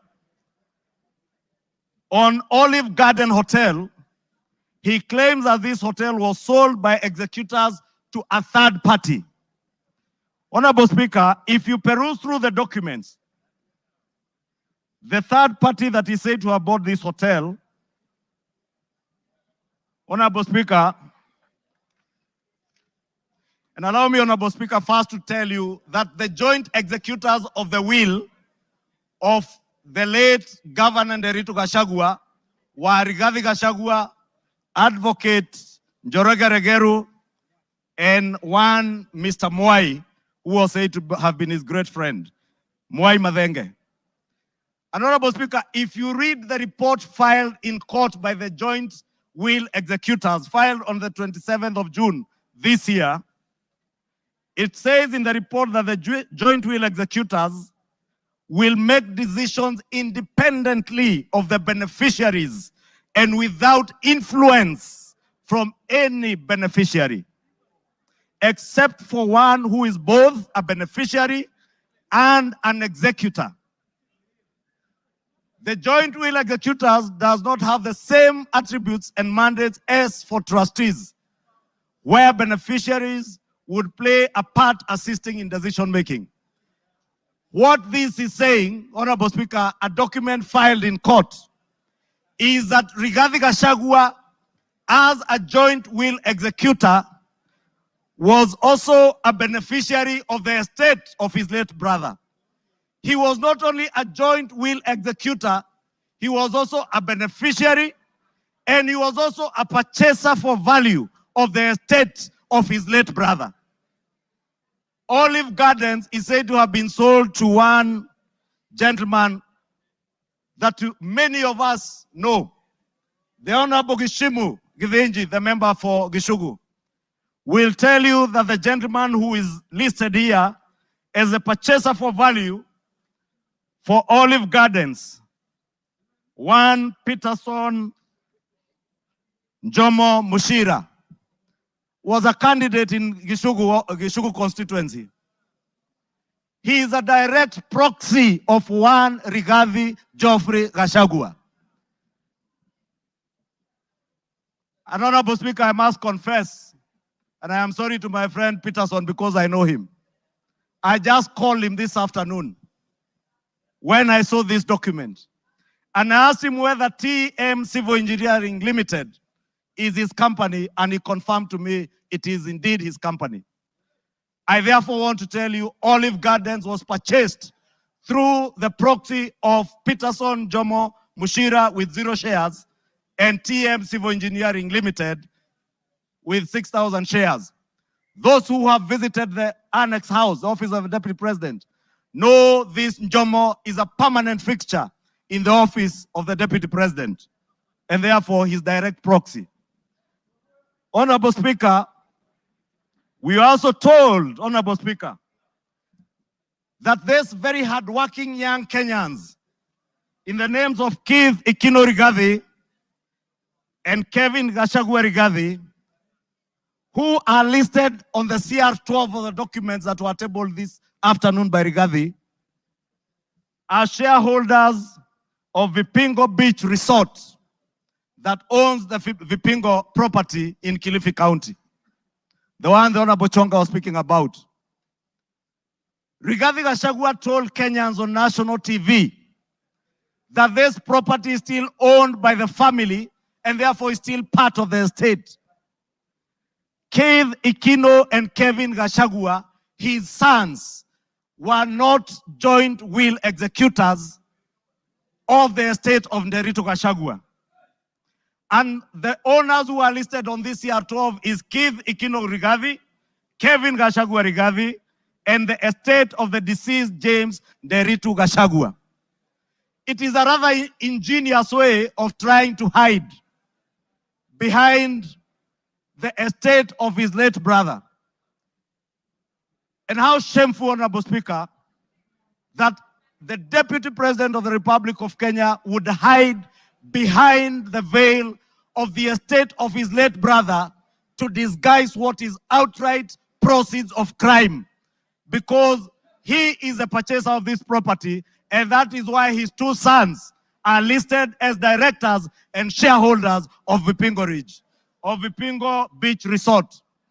But he was on national TV telling Kenyans, this is a property that belongs to the family, and we have decided to keep it. This is a House of Records, Honorable Speaker, and it is good we gave the Honorable Rigathi Gachagua an opportunity to be heard so that we can expose his lies in broad daylight or this early in the evening. And I want to tell Kenyans and all of you members, save this country from this dark face, Honorable Speaker, honorable members. Save this country, Honorable Speaker. Honorable Speaker, because of time, I know there was alluding, Honorable Speaker, if you look at the time this company, Vipingo Beach Resort, was formed, it was founded on 5th August 2008. I would guess if Keith Gachagua is 31 years old today, at the time this company was registered, he was only 15 years old or 14 years old. He cannot have been listed as a director. His younger brother must have been 12 or 13. For heaven's sake, Deputy President, give some credit. Honorable Speaker, we also had the issue of shareholding, Honorable Speaker. And we were told that in our coalition agreement, Honorable Speaker, and you are then the leader of Ford Kenya, and you know you never subscribed to shareholding in our coalition agreements within Kenya Kwanza. Anybody who subscribed to the Kenya Kwanza coalition was subscribing not to shares, but to an ideology, a shared ideology, not shareholding, as Rigathi Gachagua wants Kenyans to believe. Honorable Speaker, let me finish by saying, Honorable Speaker, that the mountain is intact.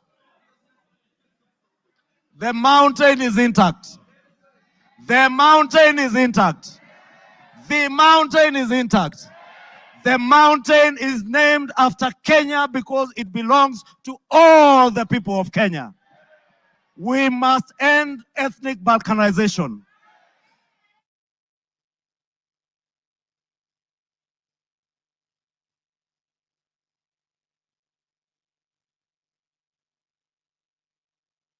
Give him another 2-3 minutes. Honorable Speaker, I was saying to conclude, to end the balkanization of our country into ethnic fiefdoms under the control of warlords, we must send Rigathi Gachagua home today. To end divisive politics in our country, Rigathi must. To end the culture of impunity, conflict of interest, abuse of office, state capture, and corruption in high office, Rigathi must. For accountability, for there to be integrity in the political governance of our country, Rigathi Gachagua must. For leaders in high office to bear policy and political responsibility, Rigathi Gachagua must. For national unity, for the fight against graft to bear fruit, for peace and prosperity of our nation as one indivisible whole, one nation under one flag, one people who love their country, who love peace, who want to see a cohesive and working government serving them. Rigathi must. Rigathi must. I submit, Rigathi must go. Thank you. Order. Honorable members, order. The honorable mover has donated his time as follows. Charles Nguna, CNN, you'll start with 2 minutes. Omboko Milemba will follow with 3 minutes. Peter Kaluma will follow with 10 minutes, and then he himself 15 minutes. So CNN, Charles Nguna. Thank you, Mr. Speaker. Mr. Speaker, let me thank the Kenyans who just expressed their views during public participation on this matter, Mr. Speaker.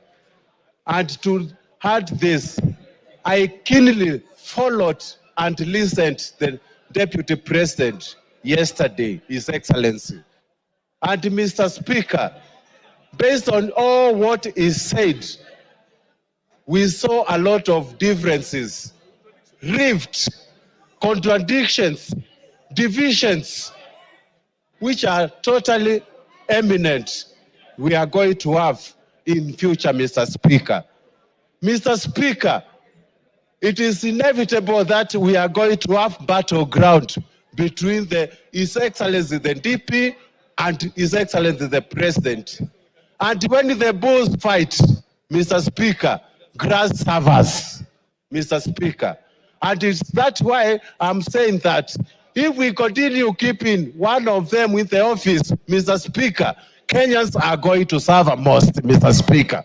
And based on my wisdom, for prosperity and also for development, for what we call prosperity and patriotism, and for us to live in a amicable manner and peaceful manner, Mr. Speaker, we have to separate the two bulls, Mr. Speaker. And the motion today, it is for Rigathi to go, not for William Samoei Ruto. With those few remarks, Mr. Speaker, I support. Omboko Milemba. Honorable Speaker, there's a question which makes me stand to speak on. And I want Kenyans and possibly the members who can listen to me to realize that one issue that has not been answered consistently is the question of chairs. Yesterday, I listened to the Deputy President and today also. Whenever he's asked about chairs, Honorable Members, Speaker, can we reduce our levels of conversation? Thank you, Honorable Speaker. Whenever he's asked about the issue of chairs, he picks ANC party agreement and Ford Kenya party agreement. And instead of answering that question, he hides in it. Finally, Honorable Speaker, I'm now holding the reply by Honorable Gachagua, and on page 333, the agreement is annexed. And I want to demonstrate to this parliament that what you have been told was wrong. Because that agreement does not talk about just power sharing for a region. He has avoided intentionally to read the entire paragraph, which says that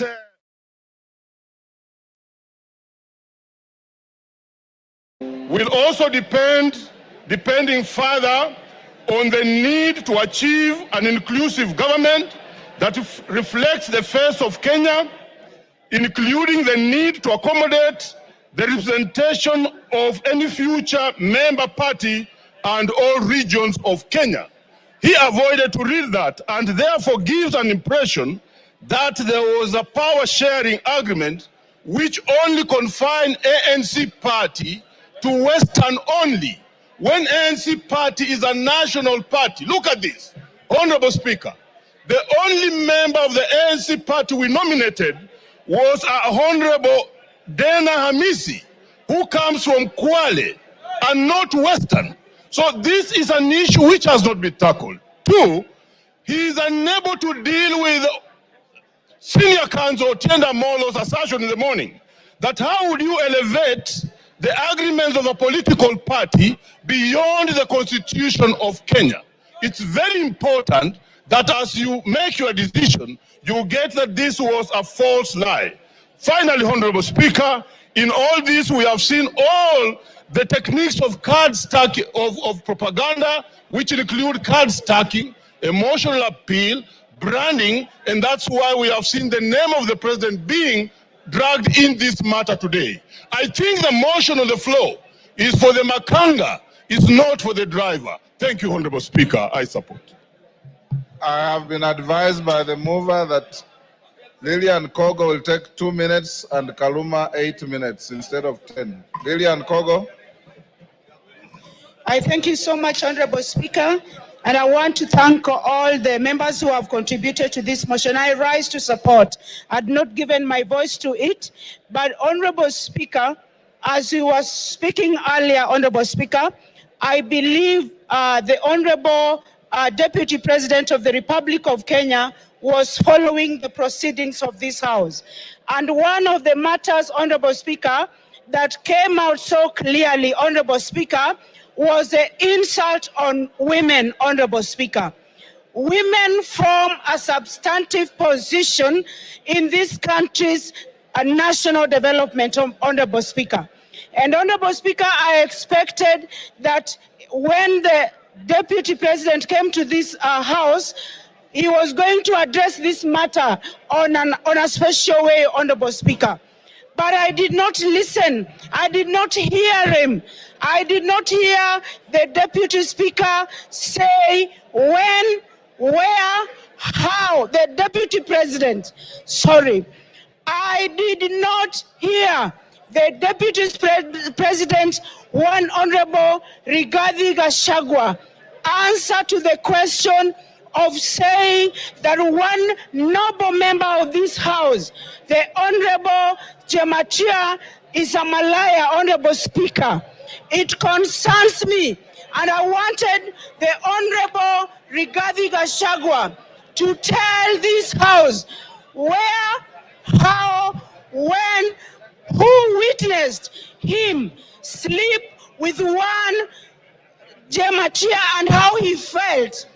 We wanted to know, because we are not going to allow women to be used with derogatory language moving forward, Honorable Speaker.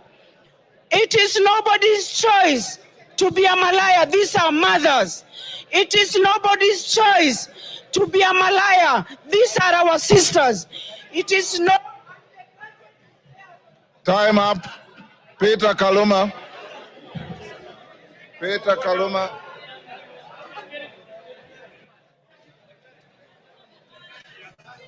Peter Kaluma. Honorable members. I thank you.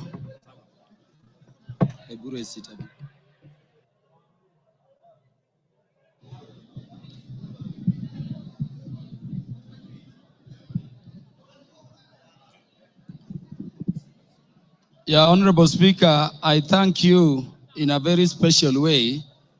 Honorable Speaker, I have this benefit of speaking after listening both to the mover of the motion and to the Deputy President, who is the subject matter of this motion. And so, Honorable Speaker, I can look at it from all perspectives.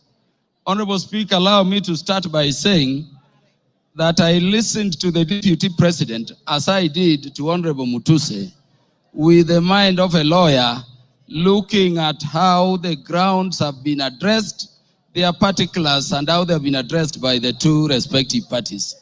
And Honorable Speaker, let me begin by saying that I don't know what happened, but we had Honorable Mutuse presented before this assembly a motion seeking to impeach the Deputy President on up to 11 grounds. And Honorable Speaker, I don't know whether it is by act of omission or commission, or it is just the nature of some people. The Deputy President focused on those matters concerning property, money, integrity, procurement, forgetting the most fundamental issues.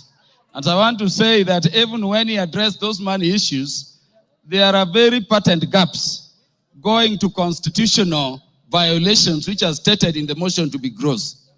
I expected the Deputy President, for instance, to use the opportunity you accorded him, Honorable Speaker, to explain that SMS which came from his son Ikunu Gachagua on the bid bond issue involving that company. No mention of that at all. Honorable Speaker, before I go to the matters I want to address in substance, let me thank you, the Honorable Speaker of the National Assembly, for ensuring that the process this House is going through has been very fair.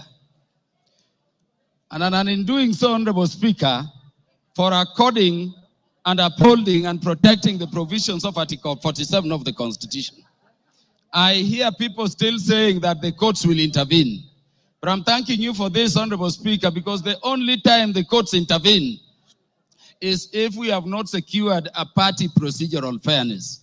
This motion was advertised across the country for the participation of Kenyans. And Honorable Speaker, allow me to reiterate this short data in 1 minute.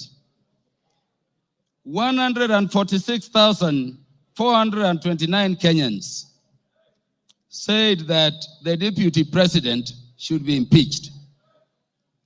And that, Honorable Speaker, constitutes 65.11% of the people of Kenyans. 76,026 of Kenyans said the deputy president should not be impeached, coming to 33.8% of those Kenyans.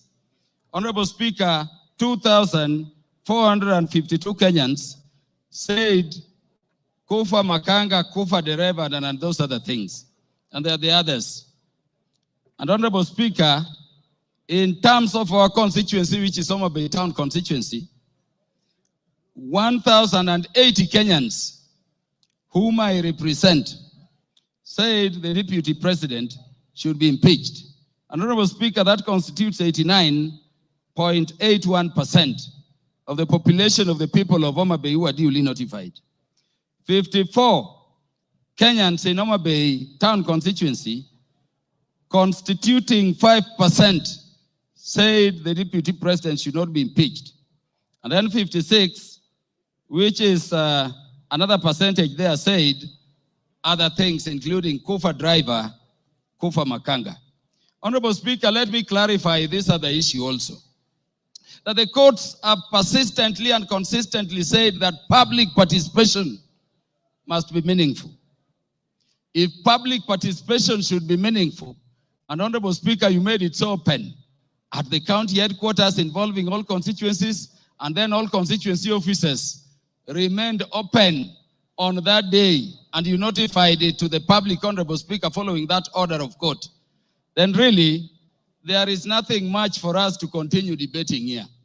If public participation is to be meaningful, then the Kenyans have spoken. And as their representatives, we can only give meaning to what they say during public participation by securing what they have said, which is that the deputy president should be impeached. Honorable Speaker, because I'm running fast, let me say that this constitution has been termed a living document. And Honorable Speaker, if you look at ground one, people take it lightly. But Honorable Speaker, the idea of the unity of our nation has been the one thing which has been disturbing the people of Kenya in terms of being a nation for very long. Honorable Speaker, allow me to read the preamble of the Constitution. And this is what it says. We, the people of Kenya, proud of our ethnic, cultural, and religious diversity, and determined to live in peace and unity as one indivisible sovereign nation. When the Kenyans were making this constitution, they identified the need for unity as one people, as one thing they had to deal with. Honorable Speaker, I request the members to look at Article 4, Sub-Article 2 of the Constitution. It says Kenya is a multi-party democratic state founded on the national values and principles of governance under Article 10 of the Constitution. And Honorable Speaker, people have said so many things about this Constitution. But let me say today, before this House, Honorable Speaker, that Article 10 of the Constitution, if this spirit has a soul, if this Constitution has a spirit, then you can only find it in Article 10 of the Constitution. At Article 10, Sub-Article 2, those national values which were identified by the people of Kenya during constitution making as the things which Kenya needs to address are the following, Honorable Speaker. Patriotism, national unity, sharing and devolution of power, the rule of law, democracy and participation of the people, human dignity, equity, social justice, inclusiveness, equality, human rights, non-discrimination, and protection of the marginalized. Honorable Speaker, at the very heart of a nation is equal ownership and equal sharing in the resources of the nation. It cannot be therefore, Honorable Speaker, that a state officer at the level of the deputy president is singing to other Kenyans how they are shareholders and they don't belong to this country. And Honorable Speaker, it saddens me that having given him the opportunity, the Deputy President did not proffer a defense. The Deputy President did not offer an apology, but the Deputy President said other people are also doing it. Honorable Speaker, let me say an impeachment motion proceeds in personam. It proceeds against a specific person. You may say Kufa Dereva, Kufa Makanga. Give him 1 minute to wind up. Wind up, Kaluma. Thank you. Honorable Speaker, it does not matter.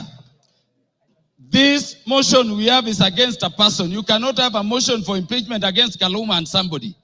Those who are saying Kufa driver, Kufa Makamba, bring the driver and we will also consider it on the merit. And on account of that, Honorable Speaker, this person must go. Honorable Speaker, in the few seconds remaining, let me say that when Westgate came under attack, I lost a cousin in the name of Jackton Port. He was the first one to be shot there. When Garissa University came under attack, Honorable Speaker, I lost Solomon Oludo from Marindi, a son of our land I educated at Ubiero Primary School. Honorable Speaker, we have no problem holding the security apparatus of the nation, to account. But Honorable Speaker, we cannot have a situation where you talk that recklessly in public about our national intelligence service being dysfunctional. For a state which is permanently under terror, target, and attack. And by the way, in the Security Committee, each minute we are fighting terrorists. You cannot speak that way and come back and say it is normal. Honorable Speaker, how can you be a principal assistant to the president when each time the president leaves the country, you are organizing rallies to incite ethnic animosity against your own government? Honorable Speaker, how can you be a principal assistant to His Excellency the President when the President is having a press conference in Nairobi and you are having a separate one instead of standing with him to calm the nation from Mombasa to say that the President, in fact, there is a problem and is a dysfunction in government? Time up, Mutuse. You have 15 minutes. Very good. Thank you, Mr. Speaker. Thank you, Mr. Speaker. Before I begin my reply to the motion, please allow me to table additional documents, being a newspaper advert that was placed by His Excellency the Deputy President in today's newspapers, and also the video recording of his speech yesterday, because they are material to these proceedings. Go ahead. Request granted.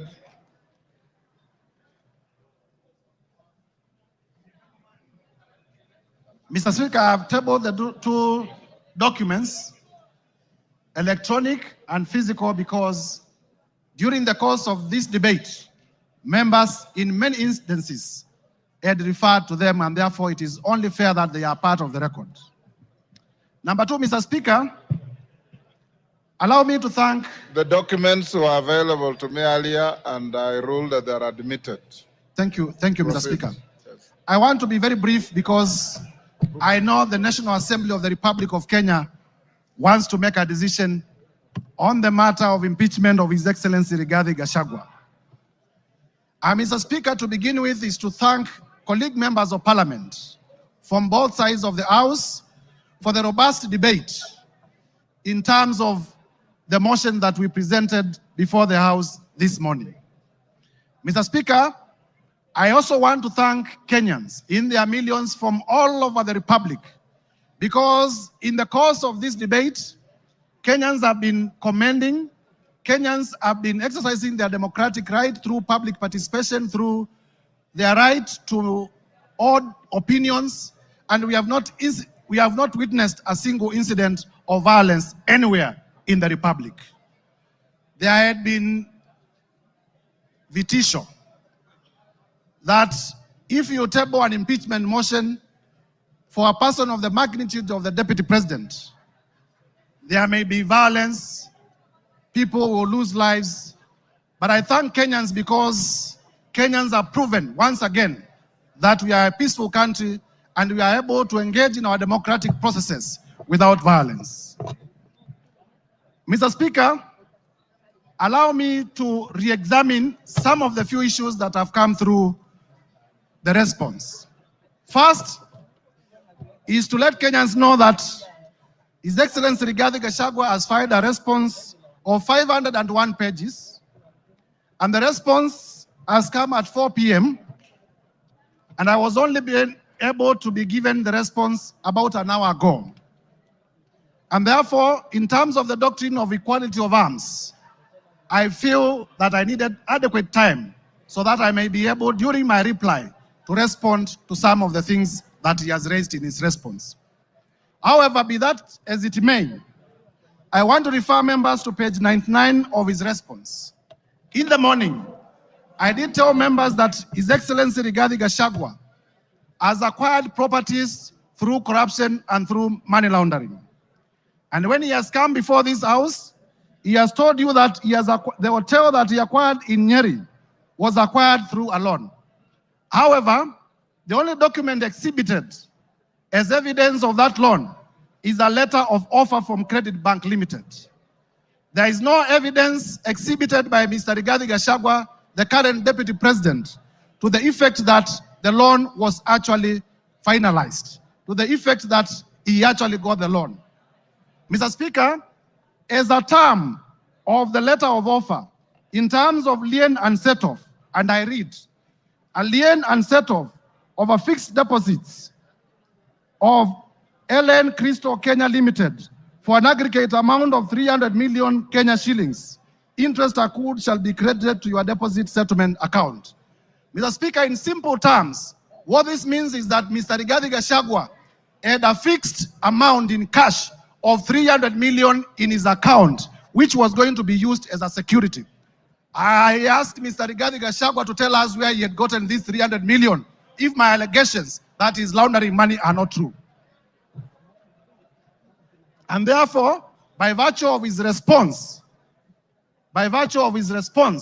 it confirms my assertions that he has monies, he has wealth, he has cash that is suspect. If you may give me my phone.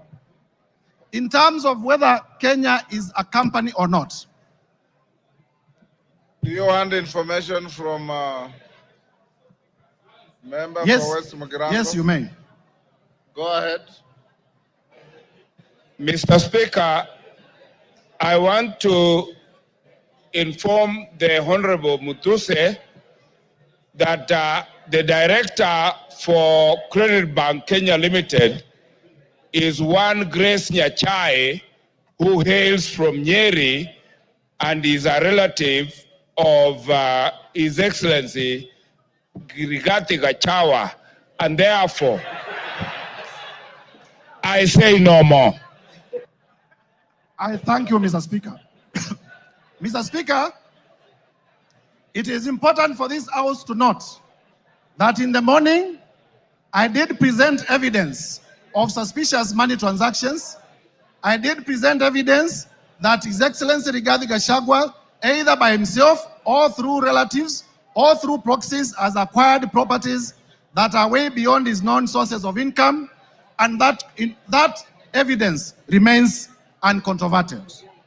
Turning, Mr. Speaker, to the issue of whether Kenya is a company owned by shareholders. Mr. Rigathi Gachagua is playing with the intelligence of members of parliament and with the intelligence of Kenyans by attempting to twist facts. First, in terms of the law, companies are registered under the Companies Act. They are not registered under the Political Parties Act. So to come before Kenyans and to say that there were coalition agreements registered and therefore those coalition agreements are companies is to play around with our intelligence, because we know companies are registered under the Companies Act, they are not registered under the Political Parties Act. Further, Mr. Speaker, this Rigathi Gachagua was selectively chosen the sections of the Kenya Kwanza's coalition agreement to rely on, and he has failed to read the document in whole. Under clause 20 of the Kenya Kwanza coalition agreement, that clause provides as follows: that there is need to achieve an inclusive government that reflects the face of Kenya. Rigathi Gachagua chose not to tell us that the coalition agreement also talked about the face of Kenya and not a company of some people to the exclusion of others. Clause 6 of the Kenya Kwanza coalition agreement provides for respect for constitutionalism. The articles of the constitution that I stated, it provides for respect to the rule of law. It provides for respect to the national values and principles of government under Article 10, and it provides for respect to devolution. Mr. Rigathi Gachagua did not tell us that. Clause 22G of the coalition agreement among the Kenya Kwanza political parties provides that there will be adjustments that may be necessary to accommodate the development priorities of other parts of the country to ensure equitable distribution of Kenya's national resources and wealth for the benefit of every citizen and every part of Kenya. This Mr. Rigathi Gachagua could not tell you because it was going to destroy his case. And therefore, honorable members, I urge you to find that Mr. Rigathi Gachagua, in his assertions about shareholding and a company, it was not in reference to political parties, it was in reference to regions, it was in reference to communities, and the evidence that we provided remains uncontroverted, and this ground must be confirmed. Mr. Speaker, on the issue of KEMSA, again, to show a man who is a flip-flop, yesterday on live television, Honorable Rigathi Gachagua admitted that he personally called Dr. Andrew Mulwa by his own phone yesterday on television. Today, appearing before us, he denies that he did not call him. So, which part of his testimony do we believe? Do we believe the testimony that he gave yesterday on national television, that he did call Dr. Andrew Mulwa, and that he sent his own son to Dr. Andrew Mulwa to collect the bid bond? Or do we believe the testimony that he has brought today, altered testimony that he has brought today? I urge you to find that Mr. Rigathi Gachagua indeed did call to influence investigations. On the issue of cabinet, Mr. Speaker, if you may allow me just 1 minute. On the issue of cabinet resolution, he has admitted and proceeded to justify that despite the existence of a valid cabinet decision in a cabinet meeting that he sat, he chose to defy that cabinet decision. And for that reason, Mr. Gachagua, by his own admission, must be removed from government. Mr. Speaker, as I conclude, this is the National Assembly of the Republic of Kenya.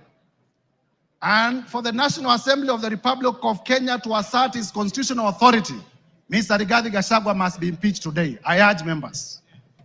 Mr. Rigathi Gachagua, we have heard from members here, has made inflammatory remarks against the women of the Republic. For the respect of the women of the Republic of Kenya, Mr. Rigathi Gachagua must be impeached today. We have heard that Mr. Rigathi Gachagua has disinherited the widows of his own brother. And for the widows of Kenya, beginning from Madeira, to be safe, Mr. Rigathi Gachagua must be impeached today. And therefore, I urge members to find favor with my motion from clause 1 to clause 11. And as you vote to impeach Mr. Rigathi Gachagua. I thank you, Mr. Speaker, and I beg to move. Thank you. Honorable members on their feet, take your seats. Take your seats. Take your seats. Brighton, take your seats. Today you are very mobile.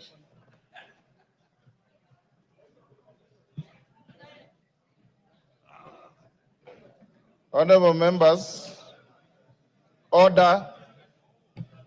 Honorable members, Honorable Jeho, take your seat. Honorable members, we are coming to the end of this motion. And before I put the question, this is one motion where there is no voice vote. We'll go straight into division, so that no ayes have it at the putting of the question.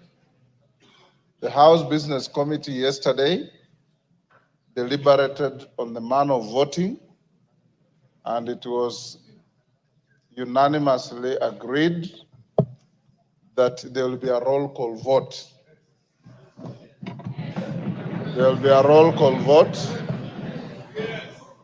That being the case, we should be done, if we are orderly, we should be done in the next 30 minutes to 40 minutes, maximum 1 hour. When we start voting, when we start voting, I'll instruct the clerk and the teller, having conducted yourselves exemplarily well, any member who precedes his or her vote with a preamble or a speech or a statement will be a spoiled vote. Once you are called, order, the vote is simply yes or no. Time for speeches have extinguished in the debate. I now put the question. Of course, there are always three: yes, no, abstention. Order, member for West Mugirango. There's nothing out of order. Honorable members, I now put the question, which is that pursuant to the provisions of Articles 145 and 151B and 2 of the Constitution and Standing Order 64 and 65, this House resolves to remove from office by impeachment His Excellency Honorable Rigathi Gachagua, EGH, the Deputy President of the Republic of Kenya, on the following grounds. 1, gross violation of Articles 10(2)A and B and C, 27(4), 73(1)A, 2 and B, 75(1)C, 129(2) of the Constitution, and Article 147(1) as read together with Article 131(2)C and D of the Constitution. 2, gross violation of Articles 147(1) and 152(1) of the Constitution by undermining the President and the Cabinet and the effective discharge of the national government executive mandate. 3, gross violation of Articles 6(2), 10(2)A, 174, 186(1), 189(1), and the 4th schedule to the Constitution by undermining devolution. 4, gross violation of Article 161 of the Constitution on the institutional and decision of judges. 5, gross violation of Articles 3(1) and 148(5)A of the Constitution on the fidelity to the oath of office and allegiance. 6, serious reasons to believe that His Excellency the Deputy President has committed crimes under Sections 13(1)A and 62 of the National Cohesion and Integration Act. 7, serious reasons to believe that His Excellency the Deputy President has committed gross economic crimes under Sections 45(1), 46, 47(a)(3), and 48(1) of the Anti-Corruption and Economic Crimes Act and Sections 2, 3, 4, and 7 of the Proceeds of Crime and Anti-Money Laundering Act. 8, serious reasons to believe that His Excellency the Deputy President has committed crimes by continuously misleading members of the public through false, malicious, divisive, and insightful remarks that are contrary to the provisions of Section 132 of the Penal Code and Section 29 of the Leadership and Integrity Act. 9, gross misconduct that is incompatible with the high calling and dignified status of the office of the Deputy President, a member of the Cabinet and the National Security Council, His Excellency the Deputy President has publicly attacked and undermined the work of the National Intelligence Service and its officers. 10, gross misconduct by openly or publicly insubordinating the President, who is the head of state and government. And 11, gross misconduct by persistently bullying state and public officers. I now direct that the division bell be rung for 5 minutes. Then thereafter, we will go into voting process. As we do so, can the whips give us, yes, Jeanette? Mr. Speaker, I propose that only the whips should be allowed to go out of the chambers, Mr. Speaker. The rest should remain seated. Yeah. Only the whips should be allowed to go out, Mr. Speaker. The rest of the members can sit and hold their things on the. That's the rule. That's the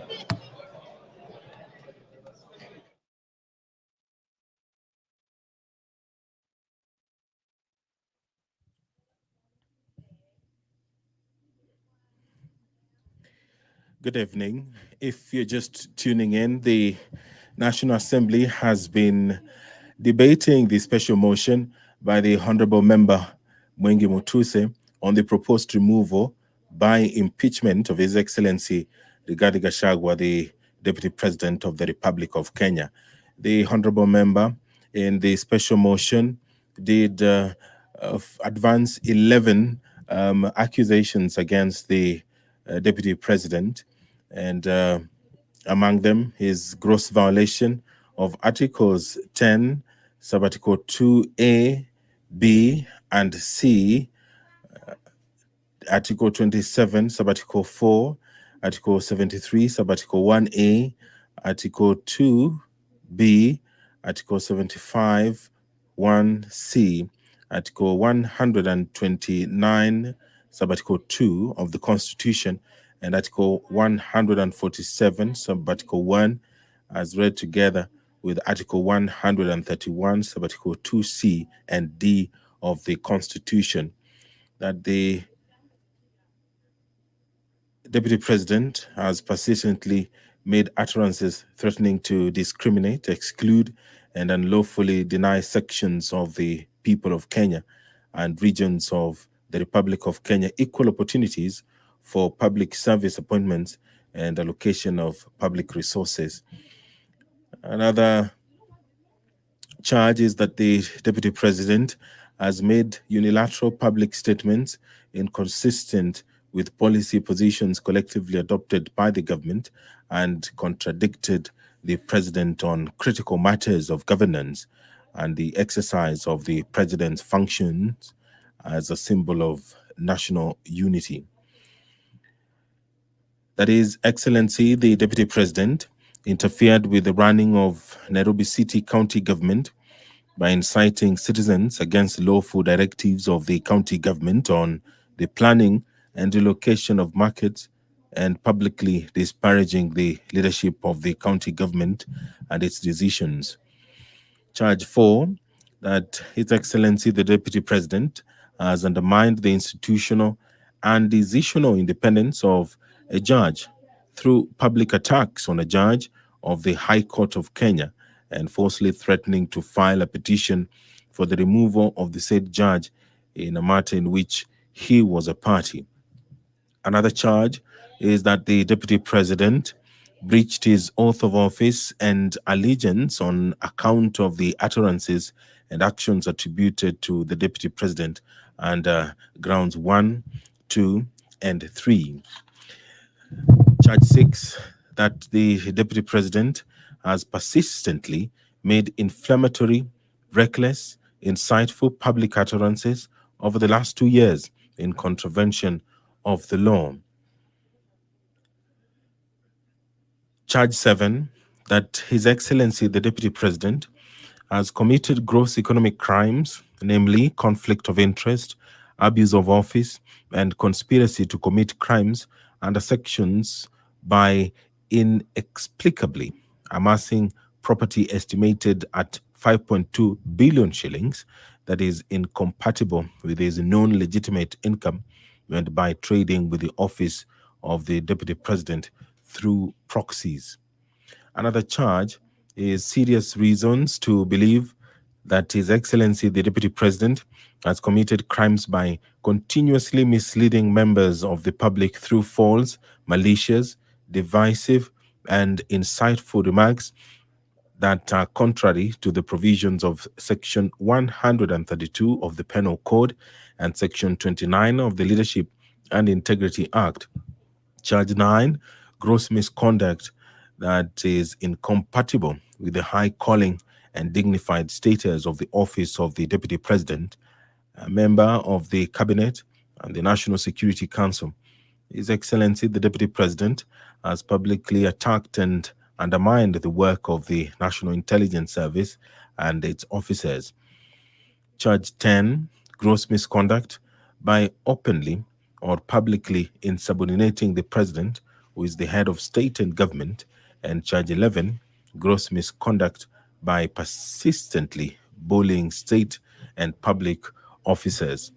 The Deputy President was some minutes after 5 p.m. given the opportunity by the National Assembly to defend himself against these 11 allegations that have been leveled in this special motion which the members of the National Assembly have been debating today. And right now,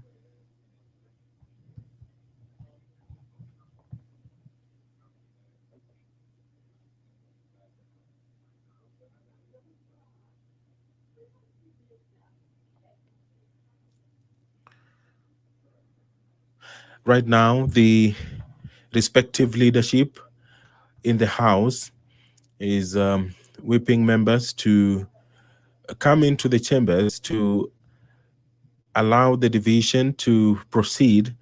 Remember that this requires more than 200 or at least 233 members of the National Assembly voting in affirmative, and they will be doing so through a roll call. Standing Order 65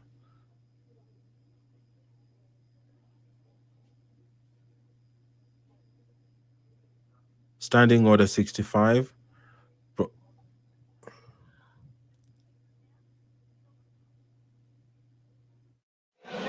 Honorable members, take your seats. Whips, you are satisfied your members are all in the House? Take your seats.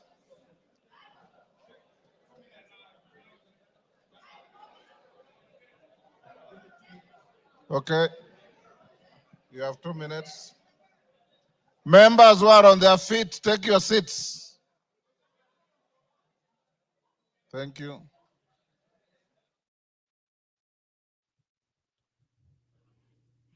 Standing Order 65 of the National Assembly provides for the procedure for removal of the Deputy President. And it says that where a member proposes the removal of the Deputy President on the grounds of physical or mental incapacity in terms of Article 150, Sub-Article 1A of the Constitution, Standing Order 63, which talks about procedure for removal of President on grounds of incapacity, shall, with necessary modifications, apply.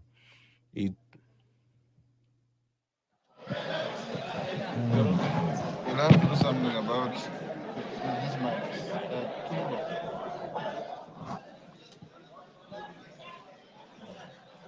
Take your seats, honorable members.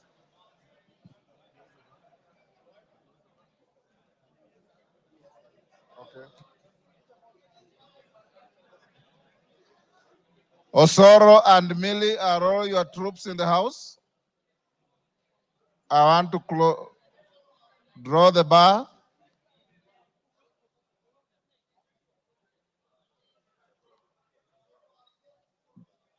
Draw the bar.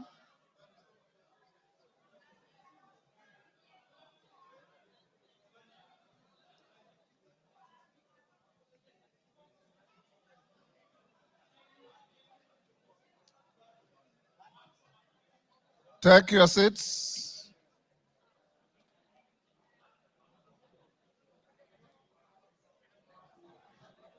Honorable members, you may take your seats now. Honorable Dani Wanyama, take your seat. Honorable Minority Whip, take your seat. Honorable members, I have been given the following as whips, as tellers. For the ayes, the Honorable Zaire Janda MP and the Honorable Jared Okello MP. For the nays, the Honorable Onesmus Ngogoyo and Honorable Jane Njeri.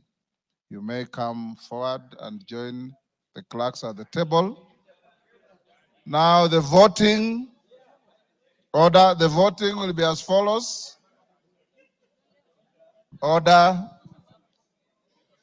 We will start by calling out the Honorable Samal, member for Isiolo. Is it West? Isiolo North. You all know Honorable Samal as a condition and he needs to be assisted. So the clerk and the tellers will go to where he is. The clerk and one on either side go and take Honorable Samal's vote. Once you are done, the constituencies are numbered alphabetically from A to Z. So we'll start with probably Ainamoi is normally the first and we'll end up with the last. Pardon?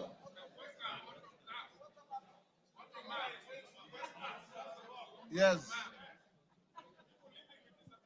Okay, Njoroge, take the vote of Honorable Samal, Honorable Kosge, and Honorable Wanyonyi. Then go alphabetically for everybody else. And when voting is going on, members, you must remain in your seats. You must remain silent and let the process go on uninterrupted, the same way you have been orderly the whole day. Of course, I put the question, pardon? Yes?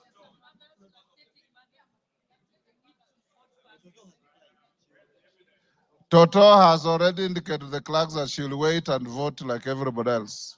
So she's not in a special case. Is Mother Wangari also lactating?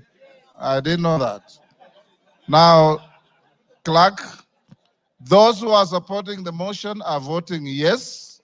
Those who are not are voting no. The tellers are, as I've told you, for yes, Janda and Okello, for no's, Kasheri and Gogoyo. Clerk, over to you. Voting starts now. Isiolo North, Lomwa Joseph Samal. Westlands, Wetangula Timothy Wanyonyi. Nominated member, Jackson Kosgei Kipkemoi.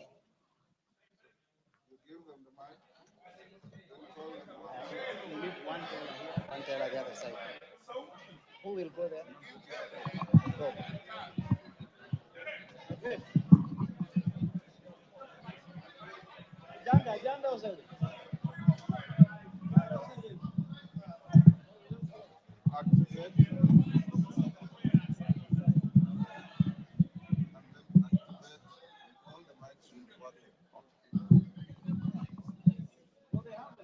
I, Tim Wanyonyi, Member of Parliament for Westlands, I vote no. I vote yes. I vote yes.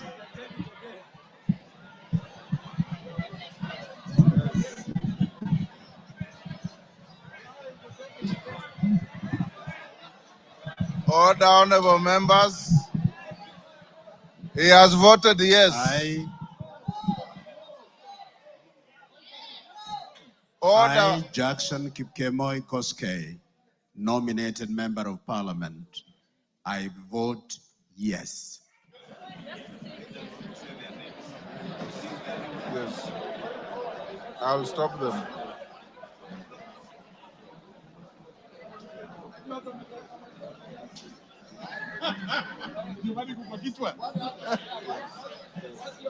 Yes.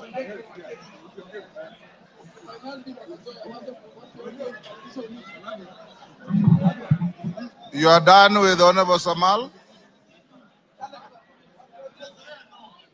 You can't talk. Honorable members, for the rest of the members, when your name is called, don't repeat your name. Just vote yes or no. Okay, go ahead, Njoroge.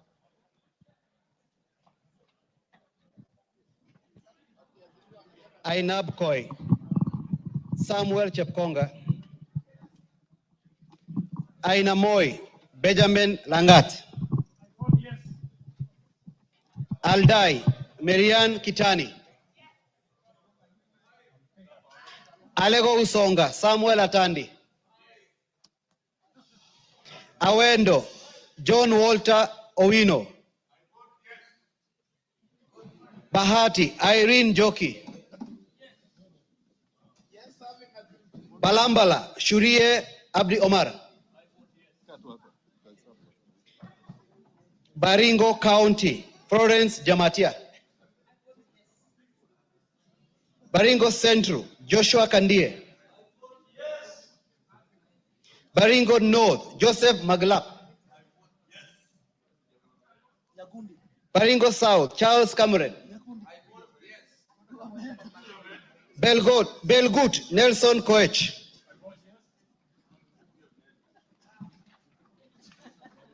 Bobasi, Innocent Obiri,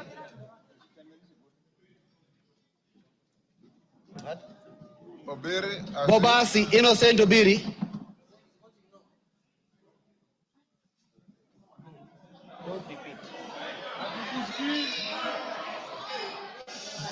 Bamachoge Borabu, Nolfason Obadia, Bamachoge Chache, Alpha Miruka Ondieki, Bomet County, Linet Chepkorir Toto, Bomet Central, Richard Cheriot Kilel, Bomet East, Richard Kipkemoi Yegon, Bonchari, Charles Onchoke, Bonchari, Charles Onchoke, Is voted yes. Bondo, Gideon Ochanda, Borabu, Patrick Osero,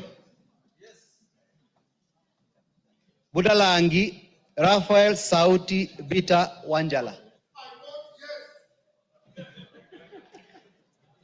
Bomula, Nelson Jack Wamboka, Bungoma, Kadri Nanjala Wabilianga, Bura, Kuno Yakub Ado, Bureti, Kibet Kirui Komingoi, Busia County, Omanyo Kadri Nahambi, Omanyo Kadri Nahambi, Butere Nicholas Tindi Mwale, Butula Joseph Oyula,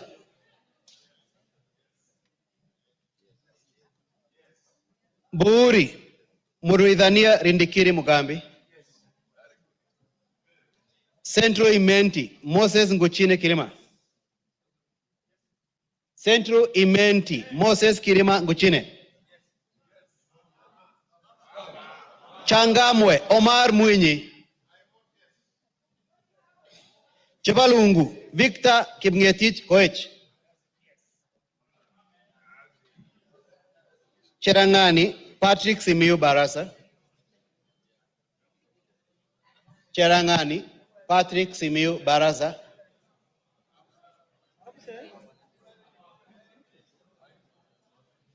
Chesumei Paul Biego,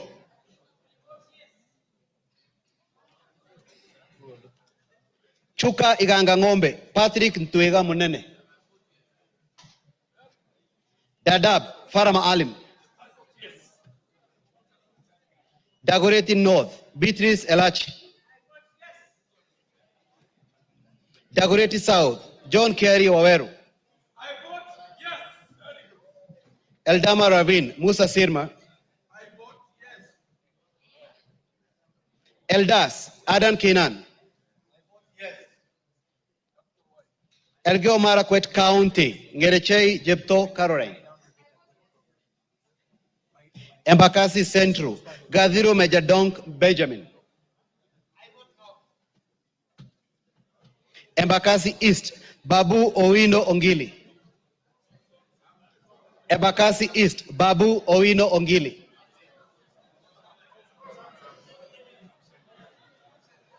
Embakasi North, James Gakuya. Embakasi South, Julius Mawade.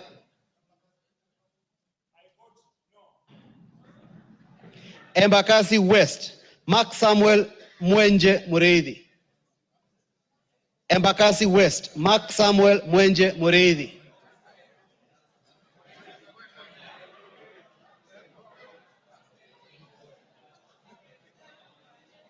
Embu County, Double N Pamela Njoki.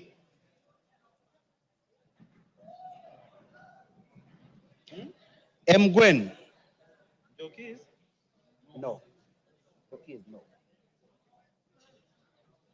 Mgwen. Lelmegit Jose Gipto. Emuhaya Omboko Milemba. Emura Dikir, Johanna Ngeno.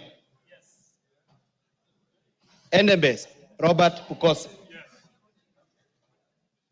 Fafi, Yakub Farah. Funyula, Oundo Wilberforce. Galole, Said Buya Hiribai, Said Poster. Ganze, Charo Kenneth Tungule. Garissa County, Udgon Amina Siad. Garissa Township, Major Deko Baro. Garsen, Ali Wario Guyo. Katanga, Wakili Mureu. Gatondo North, Kururia Njoroge. Gatondo North, Kururia Njoroge.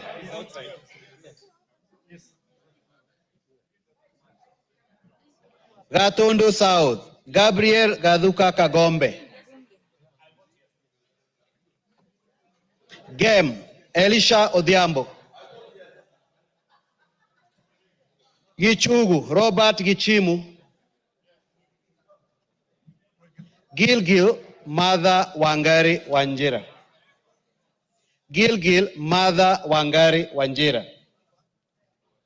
Gilgil, Mother Wangari Wanjira. Githunguri, Gathoni wa Muchomba. Hamisi, Charles Gumini Gimose. Homa Bay County, Bensuda Joyce Osogo.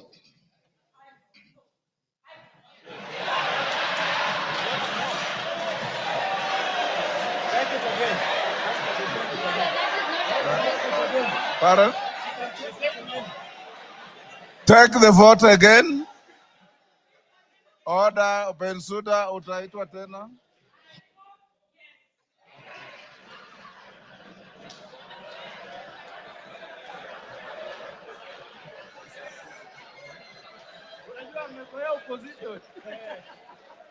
Homa Bay Town. Order, members, order. Homa Bay Town, George Peter Kaluma. Igembe Central, Daniel Karido Kili. Igembe North, Taitumu Julius. Igembe South, John Paul Mwirigi. Ijara, Abdi Ali Abdi. Ikolomani, Shinali Bernard. Isiolo County, Mumina Bonaya. Isiolo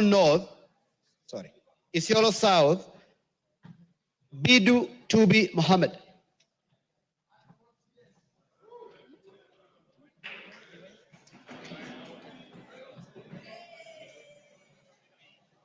Jomvu Badibadi Twalib.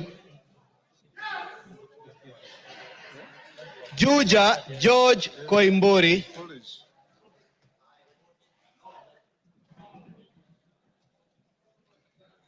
Kabete James Gedua wa Mashukuru. Kabete James Gedua wa Mashukuru.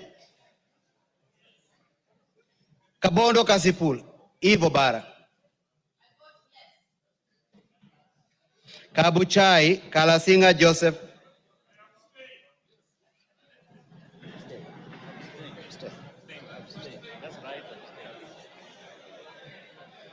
Kacheliba Lote Titus.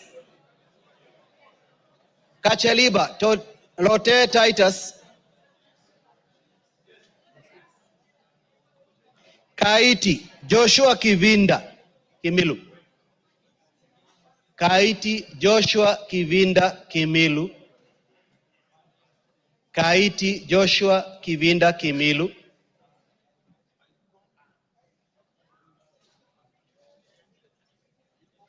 Kajiado County, Lea Sankaire.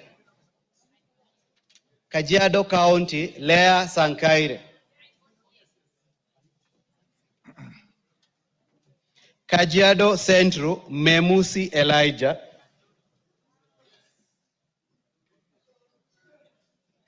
Kajiado East, Kakuta Maimai. Kajiado North, Onesimus Ngogoyo. Kajiado South, Parashina Samuel Sakimba. Kajiado West, Sunkuya George.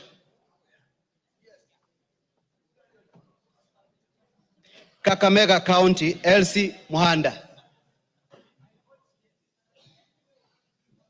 Kaloleni, Paul Katana. Kamukonji, Hassan Yusuf. Kamukonji, Hassan Yusuf. Kamukonji, Hassan Yusuf. Kandara, Chege Njuguna. Kandui, John Makali.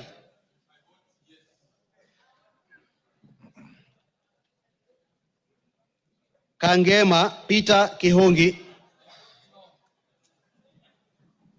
Kagundo, Fabian Chule. Kapenguria, Samuel Moroto. Kapsaret, Oscar Sudi. Kapsaret, Oscar Sudi.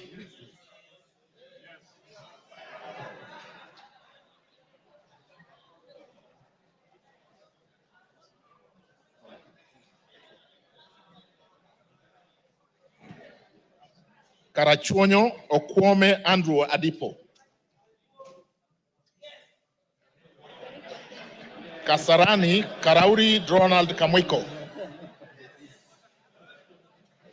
Kasipul Were Charles Ongondo.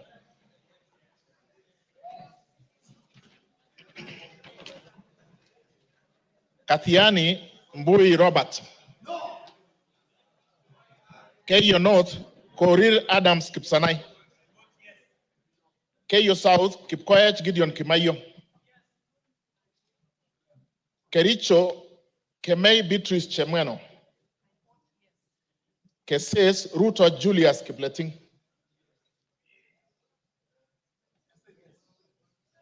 Keses Kuisero Wangaya Christopher Aseka.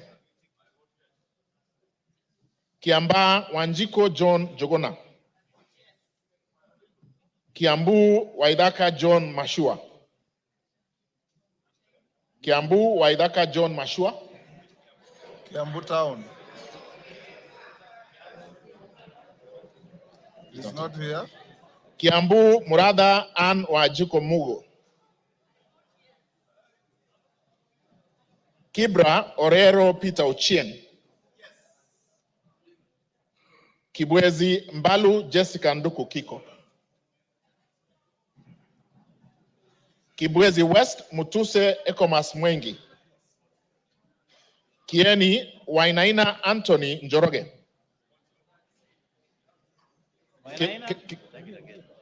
Kieni Wainaina Anthony Njoroge. Kigumo Munyoro Joseph Kamau. Keharu Nyoro Samson Dindi. Kikuyu Ishungwa Anthony Kemani. Kilgoris Sunkuli Julius Lekakeny.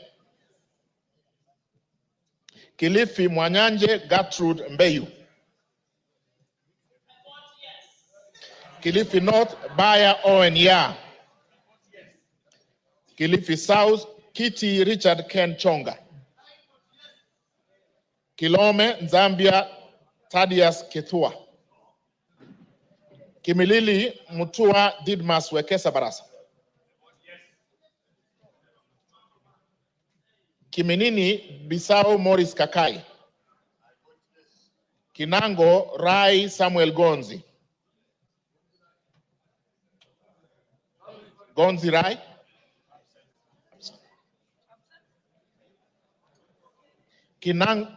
Kinangop Thuku Zakari Kwenya. Voted. It's voted. Kipipiri Muhia Wanjiko.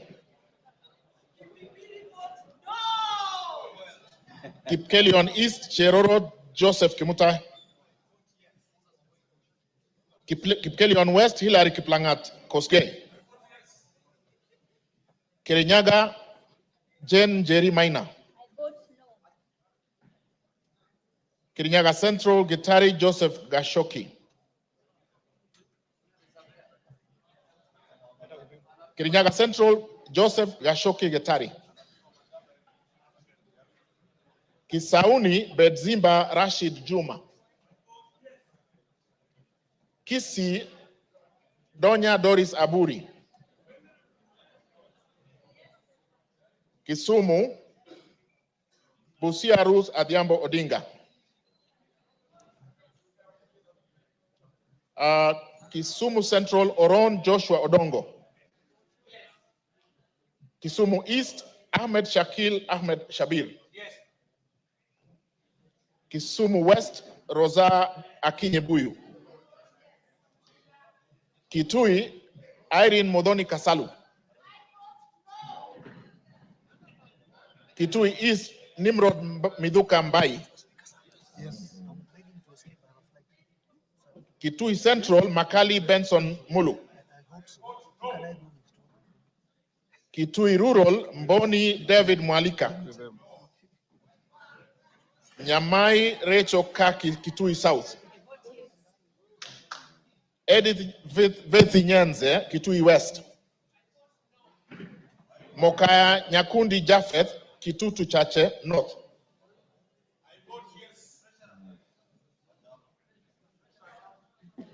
You take it from where?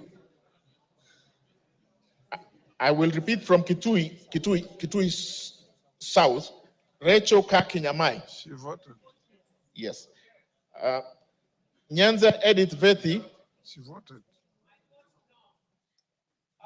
Nyakundi Japheth Mokaya.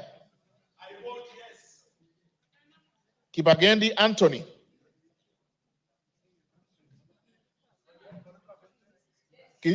Kitutu Chache South. Amesema? No. Kibagendi amesema? Kibagendi. Kitutu Chache South, Kibagendi Anthony. Clive Kitutu Masaba, Clive Ombane Gisairo.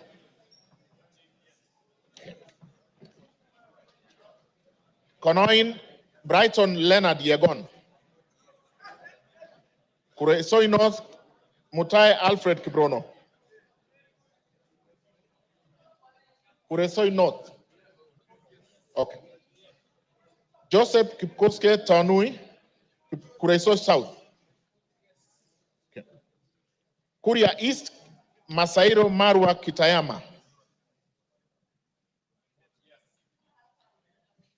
Kuria West, Robi Matthias Nyamabe.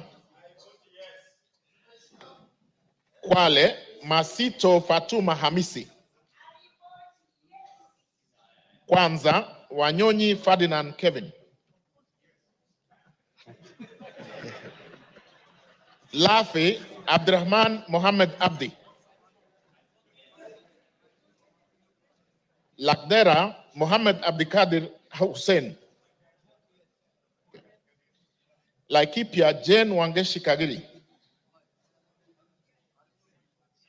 Laikipia East, Festus Mwangi Kiunjuri. Laikipia North, Sarah Paulata Korere. Ndio. Laikipia West, Stephen Washira Karani. Laisamis, Joseph Lekuton. Lamu, Monica Mudoni Marufu. Lamu East, Obor Weida Muhammad. Lamu West, Mudama Stanley Moiruri. Langata, Felix Odiwor Kode. Kahangara, Larry, Joseph Mburu Kahangara. Ikoni, Mishi Chuma Hamisi Mboko. Kipiani, Innocent Meno Mugabe. Limuru, John Kiragu Shege. Loima, Akuja Protas Ewesit. Luanda, Dick Maungu Oyugi. Thank you. Nabii Nabwera Daraja Lugari. Lunga Chiforomondo Mangale Munga. Lurambi Titus Hamala Mkhwana.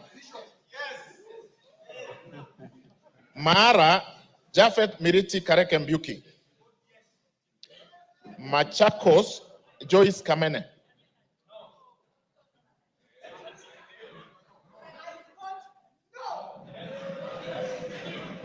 Machakos Town, Caleb Mutiso Mule.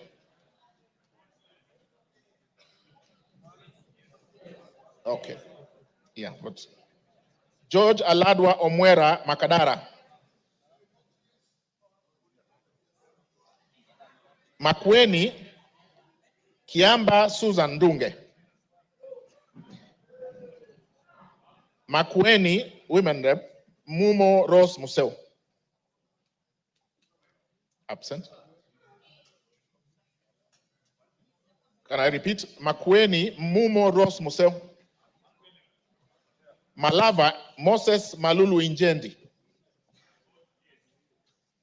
Malindi Amina Laura Munyazi. Mandera North Abdullahi Bashir Sheikh. Mandera Umul Kasim Sheikh. Mandera East Abdurrahman Hussein Wetan Muhammad. Mandera South Abdul Ibrahim Haro.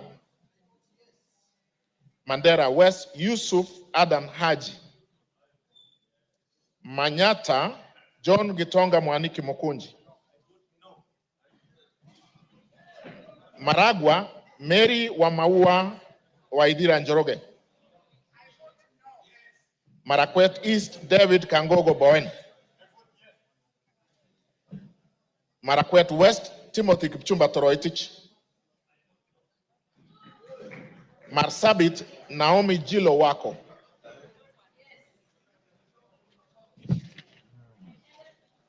Masinga Mwalio Joshua Mbithi Mutua. Masinga Joshua Mbithi Mutua Mwalio. Matayos Geoffrey Makoha Modanga. Madare Anthony Oluoch. Madioya Edwin Mugogishoki. Okay. Madira Kahugu Eric Mwangi.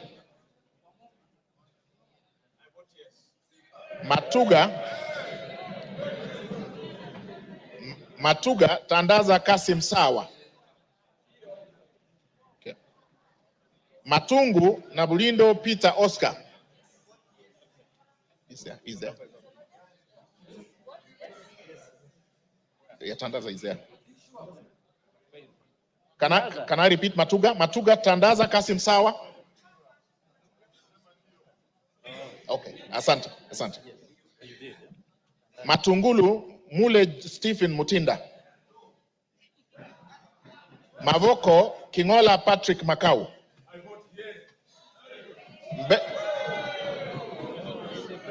Mbere North Geoffrey Kariuki Kiringa. Mbere South Nebat Bernard Murioki. Mboni Nzioka Erastus Kivasu. Meru Kailemia Elizabeth Karab. Migori Mohammed Fatuma Zainab. Mogotio Kiborek Ruben.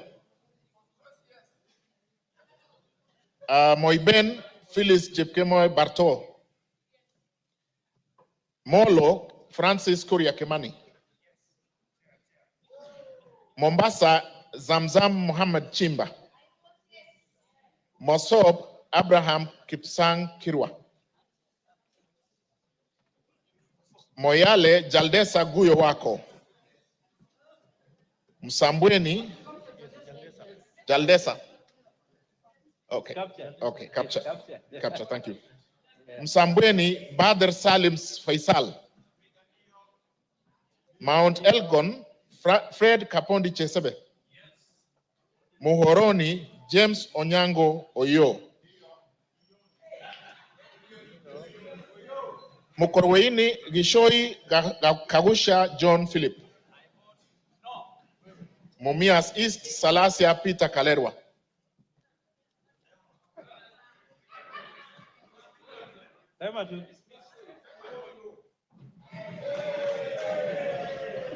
Mumias West Naika Johnson Manya.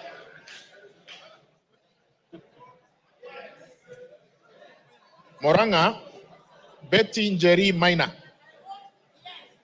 Mvita Mohamed Saud Machele. Mwala Musau Vincent Musioka.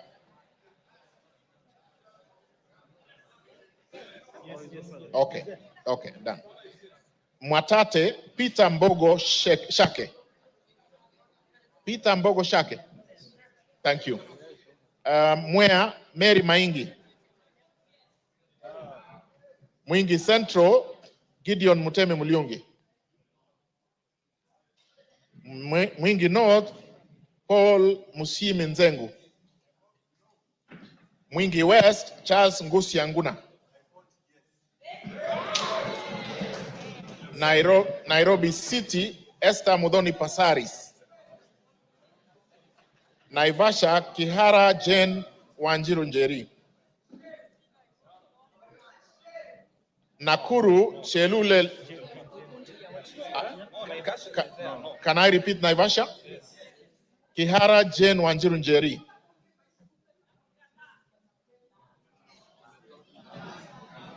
Nakuru Liza Chepkori Chelule. Nakuru Town East Gikaria David. Nakuru Town West Arama Samuel.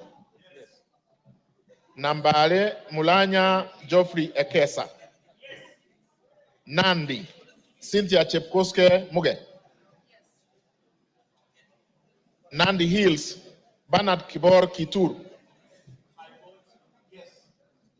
Narok Rebecca Nonaishi Tonke. Narok East Lemanken Aramat. Narok North Agnes Mantaine Pareye. Narok South Olentutu Kitilai. Narok West, Gabriel Koshal Tongoyo. Navaholo, Emmanuel Wangwe. Ndaragwa, Gachagua George N. Ndiwa, Martin Peter Sowino. Ndia, GK George Masharia Kariuki. Njoro, Charity Katambi Chepkwony.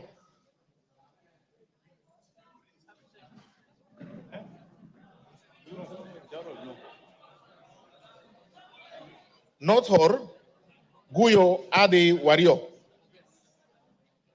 North Imenti, Abdul Rahim Dawood. North Mogirango, Joash Nyamache Nyamoko. Nyakach, Joshua Aduma War. Nyali, Mohammed Ali Mohammed. Nyamira, Jerusha Momanyi Mongina. Mohammed Ali is here. Yes, he's voted. I repeat, Nyamira, Jerusha Momanyi Mongina. Thank you. Nyandarua, Getao Faith Wairemo. Nyando, Okelo Jared Odoyo. Nyando votes yes. Yaribari Chache, Zahid Janda. Yes. Yaribari Masaba, Daniel Ogwo Kamanduku. Nyatike, Tom Boya Odege. Nyeri, Rahab Mokami Washira.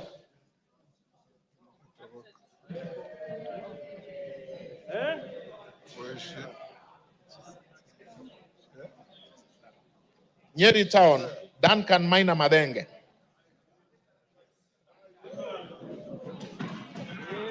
Oljororok, Moshira Michael Mwangi. Olkalau, David Joguna Kiaraho.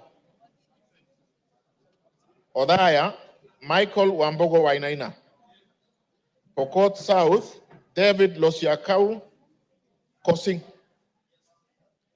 Rabai, Mupe Anthony Kenga. I have been asked to repeat Pokot South. Pokot South, Kosing David Losiakau. Thank you. Rabai, Anthony Kenga Mupe. Rangwe, Gogo Linian Achieng. Rarieda, Amolo Paul Otiende. Rongai, Paul Kibet-Chebor. Rongo, Paul Abor. Roysambu, Agustin Kamade Mwafrika. Ruaraka, Francis Kajwang Tom Joseph. Roiro, Kingara Simon Nganga. Runyenjes, Karemba Eric Muchangi Njiru. Sabatia, Sloya Clement Logova. Saboti, Caleb Amisi Luyai. Saku, Raso Dido Ali. Samburu, Pauline Lenguris. Samburu East, Jackson Lekumuntare Lentoijoni. Samburu North, Dominic Eli Letipila. Samburu West, Josephine Naisula Lesuda. Seme, James Wambura Nyikal. Shinyalu, Frederick Lusuli Ikana. Siaya, Odwor Christine Ombaka. Sigor, Peter Lochakapong. Sigor Awetsoin, Justice Kipsang Kemei. Sirisia, John Waluke Koi. Sotik, Francis Kipiegon Arab Sige. South Imenti, Idinji Shadrach Mwiti. South Mogirango, Onyego Silvana Sosoro. Soy, David Kiplagat. Starehe, Maina Mwago Amos. Suba North, Millie Grace Akoto Diambo. Suba South, Karoli Omondi. Subukia, Kashobe Samuel Kenodia. Suna East, Mohammed Junaid Sheikh Nu. Suna West, Peter Francis Masara. Taita Taveta, Lydia Haika Mnene Mizigi. Tana River, Amina Dika Abdullahi. Tarbaj, Hussein Abdi Bare. Taveta, John Okano Bwire. Teso North, Edward Kaunya Oku.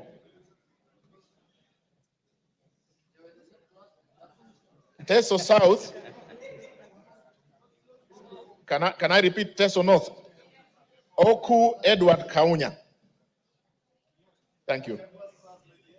Teso North, Oku Edward Kaunya. Yeah, yes.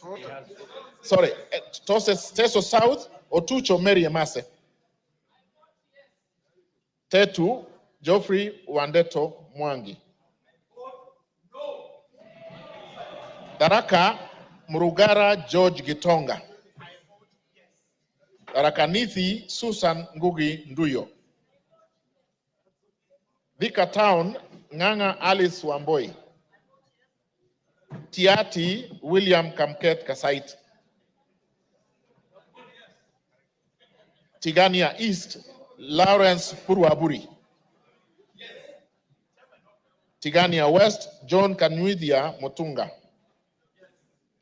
Tinderet, Julius Melikibiwot. Tongaren, John Murumba Chikati. Trans Nzoia, Lilian Chebetsiyoy. Tarbo, Janet Chepkemboy Sitiene. Turkana, Cecilia Asinyen Gitit. Turkana Central, Joseph Namwar Emathe. Turkana East, Nicholas Ngikor Nixon Ngikolong.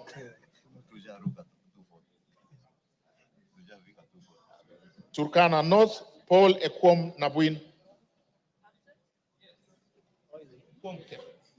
Is there? Yeah. Okay. Turkana South, John Ariko Namoit. Turkana West, Daniel Epuyo Nanok. Wasingishu, Gladys Chepkoskei Boss. Ugenya, Ochieng David Ouma. Uriri, Nyamita Mark Ogola. Vihiga, Kagesi Kivai Ernest Ogesi. Vihiga, Adagala Beatrice Kahai. Voi, Hamis Chome Abdi. Wajir, Fatuma Abdi Jeho. Wajir West, Aden Daudi Muhammad. Wajir North, Ibrahim Abdi Sane. Wajir South, Muhammad Aden Ado. Wajir West, Yusuf Muhammad Farah. Webuye East, Martin Pepela Wanyoni. Webuye West, Daniel Wanyamasitati. West Mogirango, Mogaka Stephen. West Pokot, Rael Chepkemoy Kasiwai. Westlands, Timothy. He is already voted. Oh, sorry, we have done that. Sorry. Undanyi, Mwakuona Danson Mwashako. Basil Robert Ngui Yata. Yata. Is he here? Ali Abdisirat Khalif. Sabina Wanjiru Shege. Joseph Joseph Hamisi Dena.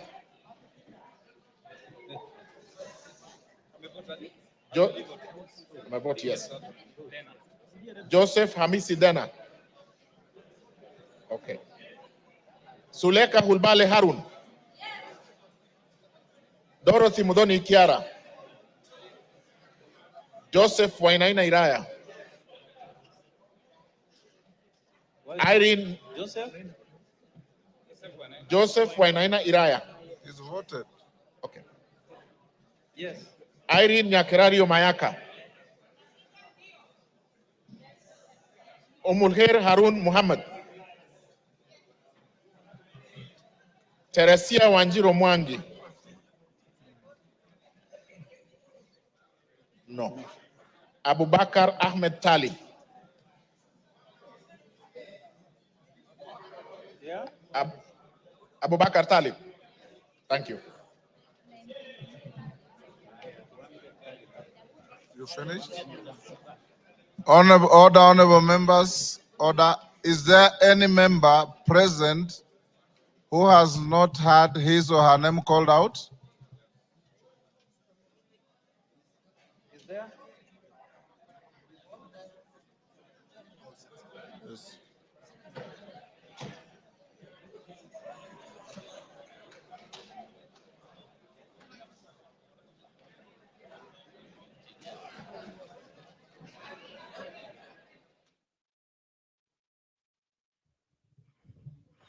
Good evening.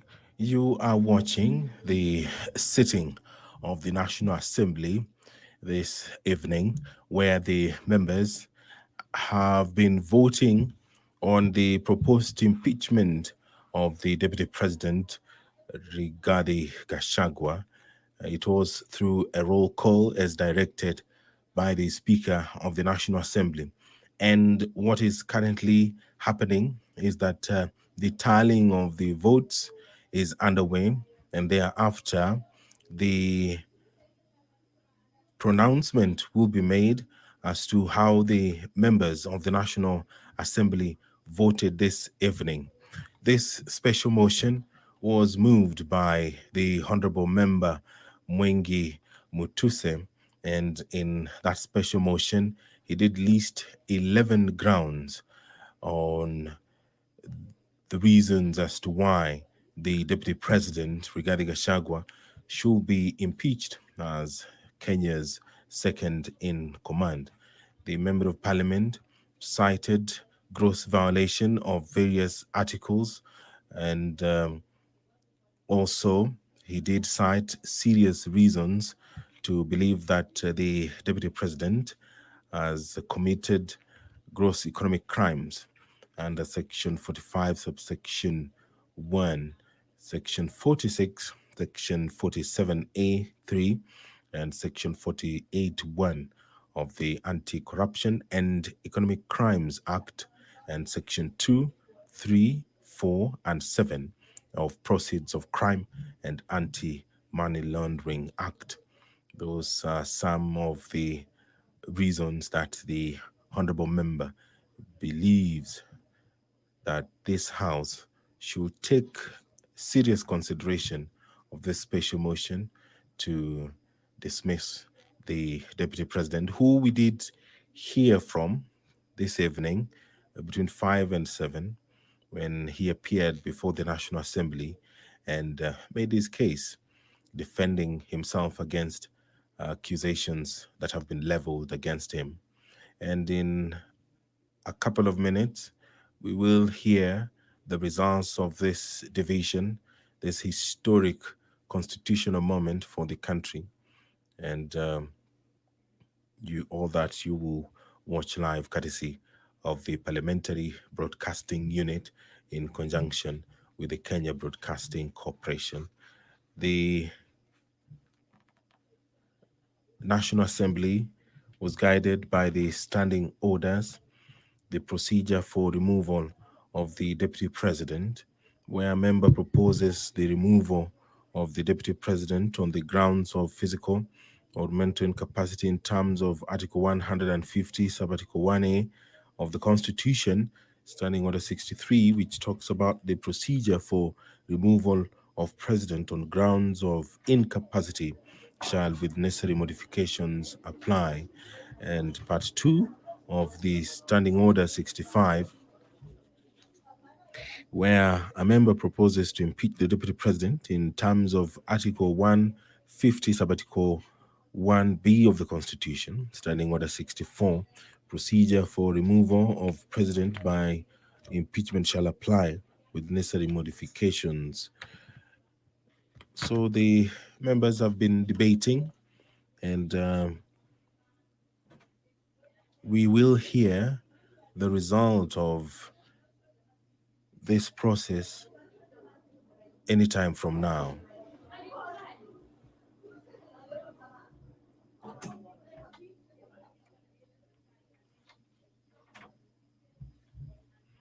Standing Order 64 of the National Assembly provides for the procedure for removal of President by impeachment. Now, the Standing Order 65 borrows heavily from Standing Order 64, and these procedures,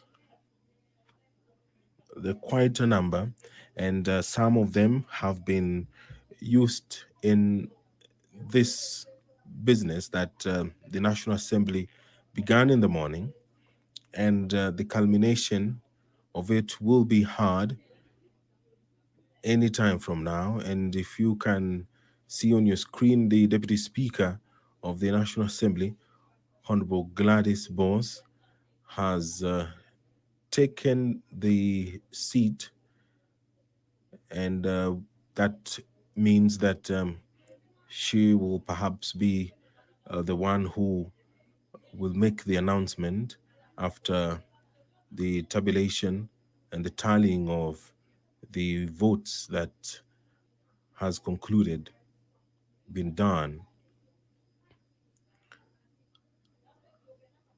The number required to vote in affirmative, according to the provisions of the Constitution, is 233 members. That is the threshold required to impeach the Deputy President.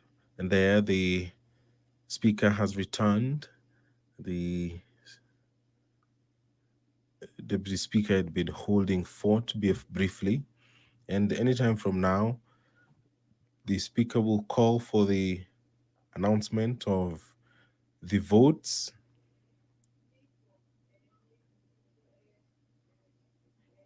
which are currently being verified.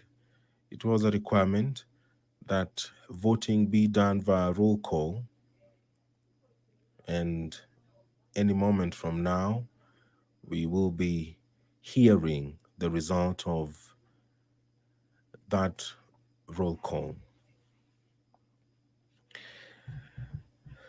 And just a quick recap of the 11 grounds which were outlined by the Honorable Member Mwengi Mutuse.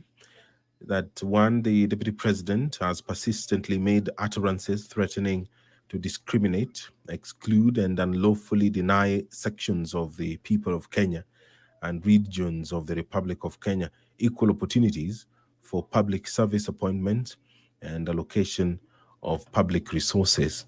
Ground 2, the Deputy President has made unilateral public statements inconsistent with policy positions collectively adopted by the government and contradicted the President on critical matters of governance and the exercise of the President's functions as a symbol of national unity.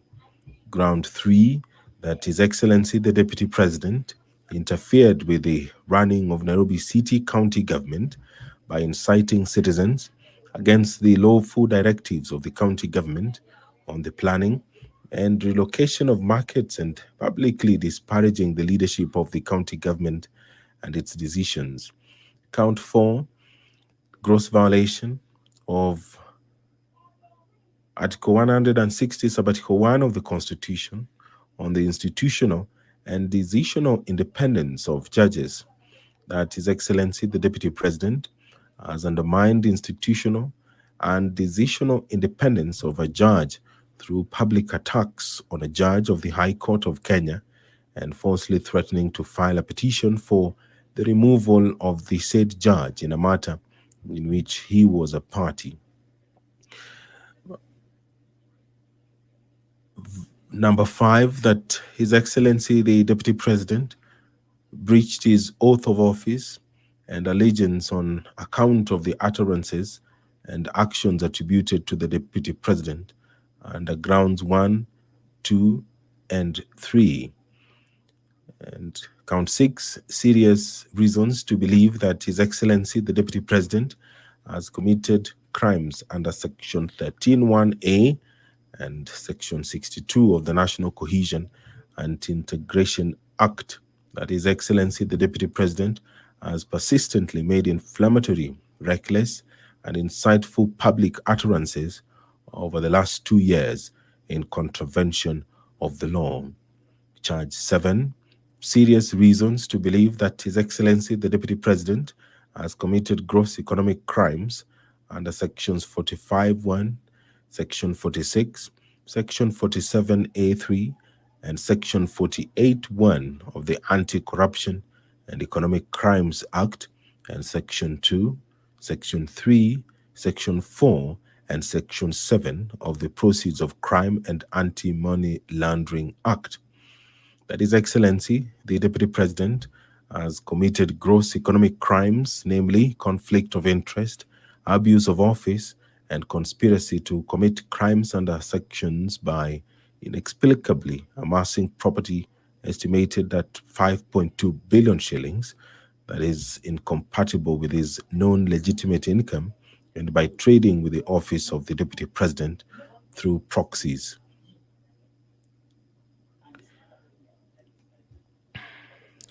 Charge 8, serious reasons.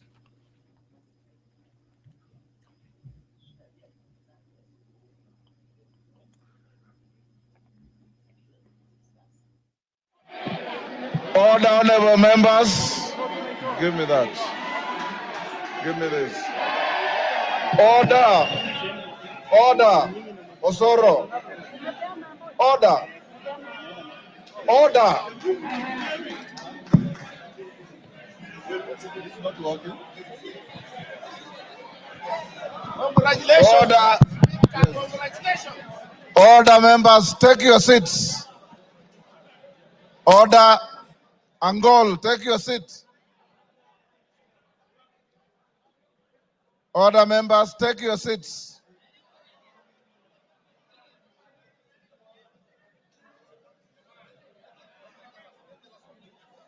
Yeah, I know. Yes. Where's the adjournment note? Order, members, order. Take your seats. Order, honorable members, take your seats for the tellers.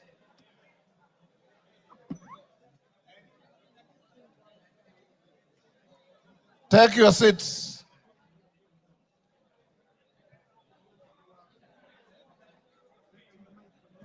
Honorable members, Haika, take your seat. Aburi, Aburi, take a seat.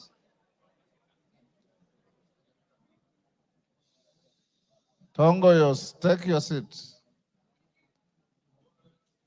Take your seats, members. All is well that ends well. You have been very orderly, and I must salute you. Tell us, you may now approach the chair and announce the results.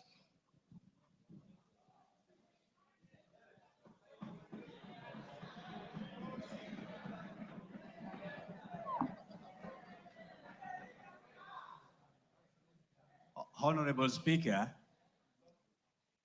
based on the responsibility you bestowed on me, Jared Okello, MP for Nyando, Zahir Janda, Honorable Onesmus Ngogoyo, and Honorable Njeri Maina, we are here to declare the results as follows, Honorable Speaker. The nays, 44. Abstentions, 1. And the ayes, 281.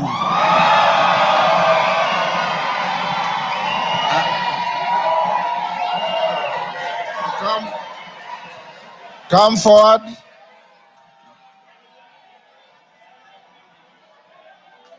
Order.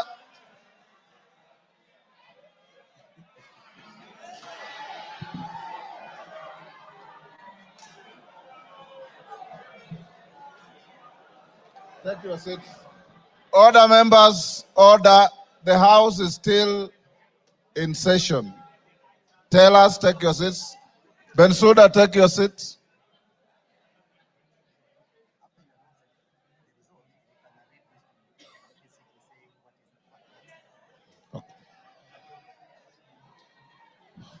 Order, members, order. Members, the results of the division on the motion are as follows. Abstentions, 1. The noes, 44. The ayes, 281. So the ayes have it.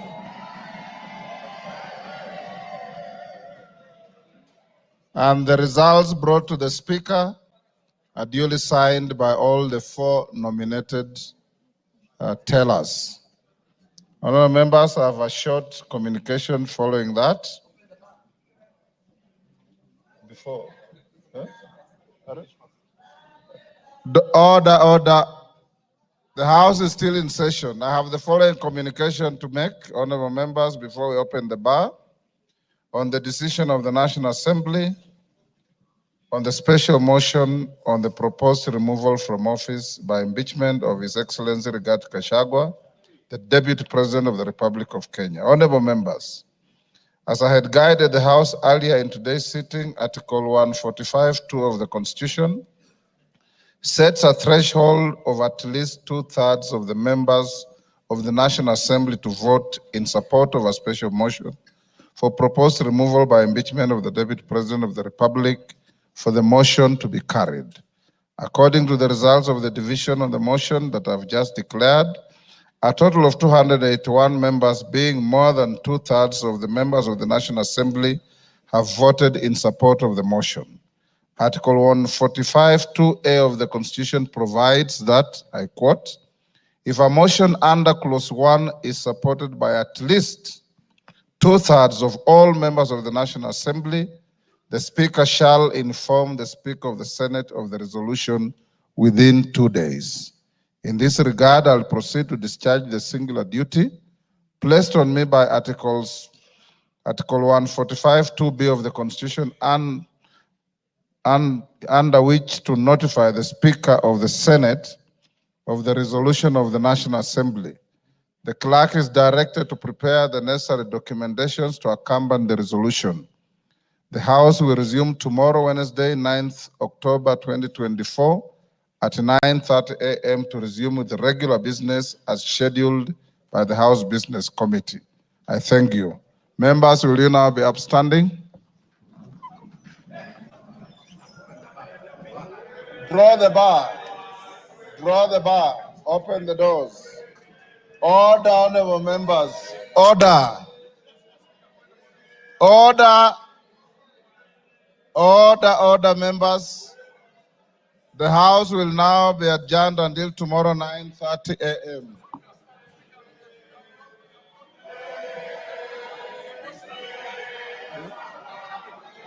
I have.